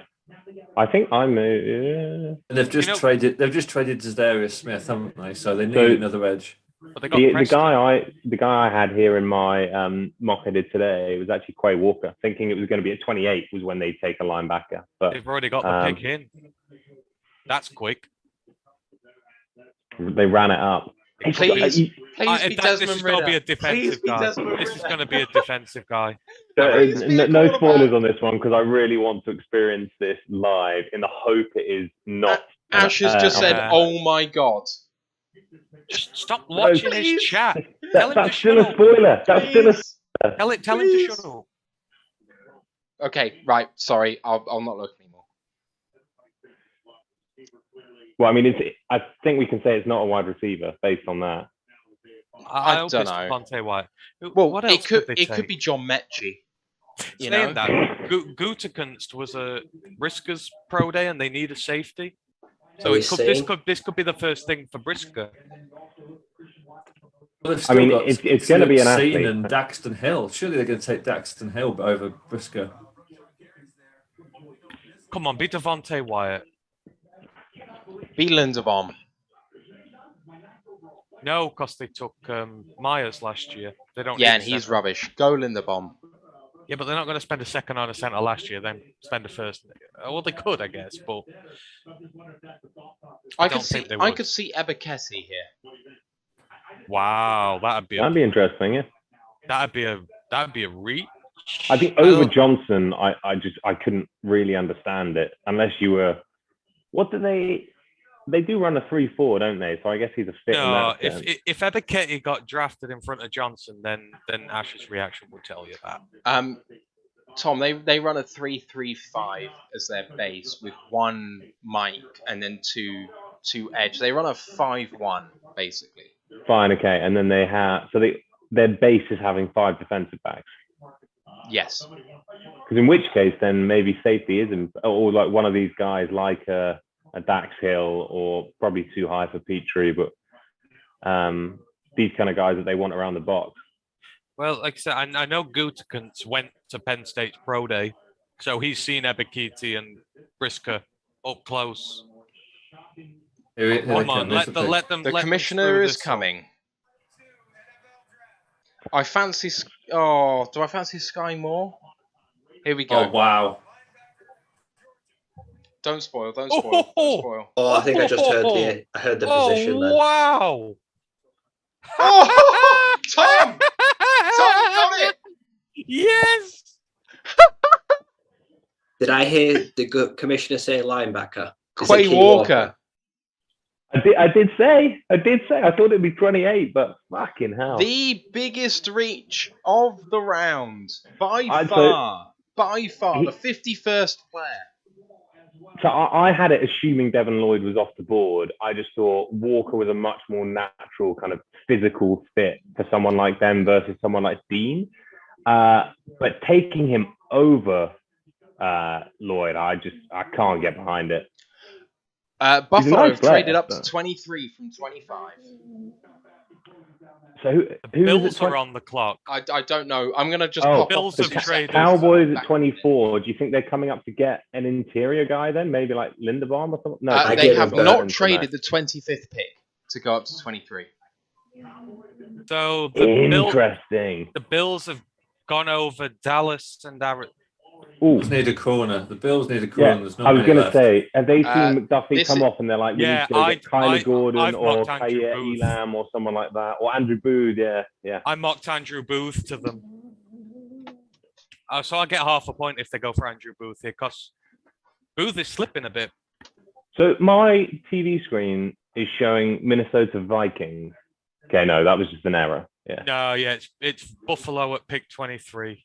Yeah, it showed Vikings at 34 having done a trade. I think it was just traded again then. No, I think because the Vikings traded back, didn't they? Yes. Oh right, yeah. Yeah, but as in, so they own 34 from us with the Jameson Williams trade. I think it was just a graphical error, but this is interesting. Jermaine Johnson and Karlaftis are still on the board. Yeah. So we're saying this is corner for the Bills then. Yeah, I think so. Or a running back. Brees Hall. That's where I thought the Chiefs were going to go. Oh, Jesus. I gave the Bills Bernard Ryman, but at 25. Well, someone said earlier after the top 2 picks, the draft was going to go crazy. It took a few more picks, but after that, it's gone ballistic. It's nice to see that Fire Gutekunst is already trending.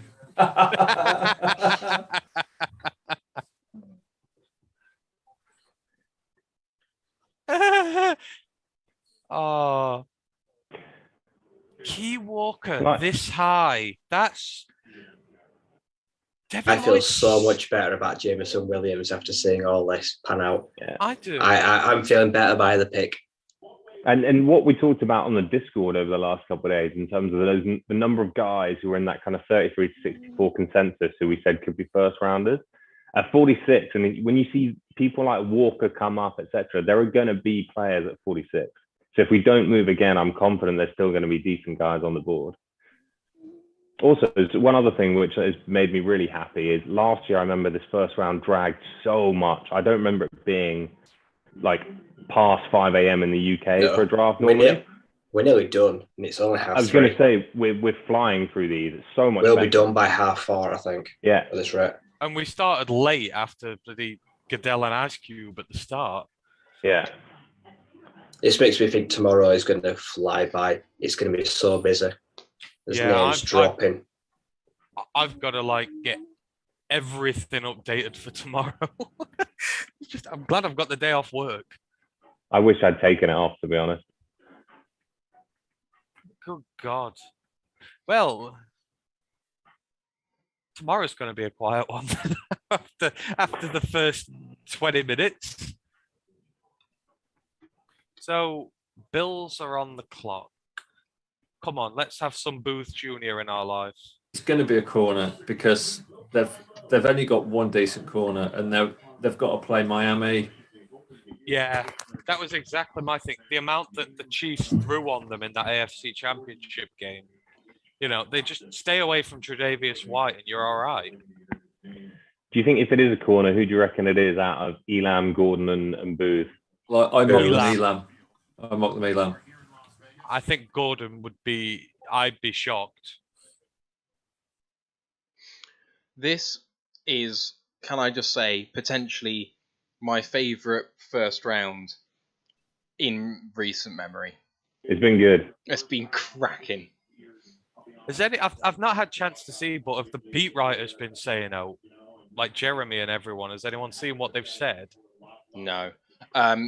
Apologies for getting the trade wrong. When the Game Pass stuff came up, it said that Bills were picking at 23 and 25. So apologies for keep track of So it did come up like that. Interesting wrinkle on this: the Ravens moved up to 23, right, because of the Marquise Brown trade. So they pulled the trigger on that 8 picks before they were meant to pick. Yeah. Moved back into the first and have now moved back. So I wonder, were they hoping a Quay Walker or a Trent McDuffie or someone was going to be there? It's interesting that they've now moved back again, having moved back into the first. Well, if you think Jermaine Johnson and Carl Aftis are dropping, they need an edge because it's Calais Campbell, who's 37. They need an edge rusher. So if they've traded back, got extra picks, and they still get Jermaine Johnson or George Hamilton, as well as getting Kyle Hamilton, then their GMs are genius. But you would think if they wanted Jermaine Johnson, they wouldn't have traded out this, right? Because you wouldn't feel good that someone else isn't going to take him, and therefore you'd think I'm going to stay at 23 and take him because we've already moved back to that point to get him. But I think the fact that Carl Aftis is there as well, so it's two teams. If one suddenly goes, you can trade back up again and get one. But if they both slide, here's the Bills. So this should be Andrew Booth.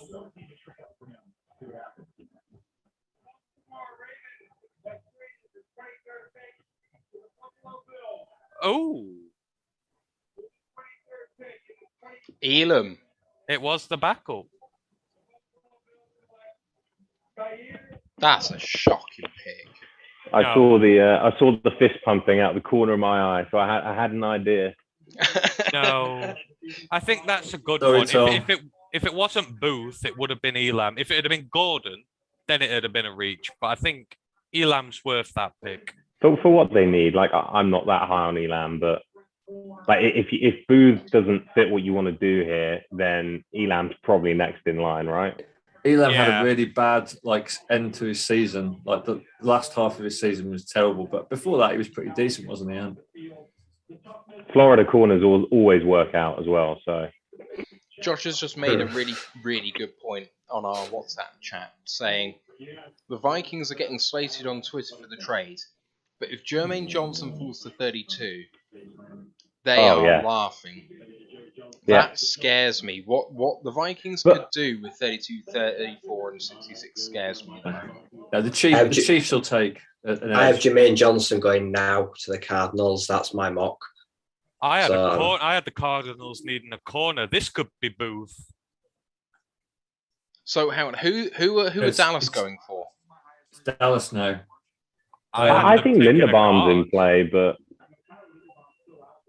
Because they've got Tyler, what's his name, Beard or whatever, the guy from Wisconsin from a few years ago, who was a UDFA.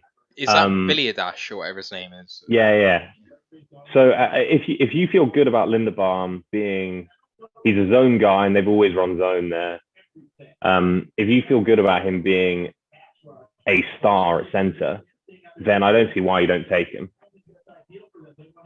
I gave Dallas Charles Cross. Look at all the guys that are there. Johnson, Lloyd, Dean Phillips, but Carl Aptis, Daxton Hill would be a fit here in a way as well. There's so much talent. There are going to be Willis. Yeah, it's incredible. So, in a way, that makes me happy that we don't have 34, because there's been other times where you get to the end of round one, you've got all these incredible players, and you're there like, it was when we took Swift a couple of years ago, and I was there like, there's so many guys here. I really wanted Pitt when he went on pick before, and then you're like, oh, we took DeAndre Swift. And it's like, there's going to be all these guys probably sitting there at 34, and we probably would have taken like someone that we weren't actually interested in. So yeah. So someone's just replied to one of the comments on Twitter saying that Chiefs fans over there are furious. They've taken Trent McDuffie. They are not happy in the slightest.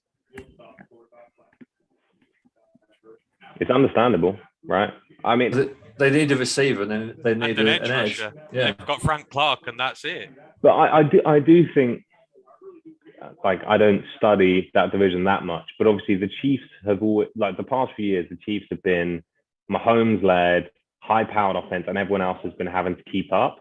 Yeah. Actually, now if you look at that division, the Raiders have invested heavily and taken a step forward in this offseason. The Broncos have Russell Wilson. So it's not just the Chiefs offense versus everyone. Everyone else has high-powered offenses too, especially with the Chargers and Justin Herbert. So actually, that investment on defense and actually getting cover guys for the Chiefs, it's not glamorous. And I can understand the fans wanting to give Mahomes all the weapons, but I don't think it's bad team building given what else is happening in the division. No, and they're picking at 30, right? So they can still get their edge. Yeah. Like, there's just no problem. Still get their edge, still hope to get a receiver. I think it's unlikely that Pickens, Watson, Sky Moore are all gone by 30, right? So I still think they can still get a receiver or an edge or whatever, but you've got to get guys who can cover. Just want to give a shout out to our guy, David Reinford69 on Twitter, who has gifted a second Tier 1 sub to Genomical45. Thank you so much, my man. He says, what a great draft. Thanks for the coverage. What great fans we have. That's cracking. I love Thank you, man. Good stuff. I'm cracking up a bit with this draft. There's so many good talents, and we're not picking. I want to get back in. I want to get back in action. But the thing is, with the way things are going, one of these really good players is going to fall to 46. Desmond Ridder's going to fall to 46. We're going to have Ebiketie, Maffei could fall to 46. Scene could fall to 46. Like, this is the sort of draft we're talking about right now. I can see future picks coming into play here.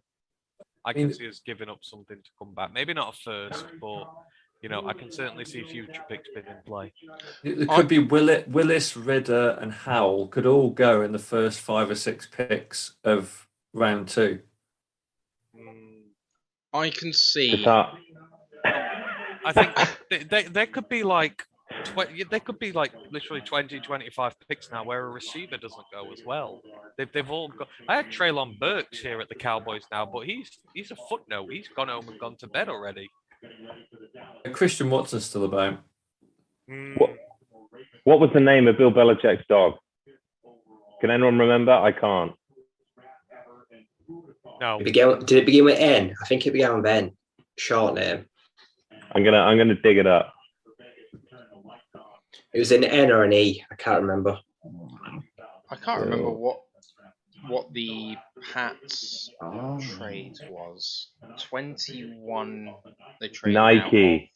Nike. I noticed something like that. I thought Noel or something. I feel like after this, especially because obviously I jumped on after the trade up for Williams. There's been so much happening in the last 12 picks. I'm almost going to need to go back and watch it. Yeah. Like I think Game Pass do like the draft in 40 or draft in 60 or whatever. Go. Oh yeah, here we are. It's just the Bills, yeah. Cowboys. No, Cowboys. No, Cowboys. Oh, wow. Jesus Christ. Oh, yeah. What All right. the hell's he I see doing? that. I see that. The reach. It's a deep reach. He's like pick 80 or 90 territory. No, so he's number 32 on the consensus board. He was a guy that was getting a lot of mid-20s buzz at kind of Buffalo, Tennessee, those kind of spots. So developmental guy, right? But a lot of guys love him. Yeah, the Bears are going to be crying right now. Who is it? Even the backup tackles are going. There's no receivers left, or there won't be. Who is it? tackles are gone. Is it Spencer Burford, I guess? No, it's Tyler Smith. Tulsa legend. The Tulsa. Wow. Yeah. There we go. I had Charles Cross. Want to welcome on our next guest, our penultimate guest. We've got James Kirkham back on the pod, 12 months on. Thank you for coming on again, my man. How are you doing? Yeah, I'm not so bad, thank you. Good. I knew we'd trade back. Yeah, it seemed inevitable, didn't it, in a way, especially with how things have gone. How have the last 12 months been for you? You obviously had an interesting draft, a quarterback in your draft last year, and Mac Jones did pretty well for you guys. It was probably the most excited for a season I'd been in a long time, really. Even when we had Brady, it was just such a huge unknown. I mean, Mac Jones, I would say that he had an incredibly stable kind of first year. He outperformed all the other rookies, but I think that's probably just due to being in the Patriots organization. He was given the best sort of platform to succeed.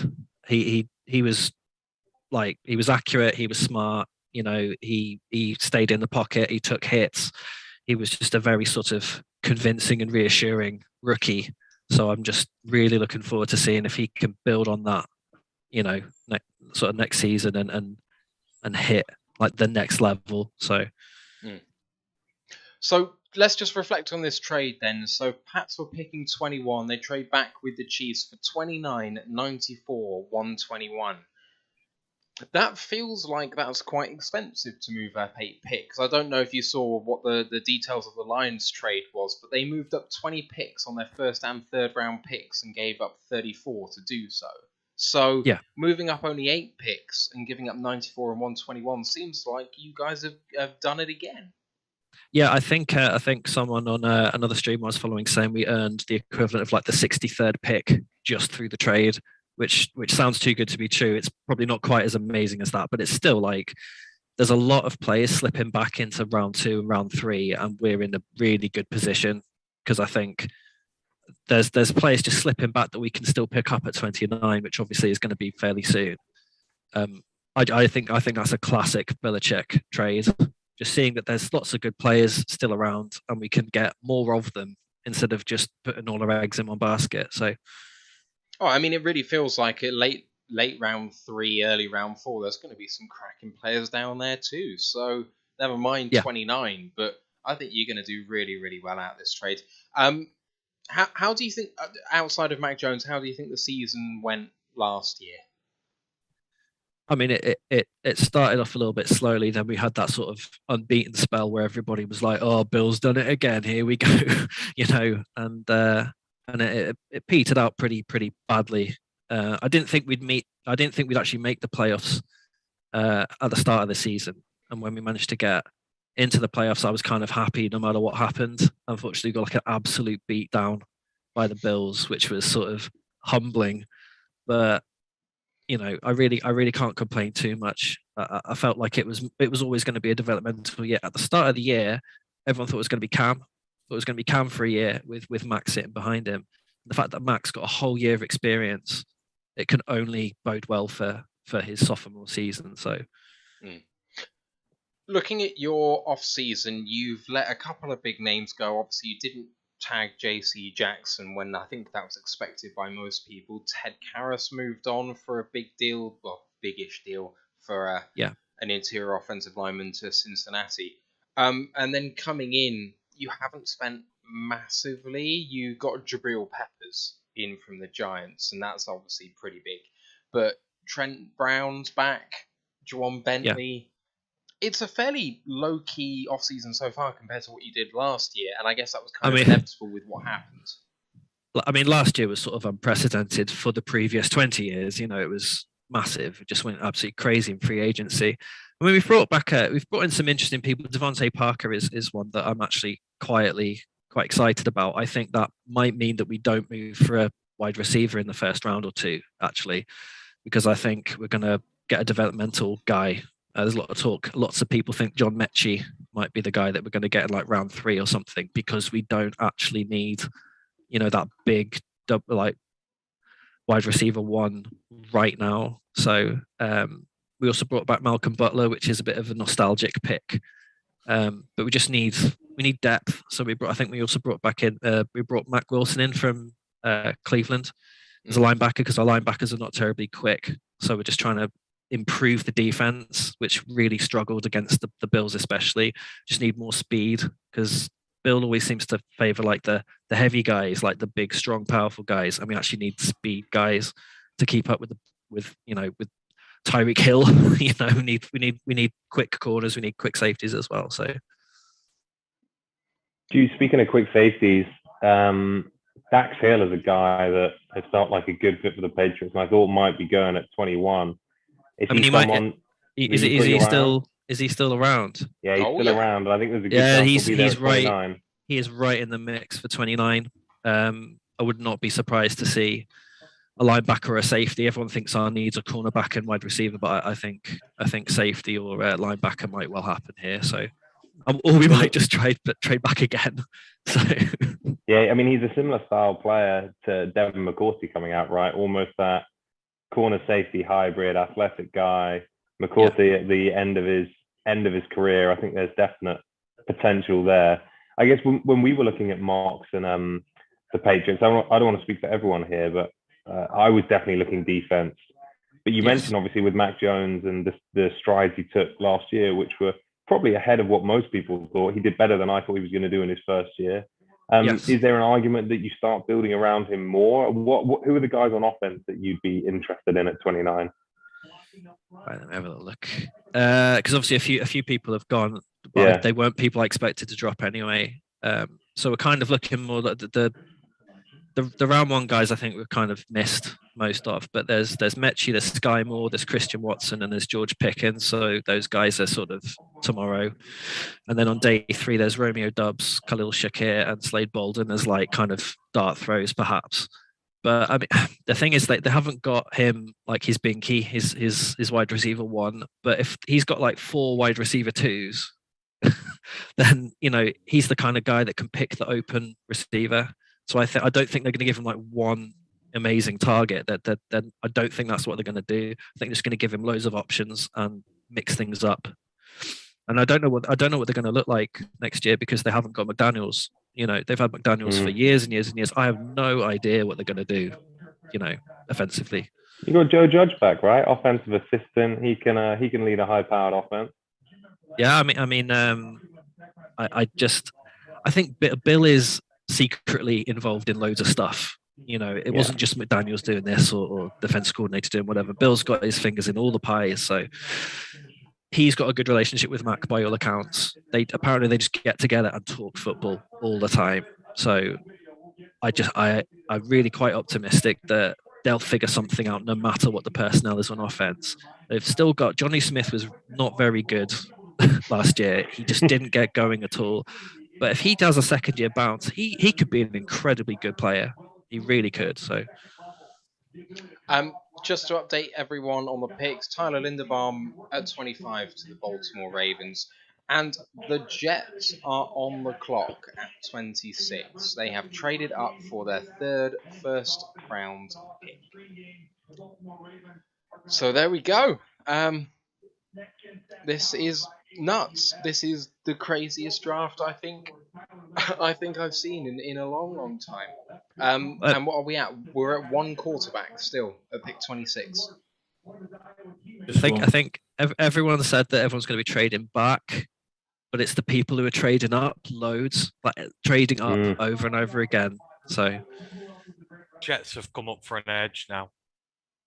I mean, if they walk away here, they get Jermaine Johnson. I was going to say that I had Callum. Jermaine Johnson going to them at 10. Yeah. I was trying to toss up Jermaine Johnson versus Garrett Wilson, and I went Johnson at 10, and the rumor was Johnson at 4. I was talking about it with Ash in the Discord. So if they now get Jermaine Johnson at 26, they fix their secondary. They get the best receiver in the draft, and then they get a top 10 edge rusher at 26.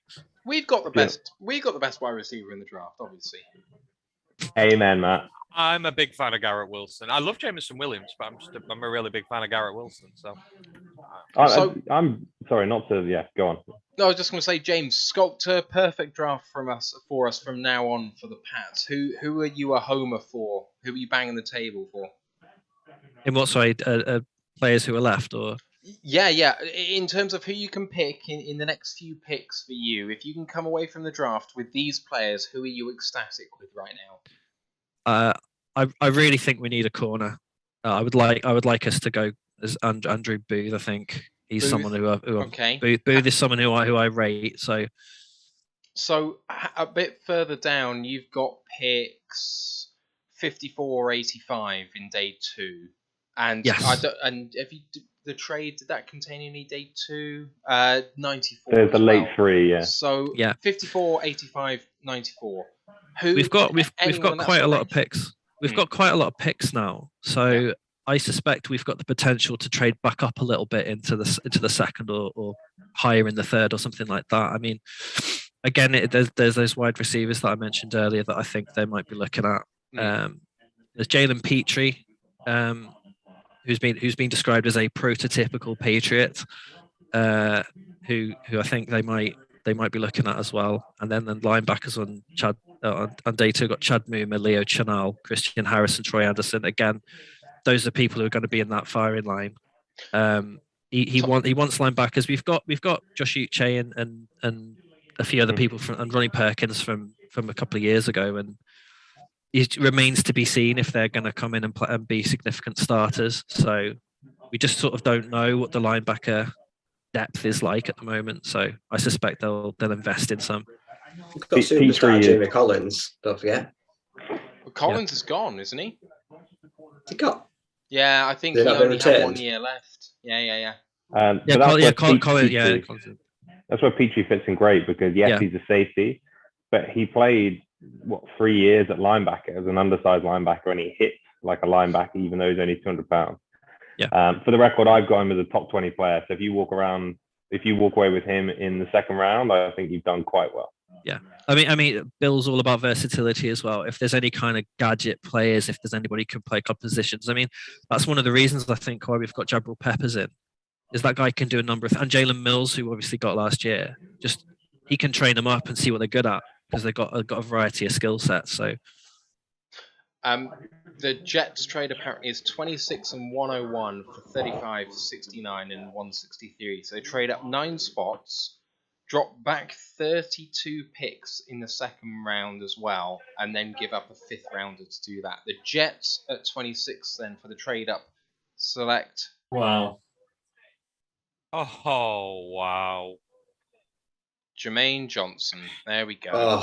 They're killing it. What a waste. Incredible. What a waste. That is... So, Jets are the big winners, right? Yeah, without question. Yeah. Just amazing. I mean, yeah.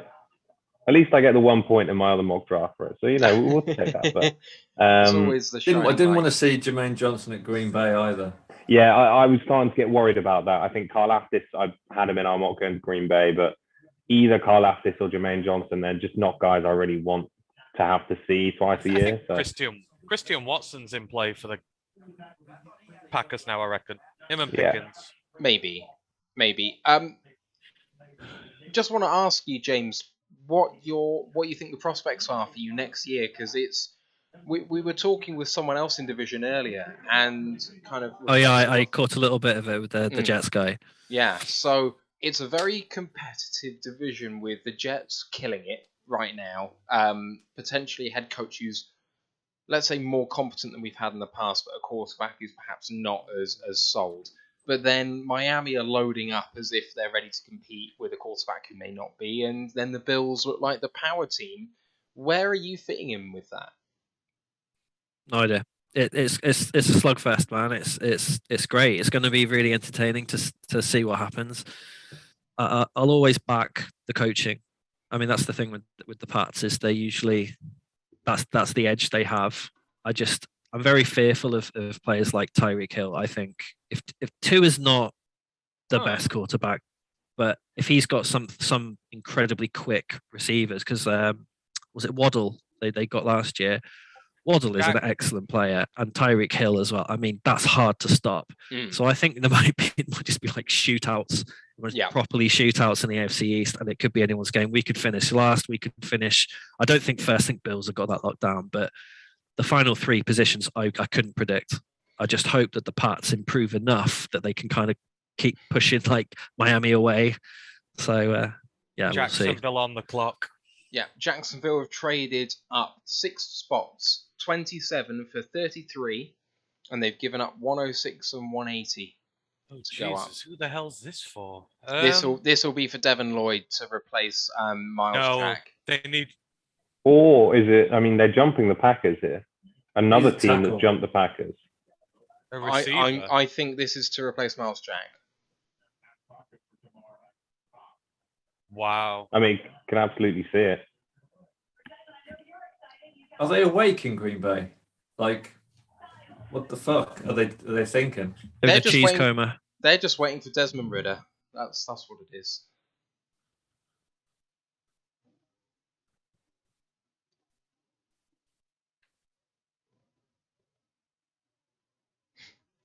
You just rip our mocks up. They've gone out the window since like pick 20. I mean, we can't get the right team picking. I think next year the mocks need to be closer to the draft because, like, the mocks. Like, Steve, come on, you lucked your way into it. I think we can all agree if you win, it's a disgrace. Oh, this is salty, Tom. This is salty. I've not even officially been declared the winner, and this is already salty. I just need no more safeties, and I need a few more corners to be taken, and I'm right in some of my bets, and I'll be very, very happy. I'm shook with everything that's happened. How are we going to fit all of this into a 1-hour recap show with 2 guests tomorrow? How are we going to be able to come up with a recap in 5 hours? I'm just wondering how the hell I'm going to... Shall we just do a live re-watching in the morning for the recap? Just like, right, let's watch it again, see what happened. I think the Jags are doing them. Jags are being the Jags. Who the hell knows? Oh, what? I want it to be a receiver. I want it to be a receiver. Nate, no spoilers. No I'm not spoilers. I'm not spoiling. I don't know who it is. Someone said something, and I went, "Oh, that would be interesting," and then I realised it was a joke. So running back again. Someone just said they're taking Malik Willis, and it's like, as if you fell for that. I know it's late at night, but come on. It's got to be a defensive player. It's got to be a defender. Well, it could be an offensive lineman. I mean, man. Who's left? Bernard Raymond's there. If Could be a safety. Their secondary is trash. Ash is saying it's Matt Ariza now. I'm like, come on, I know we can punt and kick, but I'm not that gullible. I'm not that. The Patriots are getting him, mate. Absolutely, yeah. That's who they're taking at 29, right? That's why they feel like they can still just about get him at 29, so they shifted back a few places. You joke, but Jake Bailey was in the Pro Bowl, so his money's gone up. So Bill will be like, nope. No, I'm out. Else. Yeah. Gods are left. Gods are left. Any more questions for our Pats man, guys? Obviously, we just talked about the Jets having a good day. Who is the one player that's been taken within your division today that you're most worried about? Is it Sauce Gardner? Is it Garrett Wilson? Who's the one guy you're most worried about? Or not even worried about, but the guy that you kind of like, I'm annoyed he's in our division. Yeah. I mean, the Bills taking Elam, that was a player that I thought we might look at. Yeah. Basically, it's like the Bills are just kind of just fine-tuning that beautiful machine they've got at the moment. So he's a really good pick for them. It just makes them from like that little chink in the armor is even smaller. So just a little bit frustrating. It's the Jets are having a really good day, but they're They're still still the the Jets. They're still the Jets. So the jury's out, isn't it? So they can get as many good players as they want in the first round. I think there was a joke I saw earlier that was like, this year the Jets aren't just going to ruin one first round pick, they're ruin two, and obviously it's like three. So.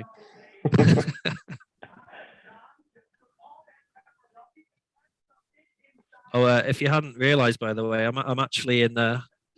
You're in Nike seat. I'm actually in Nike seat. I think he's right behind. He's right behind. There he is, just over my shoulder.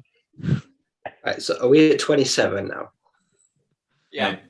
Not long to go now, boys. Only another 6 picks. So is it the Bucks? No one's traded. It's the Bucks. No, but Bucks have gone out as the Jags now. So sorry, go on, Tom.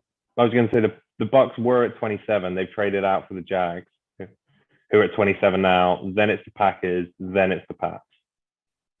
So there's a tweet out here from Detroit Sports Center. They said the Lions sent out picks 32, 34, 66, getting back 12 and 46. Per the trade value chart, they won the trade by 230 points, the equivalent of a third-round pick. Like, how do you win a trade in the division going up 20 spots when, for all the Vikings know, they could have been taking a quarterback where you should be holding a team to ransom? Yeah. You do it because, like I said right before all of this kicked off, the trade value is so bad right now that if people want to move down, they have to accept bad trades. And I think Minnesota believed that, bought it, and bought our trade, and everyone else has been trading on the normal chart. Because it feels like everything else has kind of been on the money, it's sort of there or thereabouts. It's hard to know when a player is involved how much that's worth, but the other trades have seemed like fair play. Oh, Jags up. Jags are up.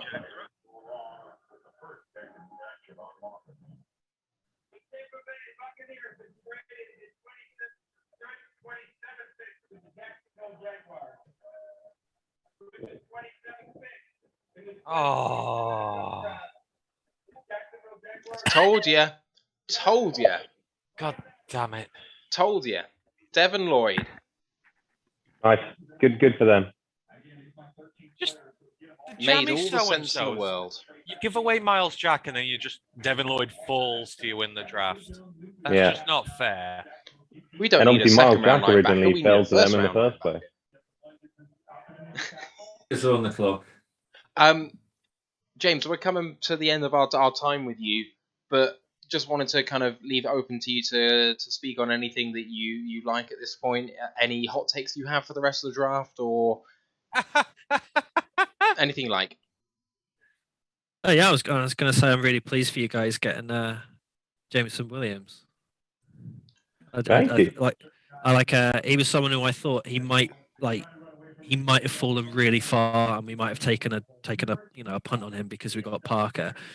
But when he's fit, he'd be excellent. There was a lot of talk about him and Mac Jones, but I don't think they even actually played together.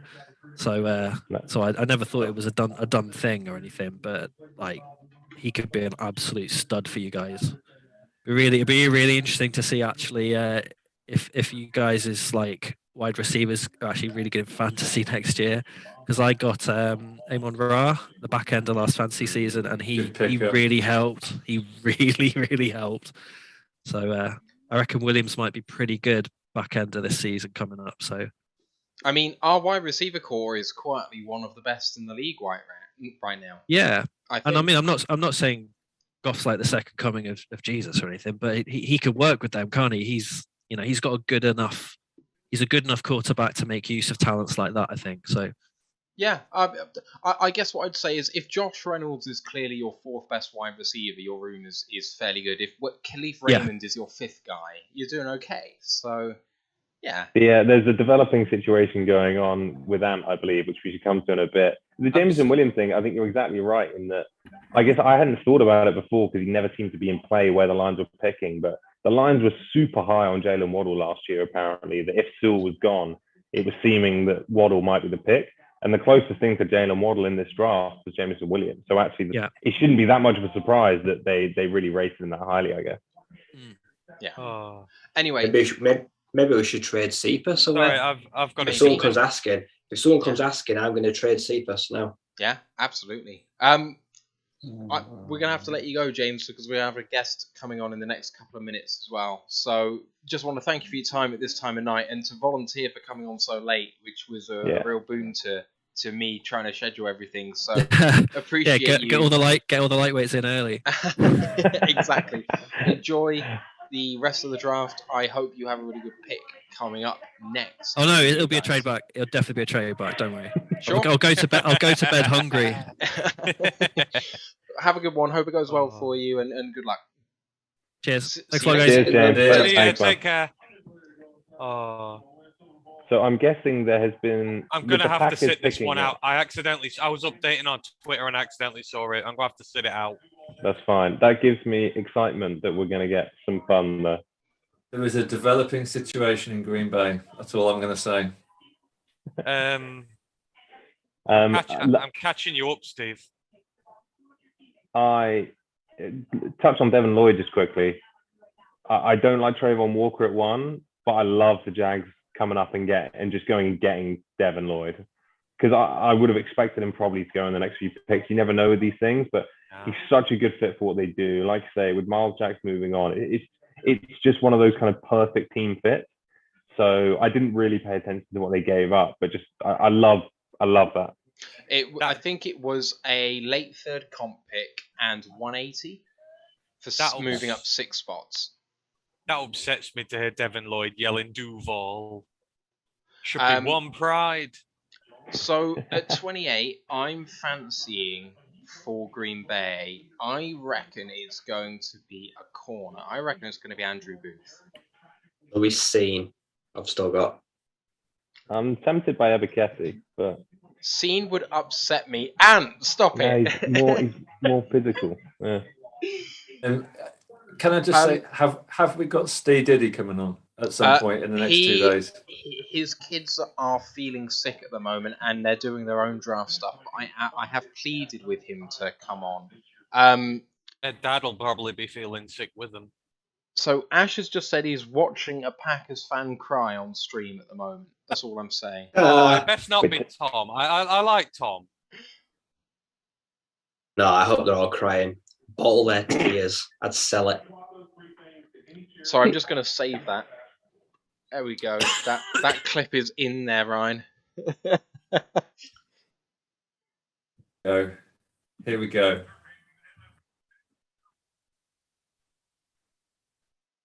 Right. Goodell walking to the stage for me. Yeah. Yeah, they're drafting Andrew But Whitworth. with Here we go. I think I'm about 10 behind you, so I'm going to go off again. Yeah.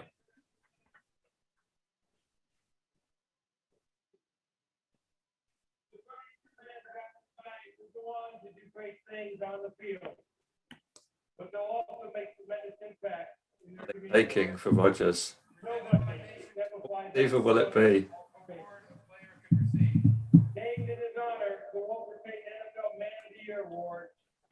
Presented by Nationwide as the most prestigious award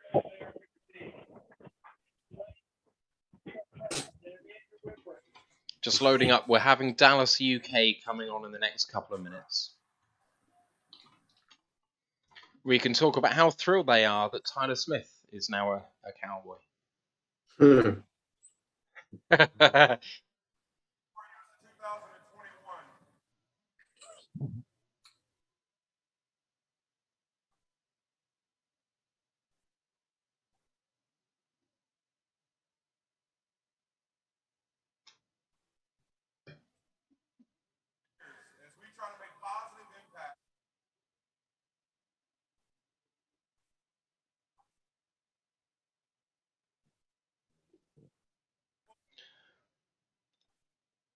We love you, Whit, but I want to go to bed, man. Get on with it. Why is Whitworth doing this pick for the Packers? Is he going to make a pick, or is it another activation for a brand? Because they did Amazon earlier, and he's just called out Nationwide. So, well, they're on his side. So, come on, man. I want to go to bed. Shut up, Whitworth. It's late, okay? All right. If you hear that the pick is coming in, then let me know and I'll pull the earpiece out. But it feels like it's just an activation for nationwide. Here we go. Witt is not doing the pick. He's not doing the pick. Yeah, Roger's stood right behind him. He'll come up now. Here we go.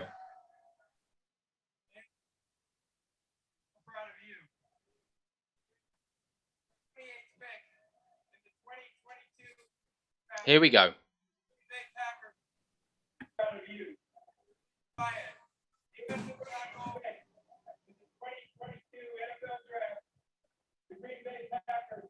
Oh, fuck off. Fuck Aaron Rodgers.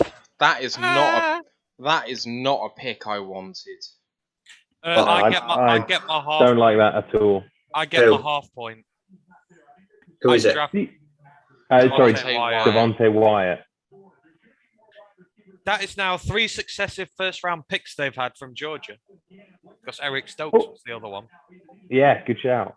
I had him in 27. I get that he's not a wide receiver. I mean, athletic guy. Maybe they just put him out and play bully ball. But like, if I'm a Packers fan, I'm not crying about that. It's not like they've reached on some random guy. Like, he's a good player. He's gonna impact the game. I don't get why you'd be that upset. Like, what are you expecting here? He's the best interior defender in the draft. Not close for me. He's better. Yeah, and I think you get nice value there. So, like, why? He's much better than Jordan Davis. No. Sorry, Ant. Much better. That's he's playing next to the best nose tackle in football, so that's dangerous. But I don't thankfully care. for us, we have one of the best centers in football, so I don't mind. Okay, but on that defensive line, with what they already have in that interior, he's going to wreck teams. But hang on a minute, right? So they've lost Devante Adams, they've lost Marquez Valdes-Scantling. All the Packers fans were going mad about the lack of depth on the line. Alan Lazard was shit last year. The tight end Tonyan's not getting any younger and wasn't that great. Like, they've just not got anyone. They've just not got anyone for him to throw to. Ooh. Oh, fuck. Have you just seen New England's pick? Yeah. No.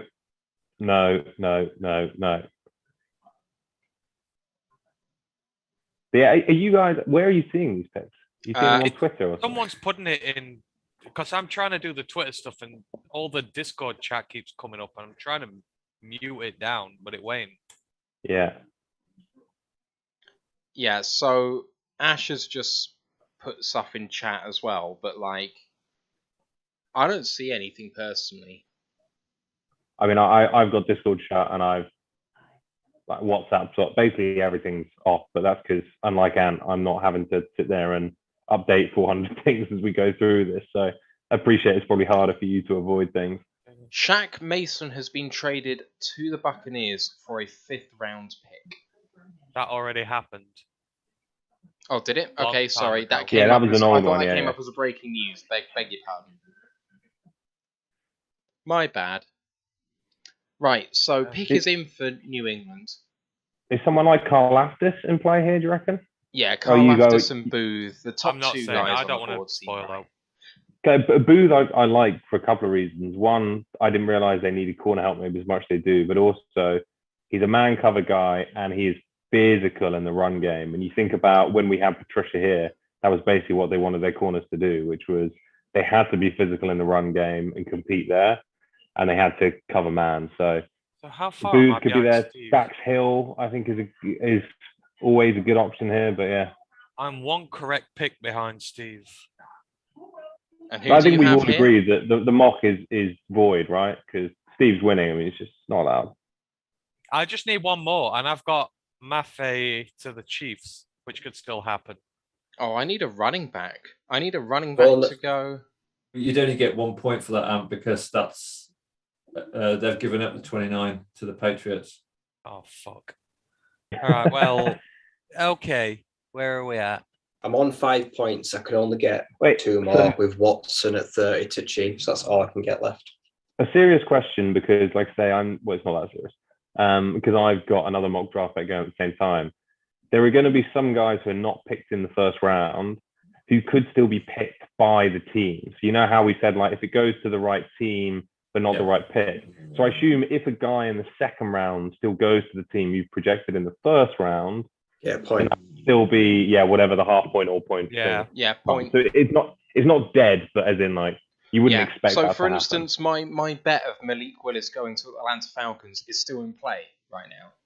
Yeah, and similar for the I've still got Kalafdis, Ryman, Scene, like I said, all those guys aren't gone yet. So one of the bets I had before this draft was over 4.5 corners going in the first round, and we've had 4.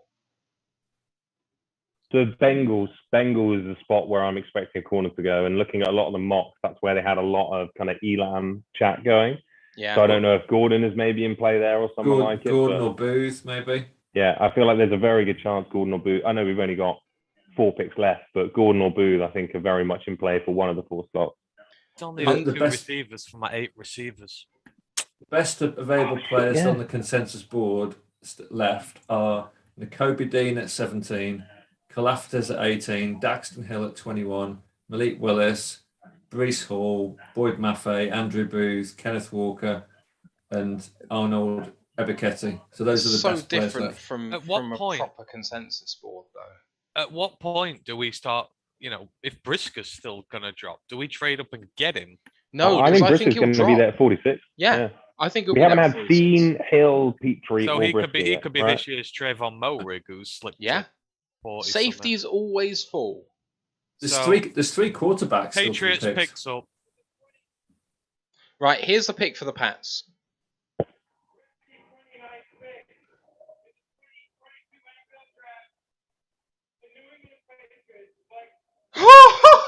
Now, I just want to say, I called a guard. Oh my God! Cole Strange, this. Ryan. What? Cole Strange. No way. I called a guard to the Patriots, did I not? They lost both starters last year. They needed a left guard. The 2 main ones have gone, so they've had to drop down to the next guy on the board. I mean, I thought that was Jamari Sayer, but Abraham Lucas, Donovan West, all could have gone before him. Sayer and Lucas were my 2 kind of, when we were chatting, I was like, there's a chance they could go in the first. Cole Strange is just not someone I thought was going to be up and around it. That's an imaginary half point for me, because I called guard to the Patriots.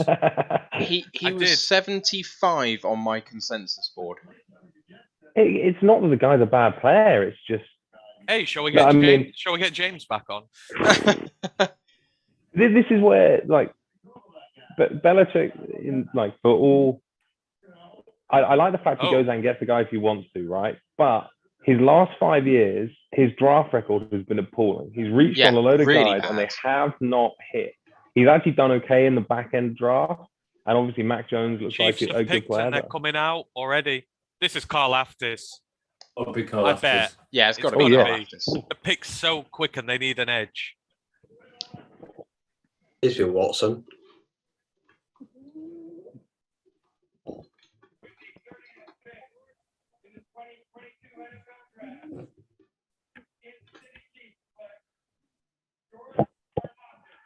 Yeah, too easy. What a landing spot for George. I mean, he's lost money, but he might have a ring. But the tragic thing there is, if he'd have gone earlier, that would have been Boy Maffei, and that would have been my half point. Fuck's sake. A question for the group: why does Roger Goodell always point at someone on his walk to the stage, but it's always people in different directions? Because he's a massive bellend. He's a dickhead. So Matt Corral's decision to go to the green room looks like it's backfired. He's still sat in there, isn't he? And what wasn't he saying? Like, I feel confident after my chat with teams. It's like, hang on. This happens every year. They tell you they're going to. Why are we discounting the Vikings taking him at 32? Can I just say, one receiver, one quarterback in the first round? I said that. Yeah, and I bet over 3.5. Sorry, because Matt Corral has got a friend. Him and Kyler Gordon can have a sleepover in the little tent they've put up. So tomorrow's going to be really interesting, because is everyone going to pile in for the quarterbacks now? Yeah, I reckon. But I reckon the quarterbacks could go like. I mean, the Bengals could trade this pick. You know what? I think tomorrow we're going to need like a blackboard, like behind, just to do all the trade things. I reckon there's going to be so many trades. Sam Howell could be there at 46. It's very likely. Yes, absolutely. I'd do that now. I Sorry, think say that again. Howell's going to be there at 46. He's going to skid. So who have we got left now? We got. I think Howell could be there at 66.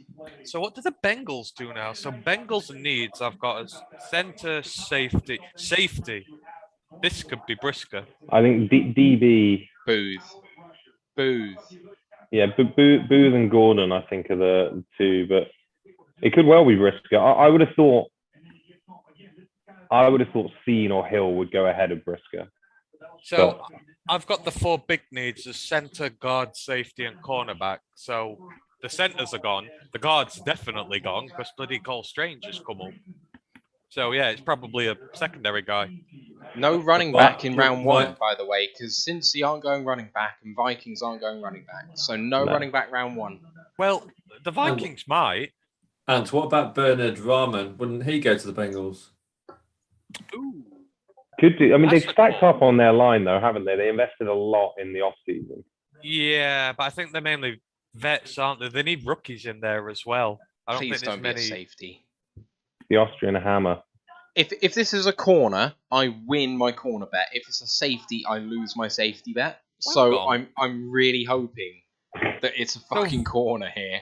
Please. So the Vikings need O-line help, don't they? Vikings need everything help. Yeah. Raymond could be a shot for the Vikings. I mean, if I was a Vikings fan, I think they are now in a prime position to take a quarterback, either with 32 or 34. To take who? A quarterback. I think I can't remember who said it on the group, but I hadn't considered that because at 12, I just never thought they were going to do that. But they've got with 2 picks here, kind of like you got Callum Mond, haven't you? Callum Mond he ain't ever going to be it. UK Cowboys are coming on in 5. Hope you guys. I was going to say, what time was it? I know it's due? late. They're going to have about 5 minutes because like everyone's going to be going to bed. Yeah, I've got a 9 a.m. meeting, so I'm gonna probably be disappearing pretty quickly. Yeah, I don't blame you, and that's back on at 10 a.m. tomorrow. Yeah, just for 1 hour. I will. I think there's a very low chance I'll be on for that. There's a tiny chance, but I think it's unlikely. So no, that's well. Cool. I mean, initially, obviously, Matt weren't meant to be here, so I was doing the streams, and I have to work some of the days. Like, I'm good for it. It gives me a chance to have a nice little nap in the middle of the day, which is fine. Yeah. But if I don't know, obviously didn't want Matt to get the Rona, but if we'd known it was going to happen, we could have just done it at 12 again. Oh, I want you to turn up for your 9 a.m. meeting in a pair of sunglasses. The camera will definitely be off. Just a big sign up going, Jameson Williams is a stud, and they're all like, who the hell's Jameson Williams? I'm not going to spoil it, but I've just seen the pic. Well, I know what the noise is. The groan obviously says is about the bet. Who doesn't Matt like? So, are we thinking Lewis Seen? I'm thinking safety.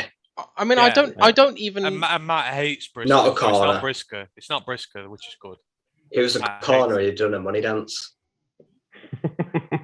Can I even get any more points? I've got Linderbaum and Brisker. Yeah, I think I'm done on 5. I got 5 points. I'm going to need a lot of guys to go in the second round to same. to people. So if Ebiketie can go to the Bengals in the second, that'd be wonderful. So yeah, when me and Ryan said the guys who could potentially come up to the first round and be like out of nowhere, we didn't say Cole Strange, did we? No. I tell you what, if someone's still in for a defensive tackle, then Perry and Winfrey could come up, or Travis Jones. They're still there. Got Danny, the Liverpool fan, on Twitch just saying he's got an 8 o'clock meeting. No way his camera is on in that morning. Thank you for being with us, man. You've got 3.5 hours to go. I'm sure you'll have a great day. God, Tom, you get a lion compared to him. My boss did tell me last night. I guess it is last night, but Thursday evening, whichever that is, if it's last night or tonight, I don't know. He was like, "Oh, I'm probably going to take the afternoon off tomorrow." I was like, "Oh, okay, cool." Just there thinking, great. Well, I'll be napping throughout the whole afternoon in that case. It's like, oh, why don't you take the morning off and then you'll not Yeah, notice no. if we're not at meetings? He was meant to be, and then he said, "No, I'm going to work out." I was like, "Oh, fuck." Yeah. It's just going to put online in the office, but not actually be there. Oh.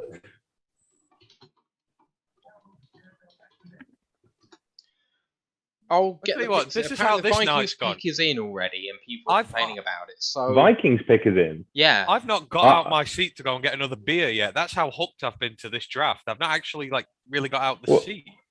And I'm genuinely so appreciative that they have I was worried as we go year by year, they have more activations, more time, whatever. It just drags on and suddenly it's going to 5:30, 6 a.m. I am highly appreciative. We're looking at basically a 4:30 finish. They should start reducing it. You get 5 to 7 minutes per pick.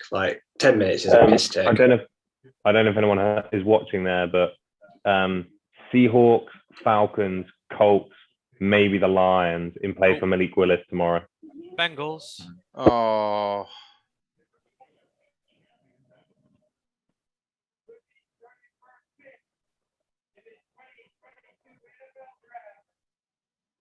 Yes. He's a slot corner. Don't know why he's been described as a safety. He's a slot corner. Take your Wolverines elsewhere. We've got one now. That's enough. That sucks. Let's say you're gonna lose your bet, aren't they? They're gonna list him as a safety. I'm gonna lose my bet anyway.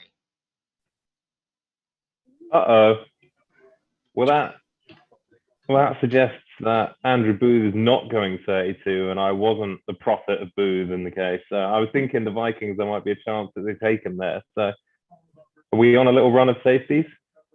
The Vikings need a safety. That's why I thought they would get Carl Hamilton. Dean.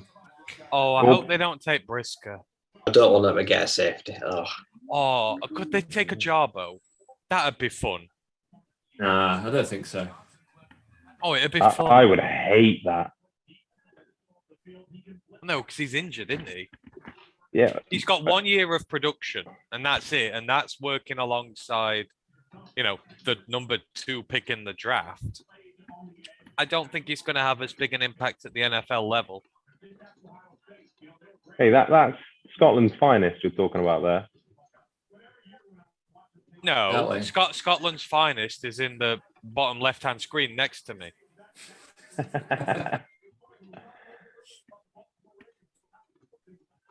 You're welcome, Steve. Love you too, Anne. Right, come on, Vikings, do something stupid. Tell this Cowboys fan they're now on the clock. The clock has begun. I've already told him that we're keen to actually get to bed because it's the 32nd. Tell them to come on tomorrow. Yeah, I've asked whether they can come on tomorrow because they said he come said- on after their pick, and it's 8 picks afterwards. So Tell them they can use the night to work out who Tyler Smith is. No, the thing is, they're doing their own thing. It's cool. I don't mind that at all. But it's 4:30 at night, so we'll just pick it up tomorrow. They can come on another show. It's not a problem. Yeah, they'll be cool with it. It's all good. We've got slots available tomorrow. So Probably don't feel like talking anyway. I can't even remember who they got. I don't know who anyone's got anymore. They got that tackle from Tulsa. Oh yeah. To be honest, I like Tyler Smith, just not first round. I mean, who's the other Tulsa one? There's a guard from there and all, isn't there? Yeah, Chris Paul. He's a guy that Yeah. Did I have him in my 7 rounder to the Lions? I can't remember, but a mid to late day 3 guy. Go away, Discord. I don't want to see shit. I quite like this. I don't have my Wi-Fi on. I'm not watching the draft. I'm just going off of you guys. It's a fun dynamic. No one spoiled anything. I don't know why I watch the draft. It just stresses me out. I just. You're gonna have to watch it in 2024. You can't just turn up with blinkers on. I'll wear my headphones. So, as a plan for 2024, I want to see if Lions Nation Unite will effectively host us for recap shows during the day, and we'll commute up to their thing, and then otherwise just party all the way through the night during the draft, hopefully near the stage. That's my plan. Don't know if you guys are on board with that. Sounds ideal. Sounds fine by me. Just hang out with Herman Moore all weekend. The Pistons are going to be in the playoffs in 2024, so we can go watch some Pistons ball at the same time. And Red Wings might actually be doing something too. Tigers will probably still be terrible because they look like crap right now. Yeah. Oh man, what an opening day. Oh, I'm tired from watching it. Not like just tired because I'm tired. I'm like exhausted. Yeah. I gave up trying to update my board halfway through. I'm just like, screw it, I'll do it tomorrow. I've just put in the chat the Conor McGregor meme that everyone's tweeting about the Pats pick. Who the fuck is this guy? Oh, here we is he coming? Oh, they raise a point on the thing there. They could take Maffei here, couldn't they? He's a hometown guy. Yeah, he's golden golfer. Or if they want to tackle, they can reach for Falele. But that would be a reach. Spencer Burford's still there. No, Spencer. I love Spencer, but I've never seen him above the 4th round anywhere ever. That would be like 100 spots too high.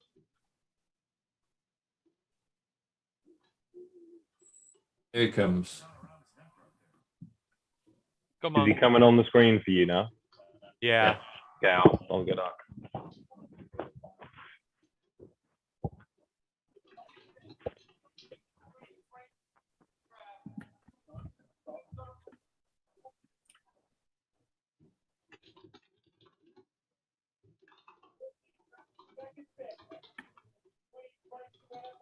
There we go.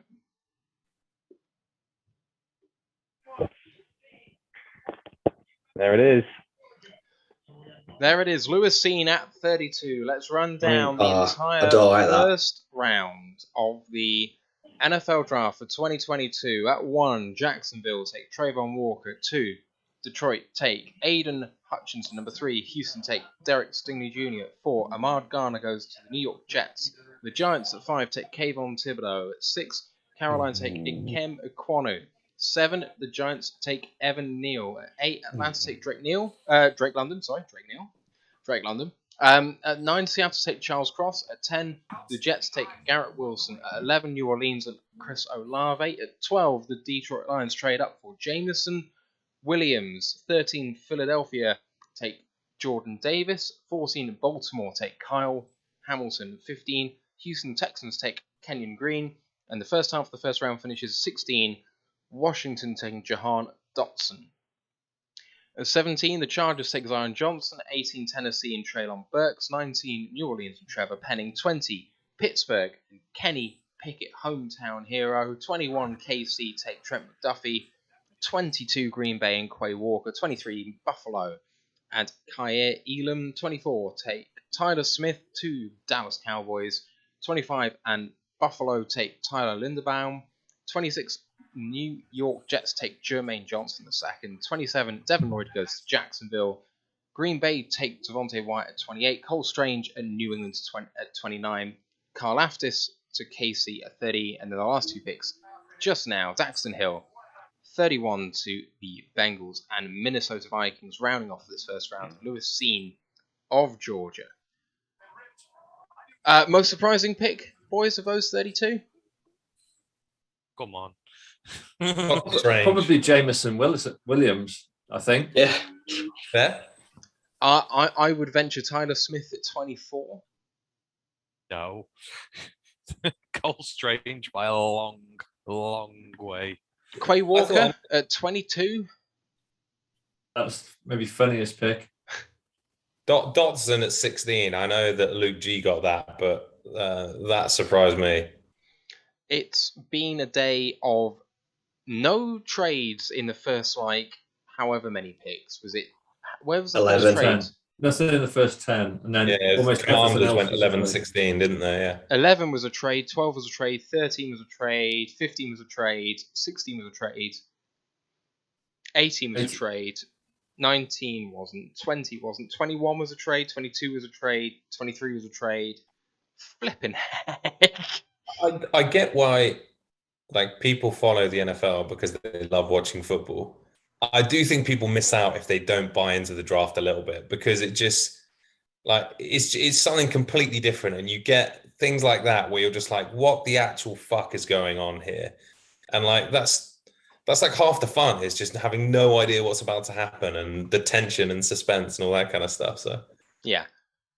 So the Lions come away with Aiden Hutchinson at 2 and Jameson Williams at 12. Just aside from the trade value chart and whether that was a win, because we can get into that later on. Are we happy at the end of day one? Yes. Yeah. Delighted. Absolutely delighted. I think there can be no question that both players are difference makers at their position. That's the thing that interests me the most. But Two positions of need. Yeah, but we aggressively need to go after defense now. You know, we've spent our picks on offense. You know, it needed to be a defense-heavy draft. We've given up a few for the receiver, a really good receiver, but 46 has to be defense. 97 has to be defense. Got to get 2 good defensive players tomorrow if we want the draft to be, you know, balanced overall. I've got N'Kobe Dean, Brisker, Petrie still knocking about. We need to somehow get one of these guys, and I think we can, because there's still 3 quarterbacks on the board. There's still some very highly rated players. There's 2 running backs. There's a couple of edges. So there's no reason why we can't bag the guy we want. We just need to go for it. I think my initial thoughts, if we can get like Leo Chanel and Marquise Bell tomorrow, that would be a really good day. There are some really good defenders around here. So Chanel and Mooma, or Kirby Joseph, or Jalen Petra and Troy Anderson. You give me any of those 2 combinations, I'll be very happy, man. Yeah, I think you touched on it just with Jameson Williams. I love the fact they've gone out and got a playmaker. I do think, obviously, like we're expecting the Lions to be better next year. Jameson Williams probably isn't going to be healthy for week 1, so he may not offer much early in the season. And we now only have 2 picks before 177 to get guys who are probably going to need to take some starter reps. So I do think it's interesting, just as a reminder of where we are at this stage in our kind of Lions journey under Brad Holmes, that there are going to be guys taking starter reps who maybe we weren't anticipating going into free agency, for example. Maybe, but I think that they've looked at the strength and depth of safety in, say, Marquise Bell and Sterling Weatherford and said, we can find a starter late at safety. And in linebacker, we can find a guy in round 2 or round 3 in Chanel or Mooma or whoever. So we can get starters at those 2 positions and get the wide receiver and have our cake and eat it. And that's what Brad Holmes has done with the Rams, right? As in, he was credited with the Jordan Fuller pick in the 6th, and he's clearly got a knack for picking up these guys with those kind of 5s and 6s who are undervalued by other teams but fit into what he's looking for in a player. So I'm like I say, I'm definitely happy with today. I just think it's a reminder that we basically have 2 more lottery picks before we get to 177, where really, if a late 5th rounder is on a roster, then that's a result. You're really expecting nothing more than rotational piece or special teams piece, really, at that stage, right? So, okay. Well, I think look at the way he's built the receiver group. Obviously, we've got Amon-Ra last year. We've put the depth pieces in there, and then he's gone out and got the big guy. So if all this draft accomplishes is we get like a depth linebacker and a depth safety tomorrow, and then next year we get the big guy, i.e. Noah Sewell comes, then you've got Leo Chanel in that linebacker room, you've got Derek Barnes in that linebacker room. Suddenly it's complete very quickly. So if you can't get the starters in, get the depth in, and wait till your big picks come around next year to fill it up, or the money.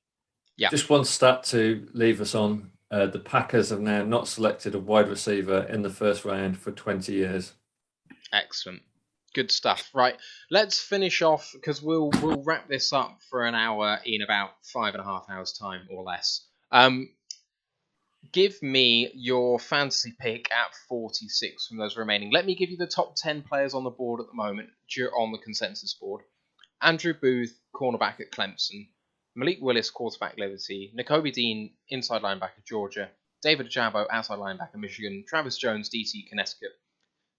Desmond Ridder, quarterback Cincinnati. Arnold Ebiketie, outside linebacker Penn State. Boye Mafe, edge Minnesota. Jalen Petrie, slot corner safety Baylor. Bernard Ryman, tackle Central Michigan. Doesn't have to be any of those guys, but at 46, if we're having a dream draft, one name please from you all, gents. Travis Jones. Go on, Briscoe. And Muma. I mean, for me, it'd be Petrie is my 16th player, so to get him at 46 would be decent. I think Nakobe Dean could fall there. I'm not even sure I want him, but he could. I'm going to go... I want Leo Chanel. I don't care. I want Leo Chanel. So that's who I want. That 46, that's who I'm taking. Can I just throw one more name out at 46? Yep. Andrew Booth Jr. There we go. Actually, Ash mentioned Troy Anderson, and that would excite me. That would excite me very much at 46. Right, would love that one. I love him, but that's a reach too for me. rich. That's a bit high. That's a reach. Do-it-all guy, though. Still a Three-down reach. guy. Still a He'll end reach. up being a Patriot. Like I said, Bill Belichick will love him. Yeah. All right. They've got too much capital now. That'd be it. They can talk about their respective careers at Montana State and Chattanooga.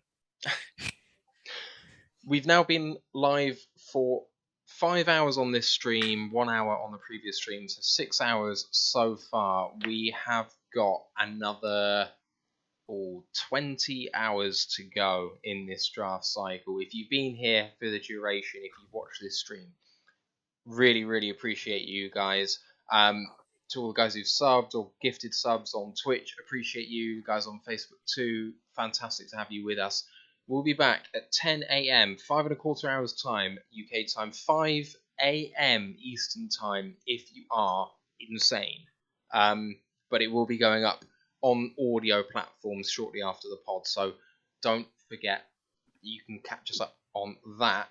Joining us for that show will be the Jets UK podcast at 10:15 and the Turn Up For What podcast at 10:45. Ewan's going to be fantastic. Thanks to Ash for all of the updates all the way through. Much appreciated. What a draft. So many trades. Big winners. Jets. Lions. It's a good start. We'll see you for day 2 of the 2022 NFL draft. But for now, let's go Lions. One pride. One pride.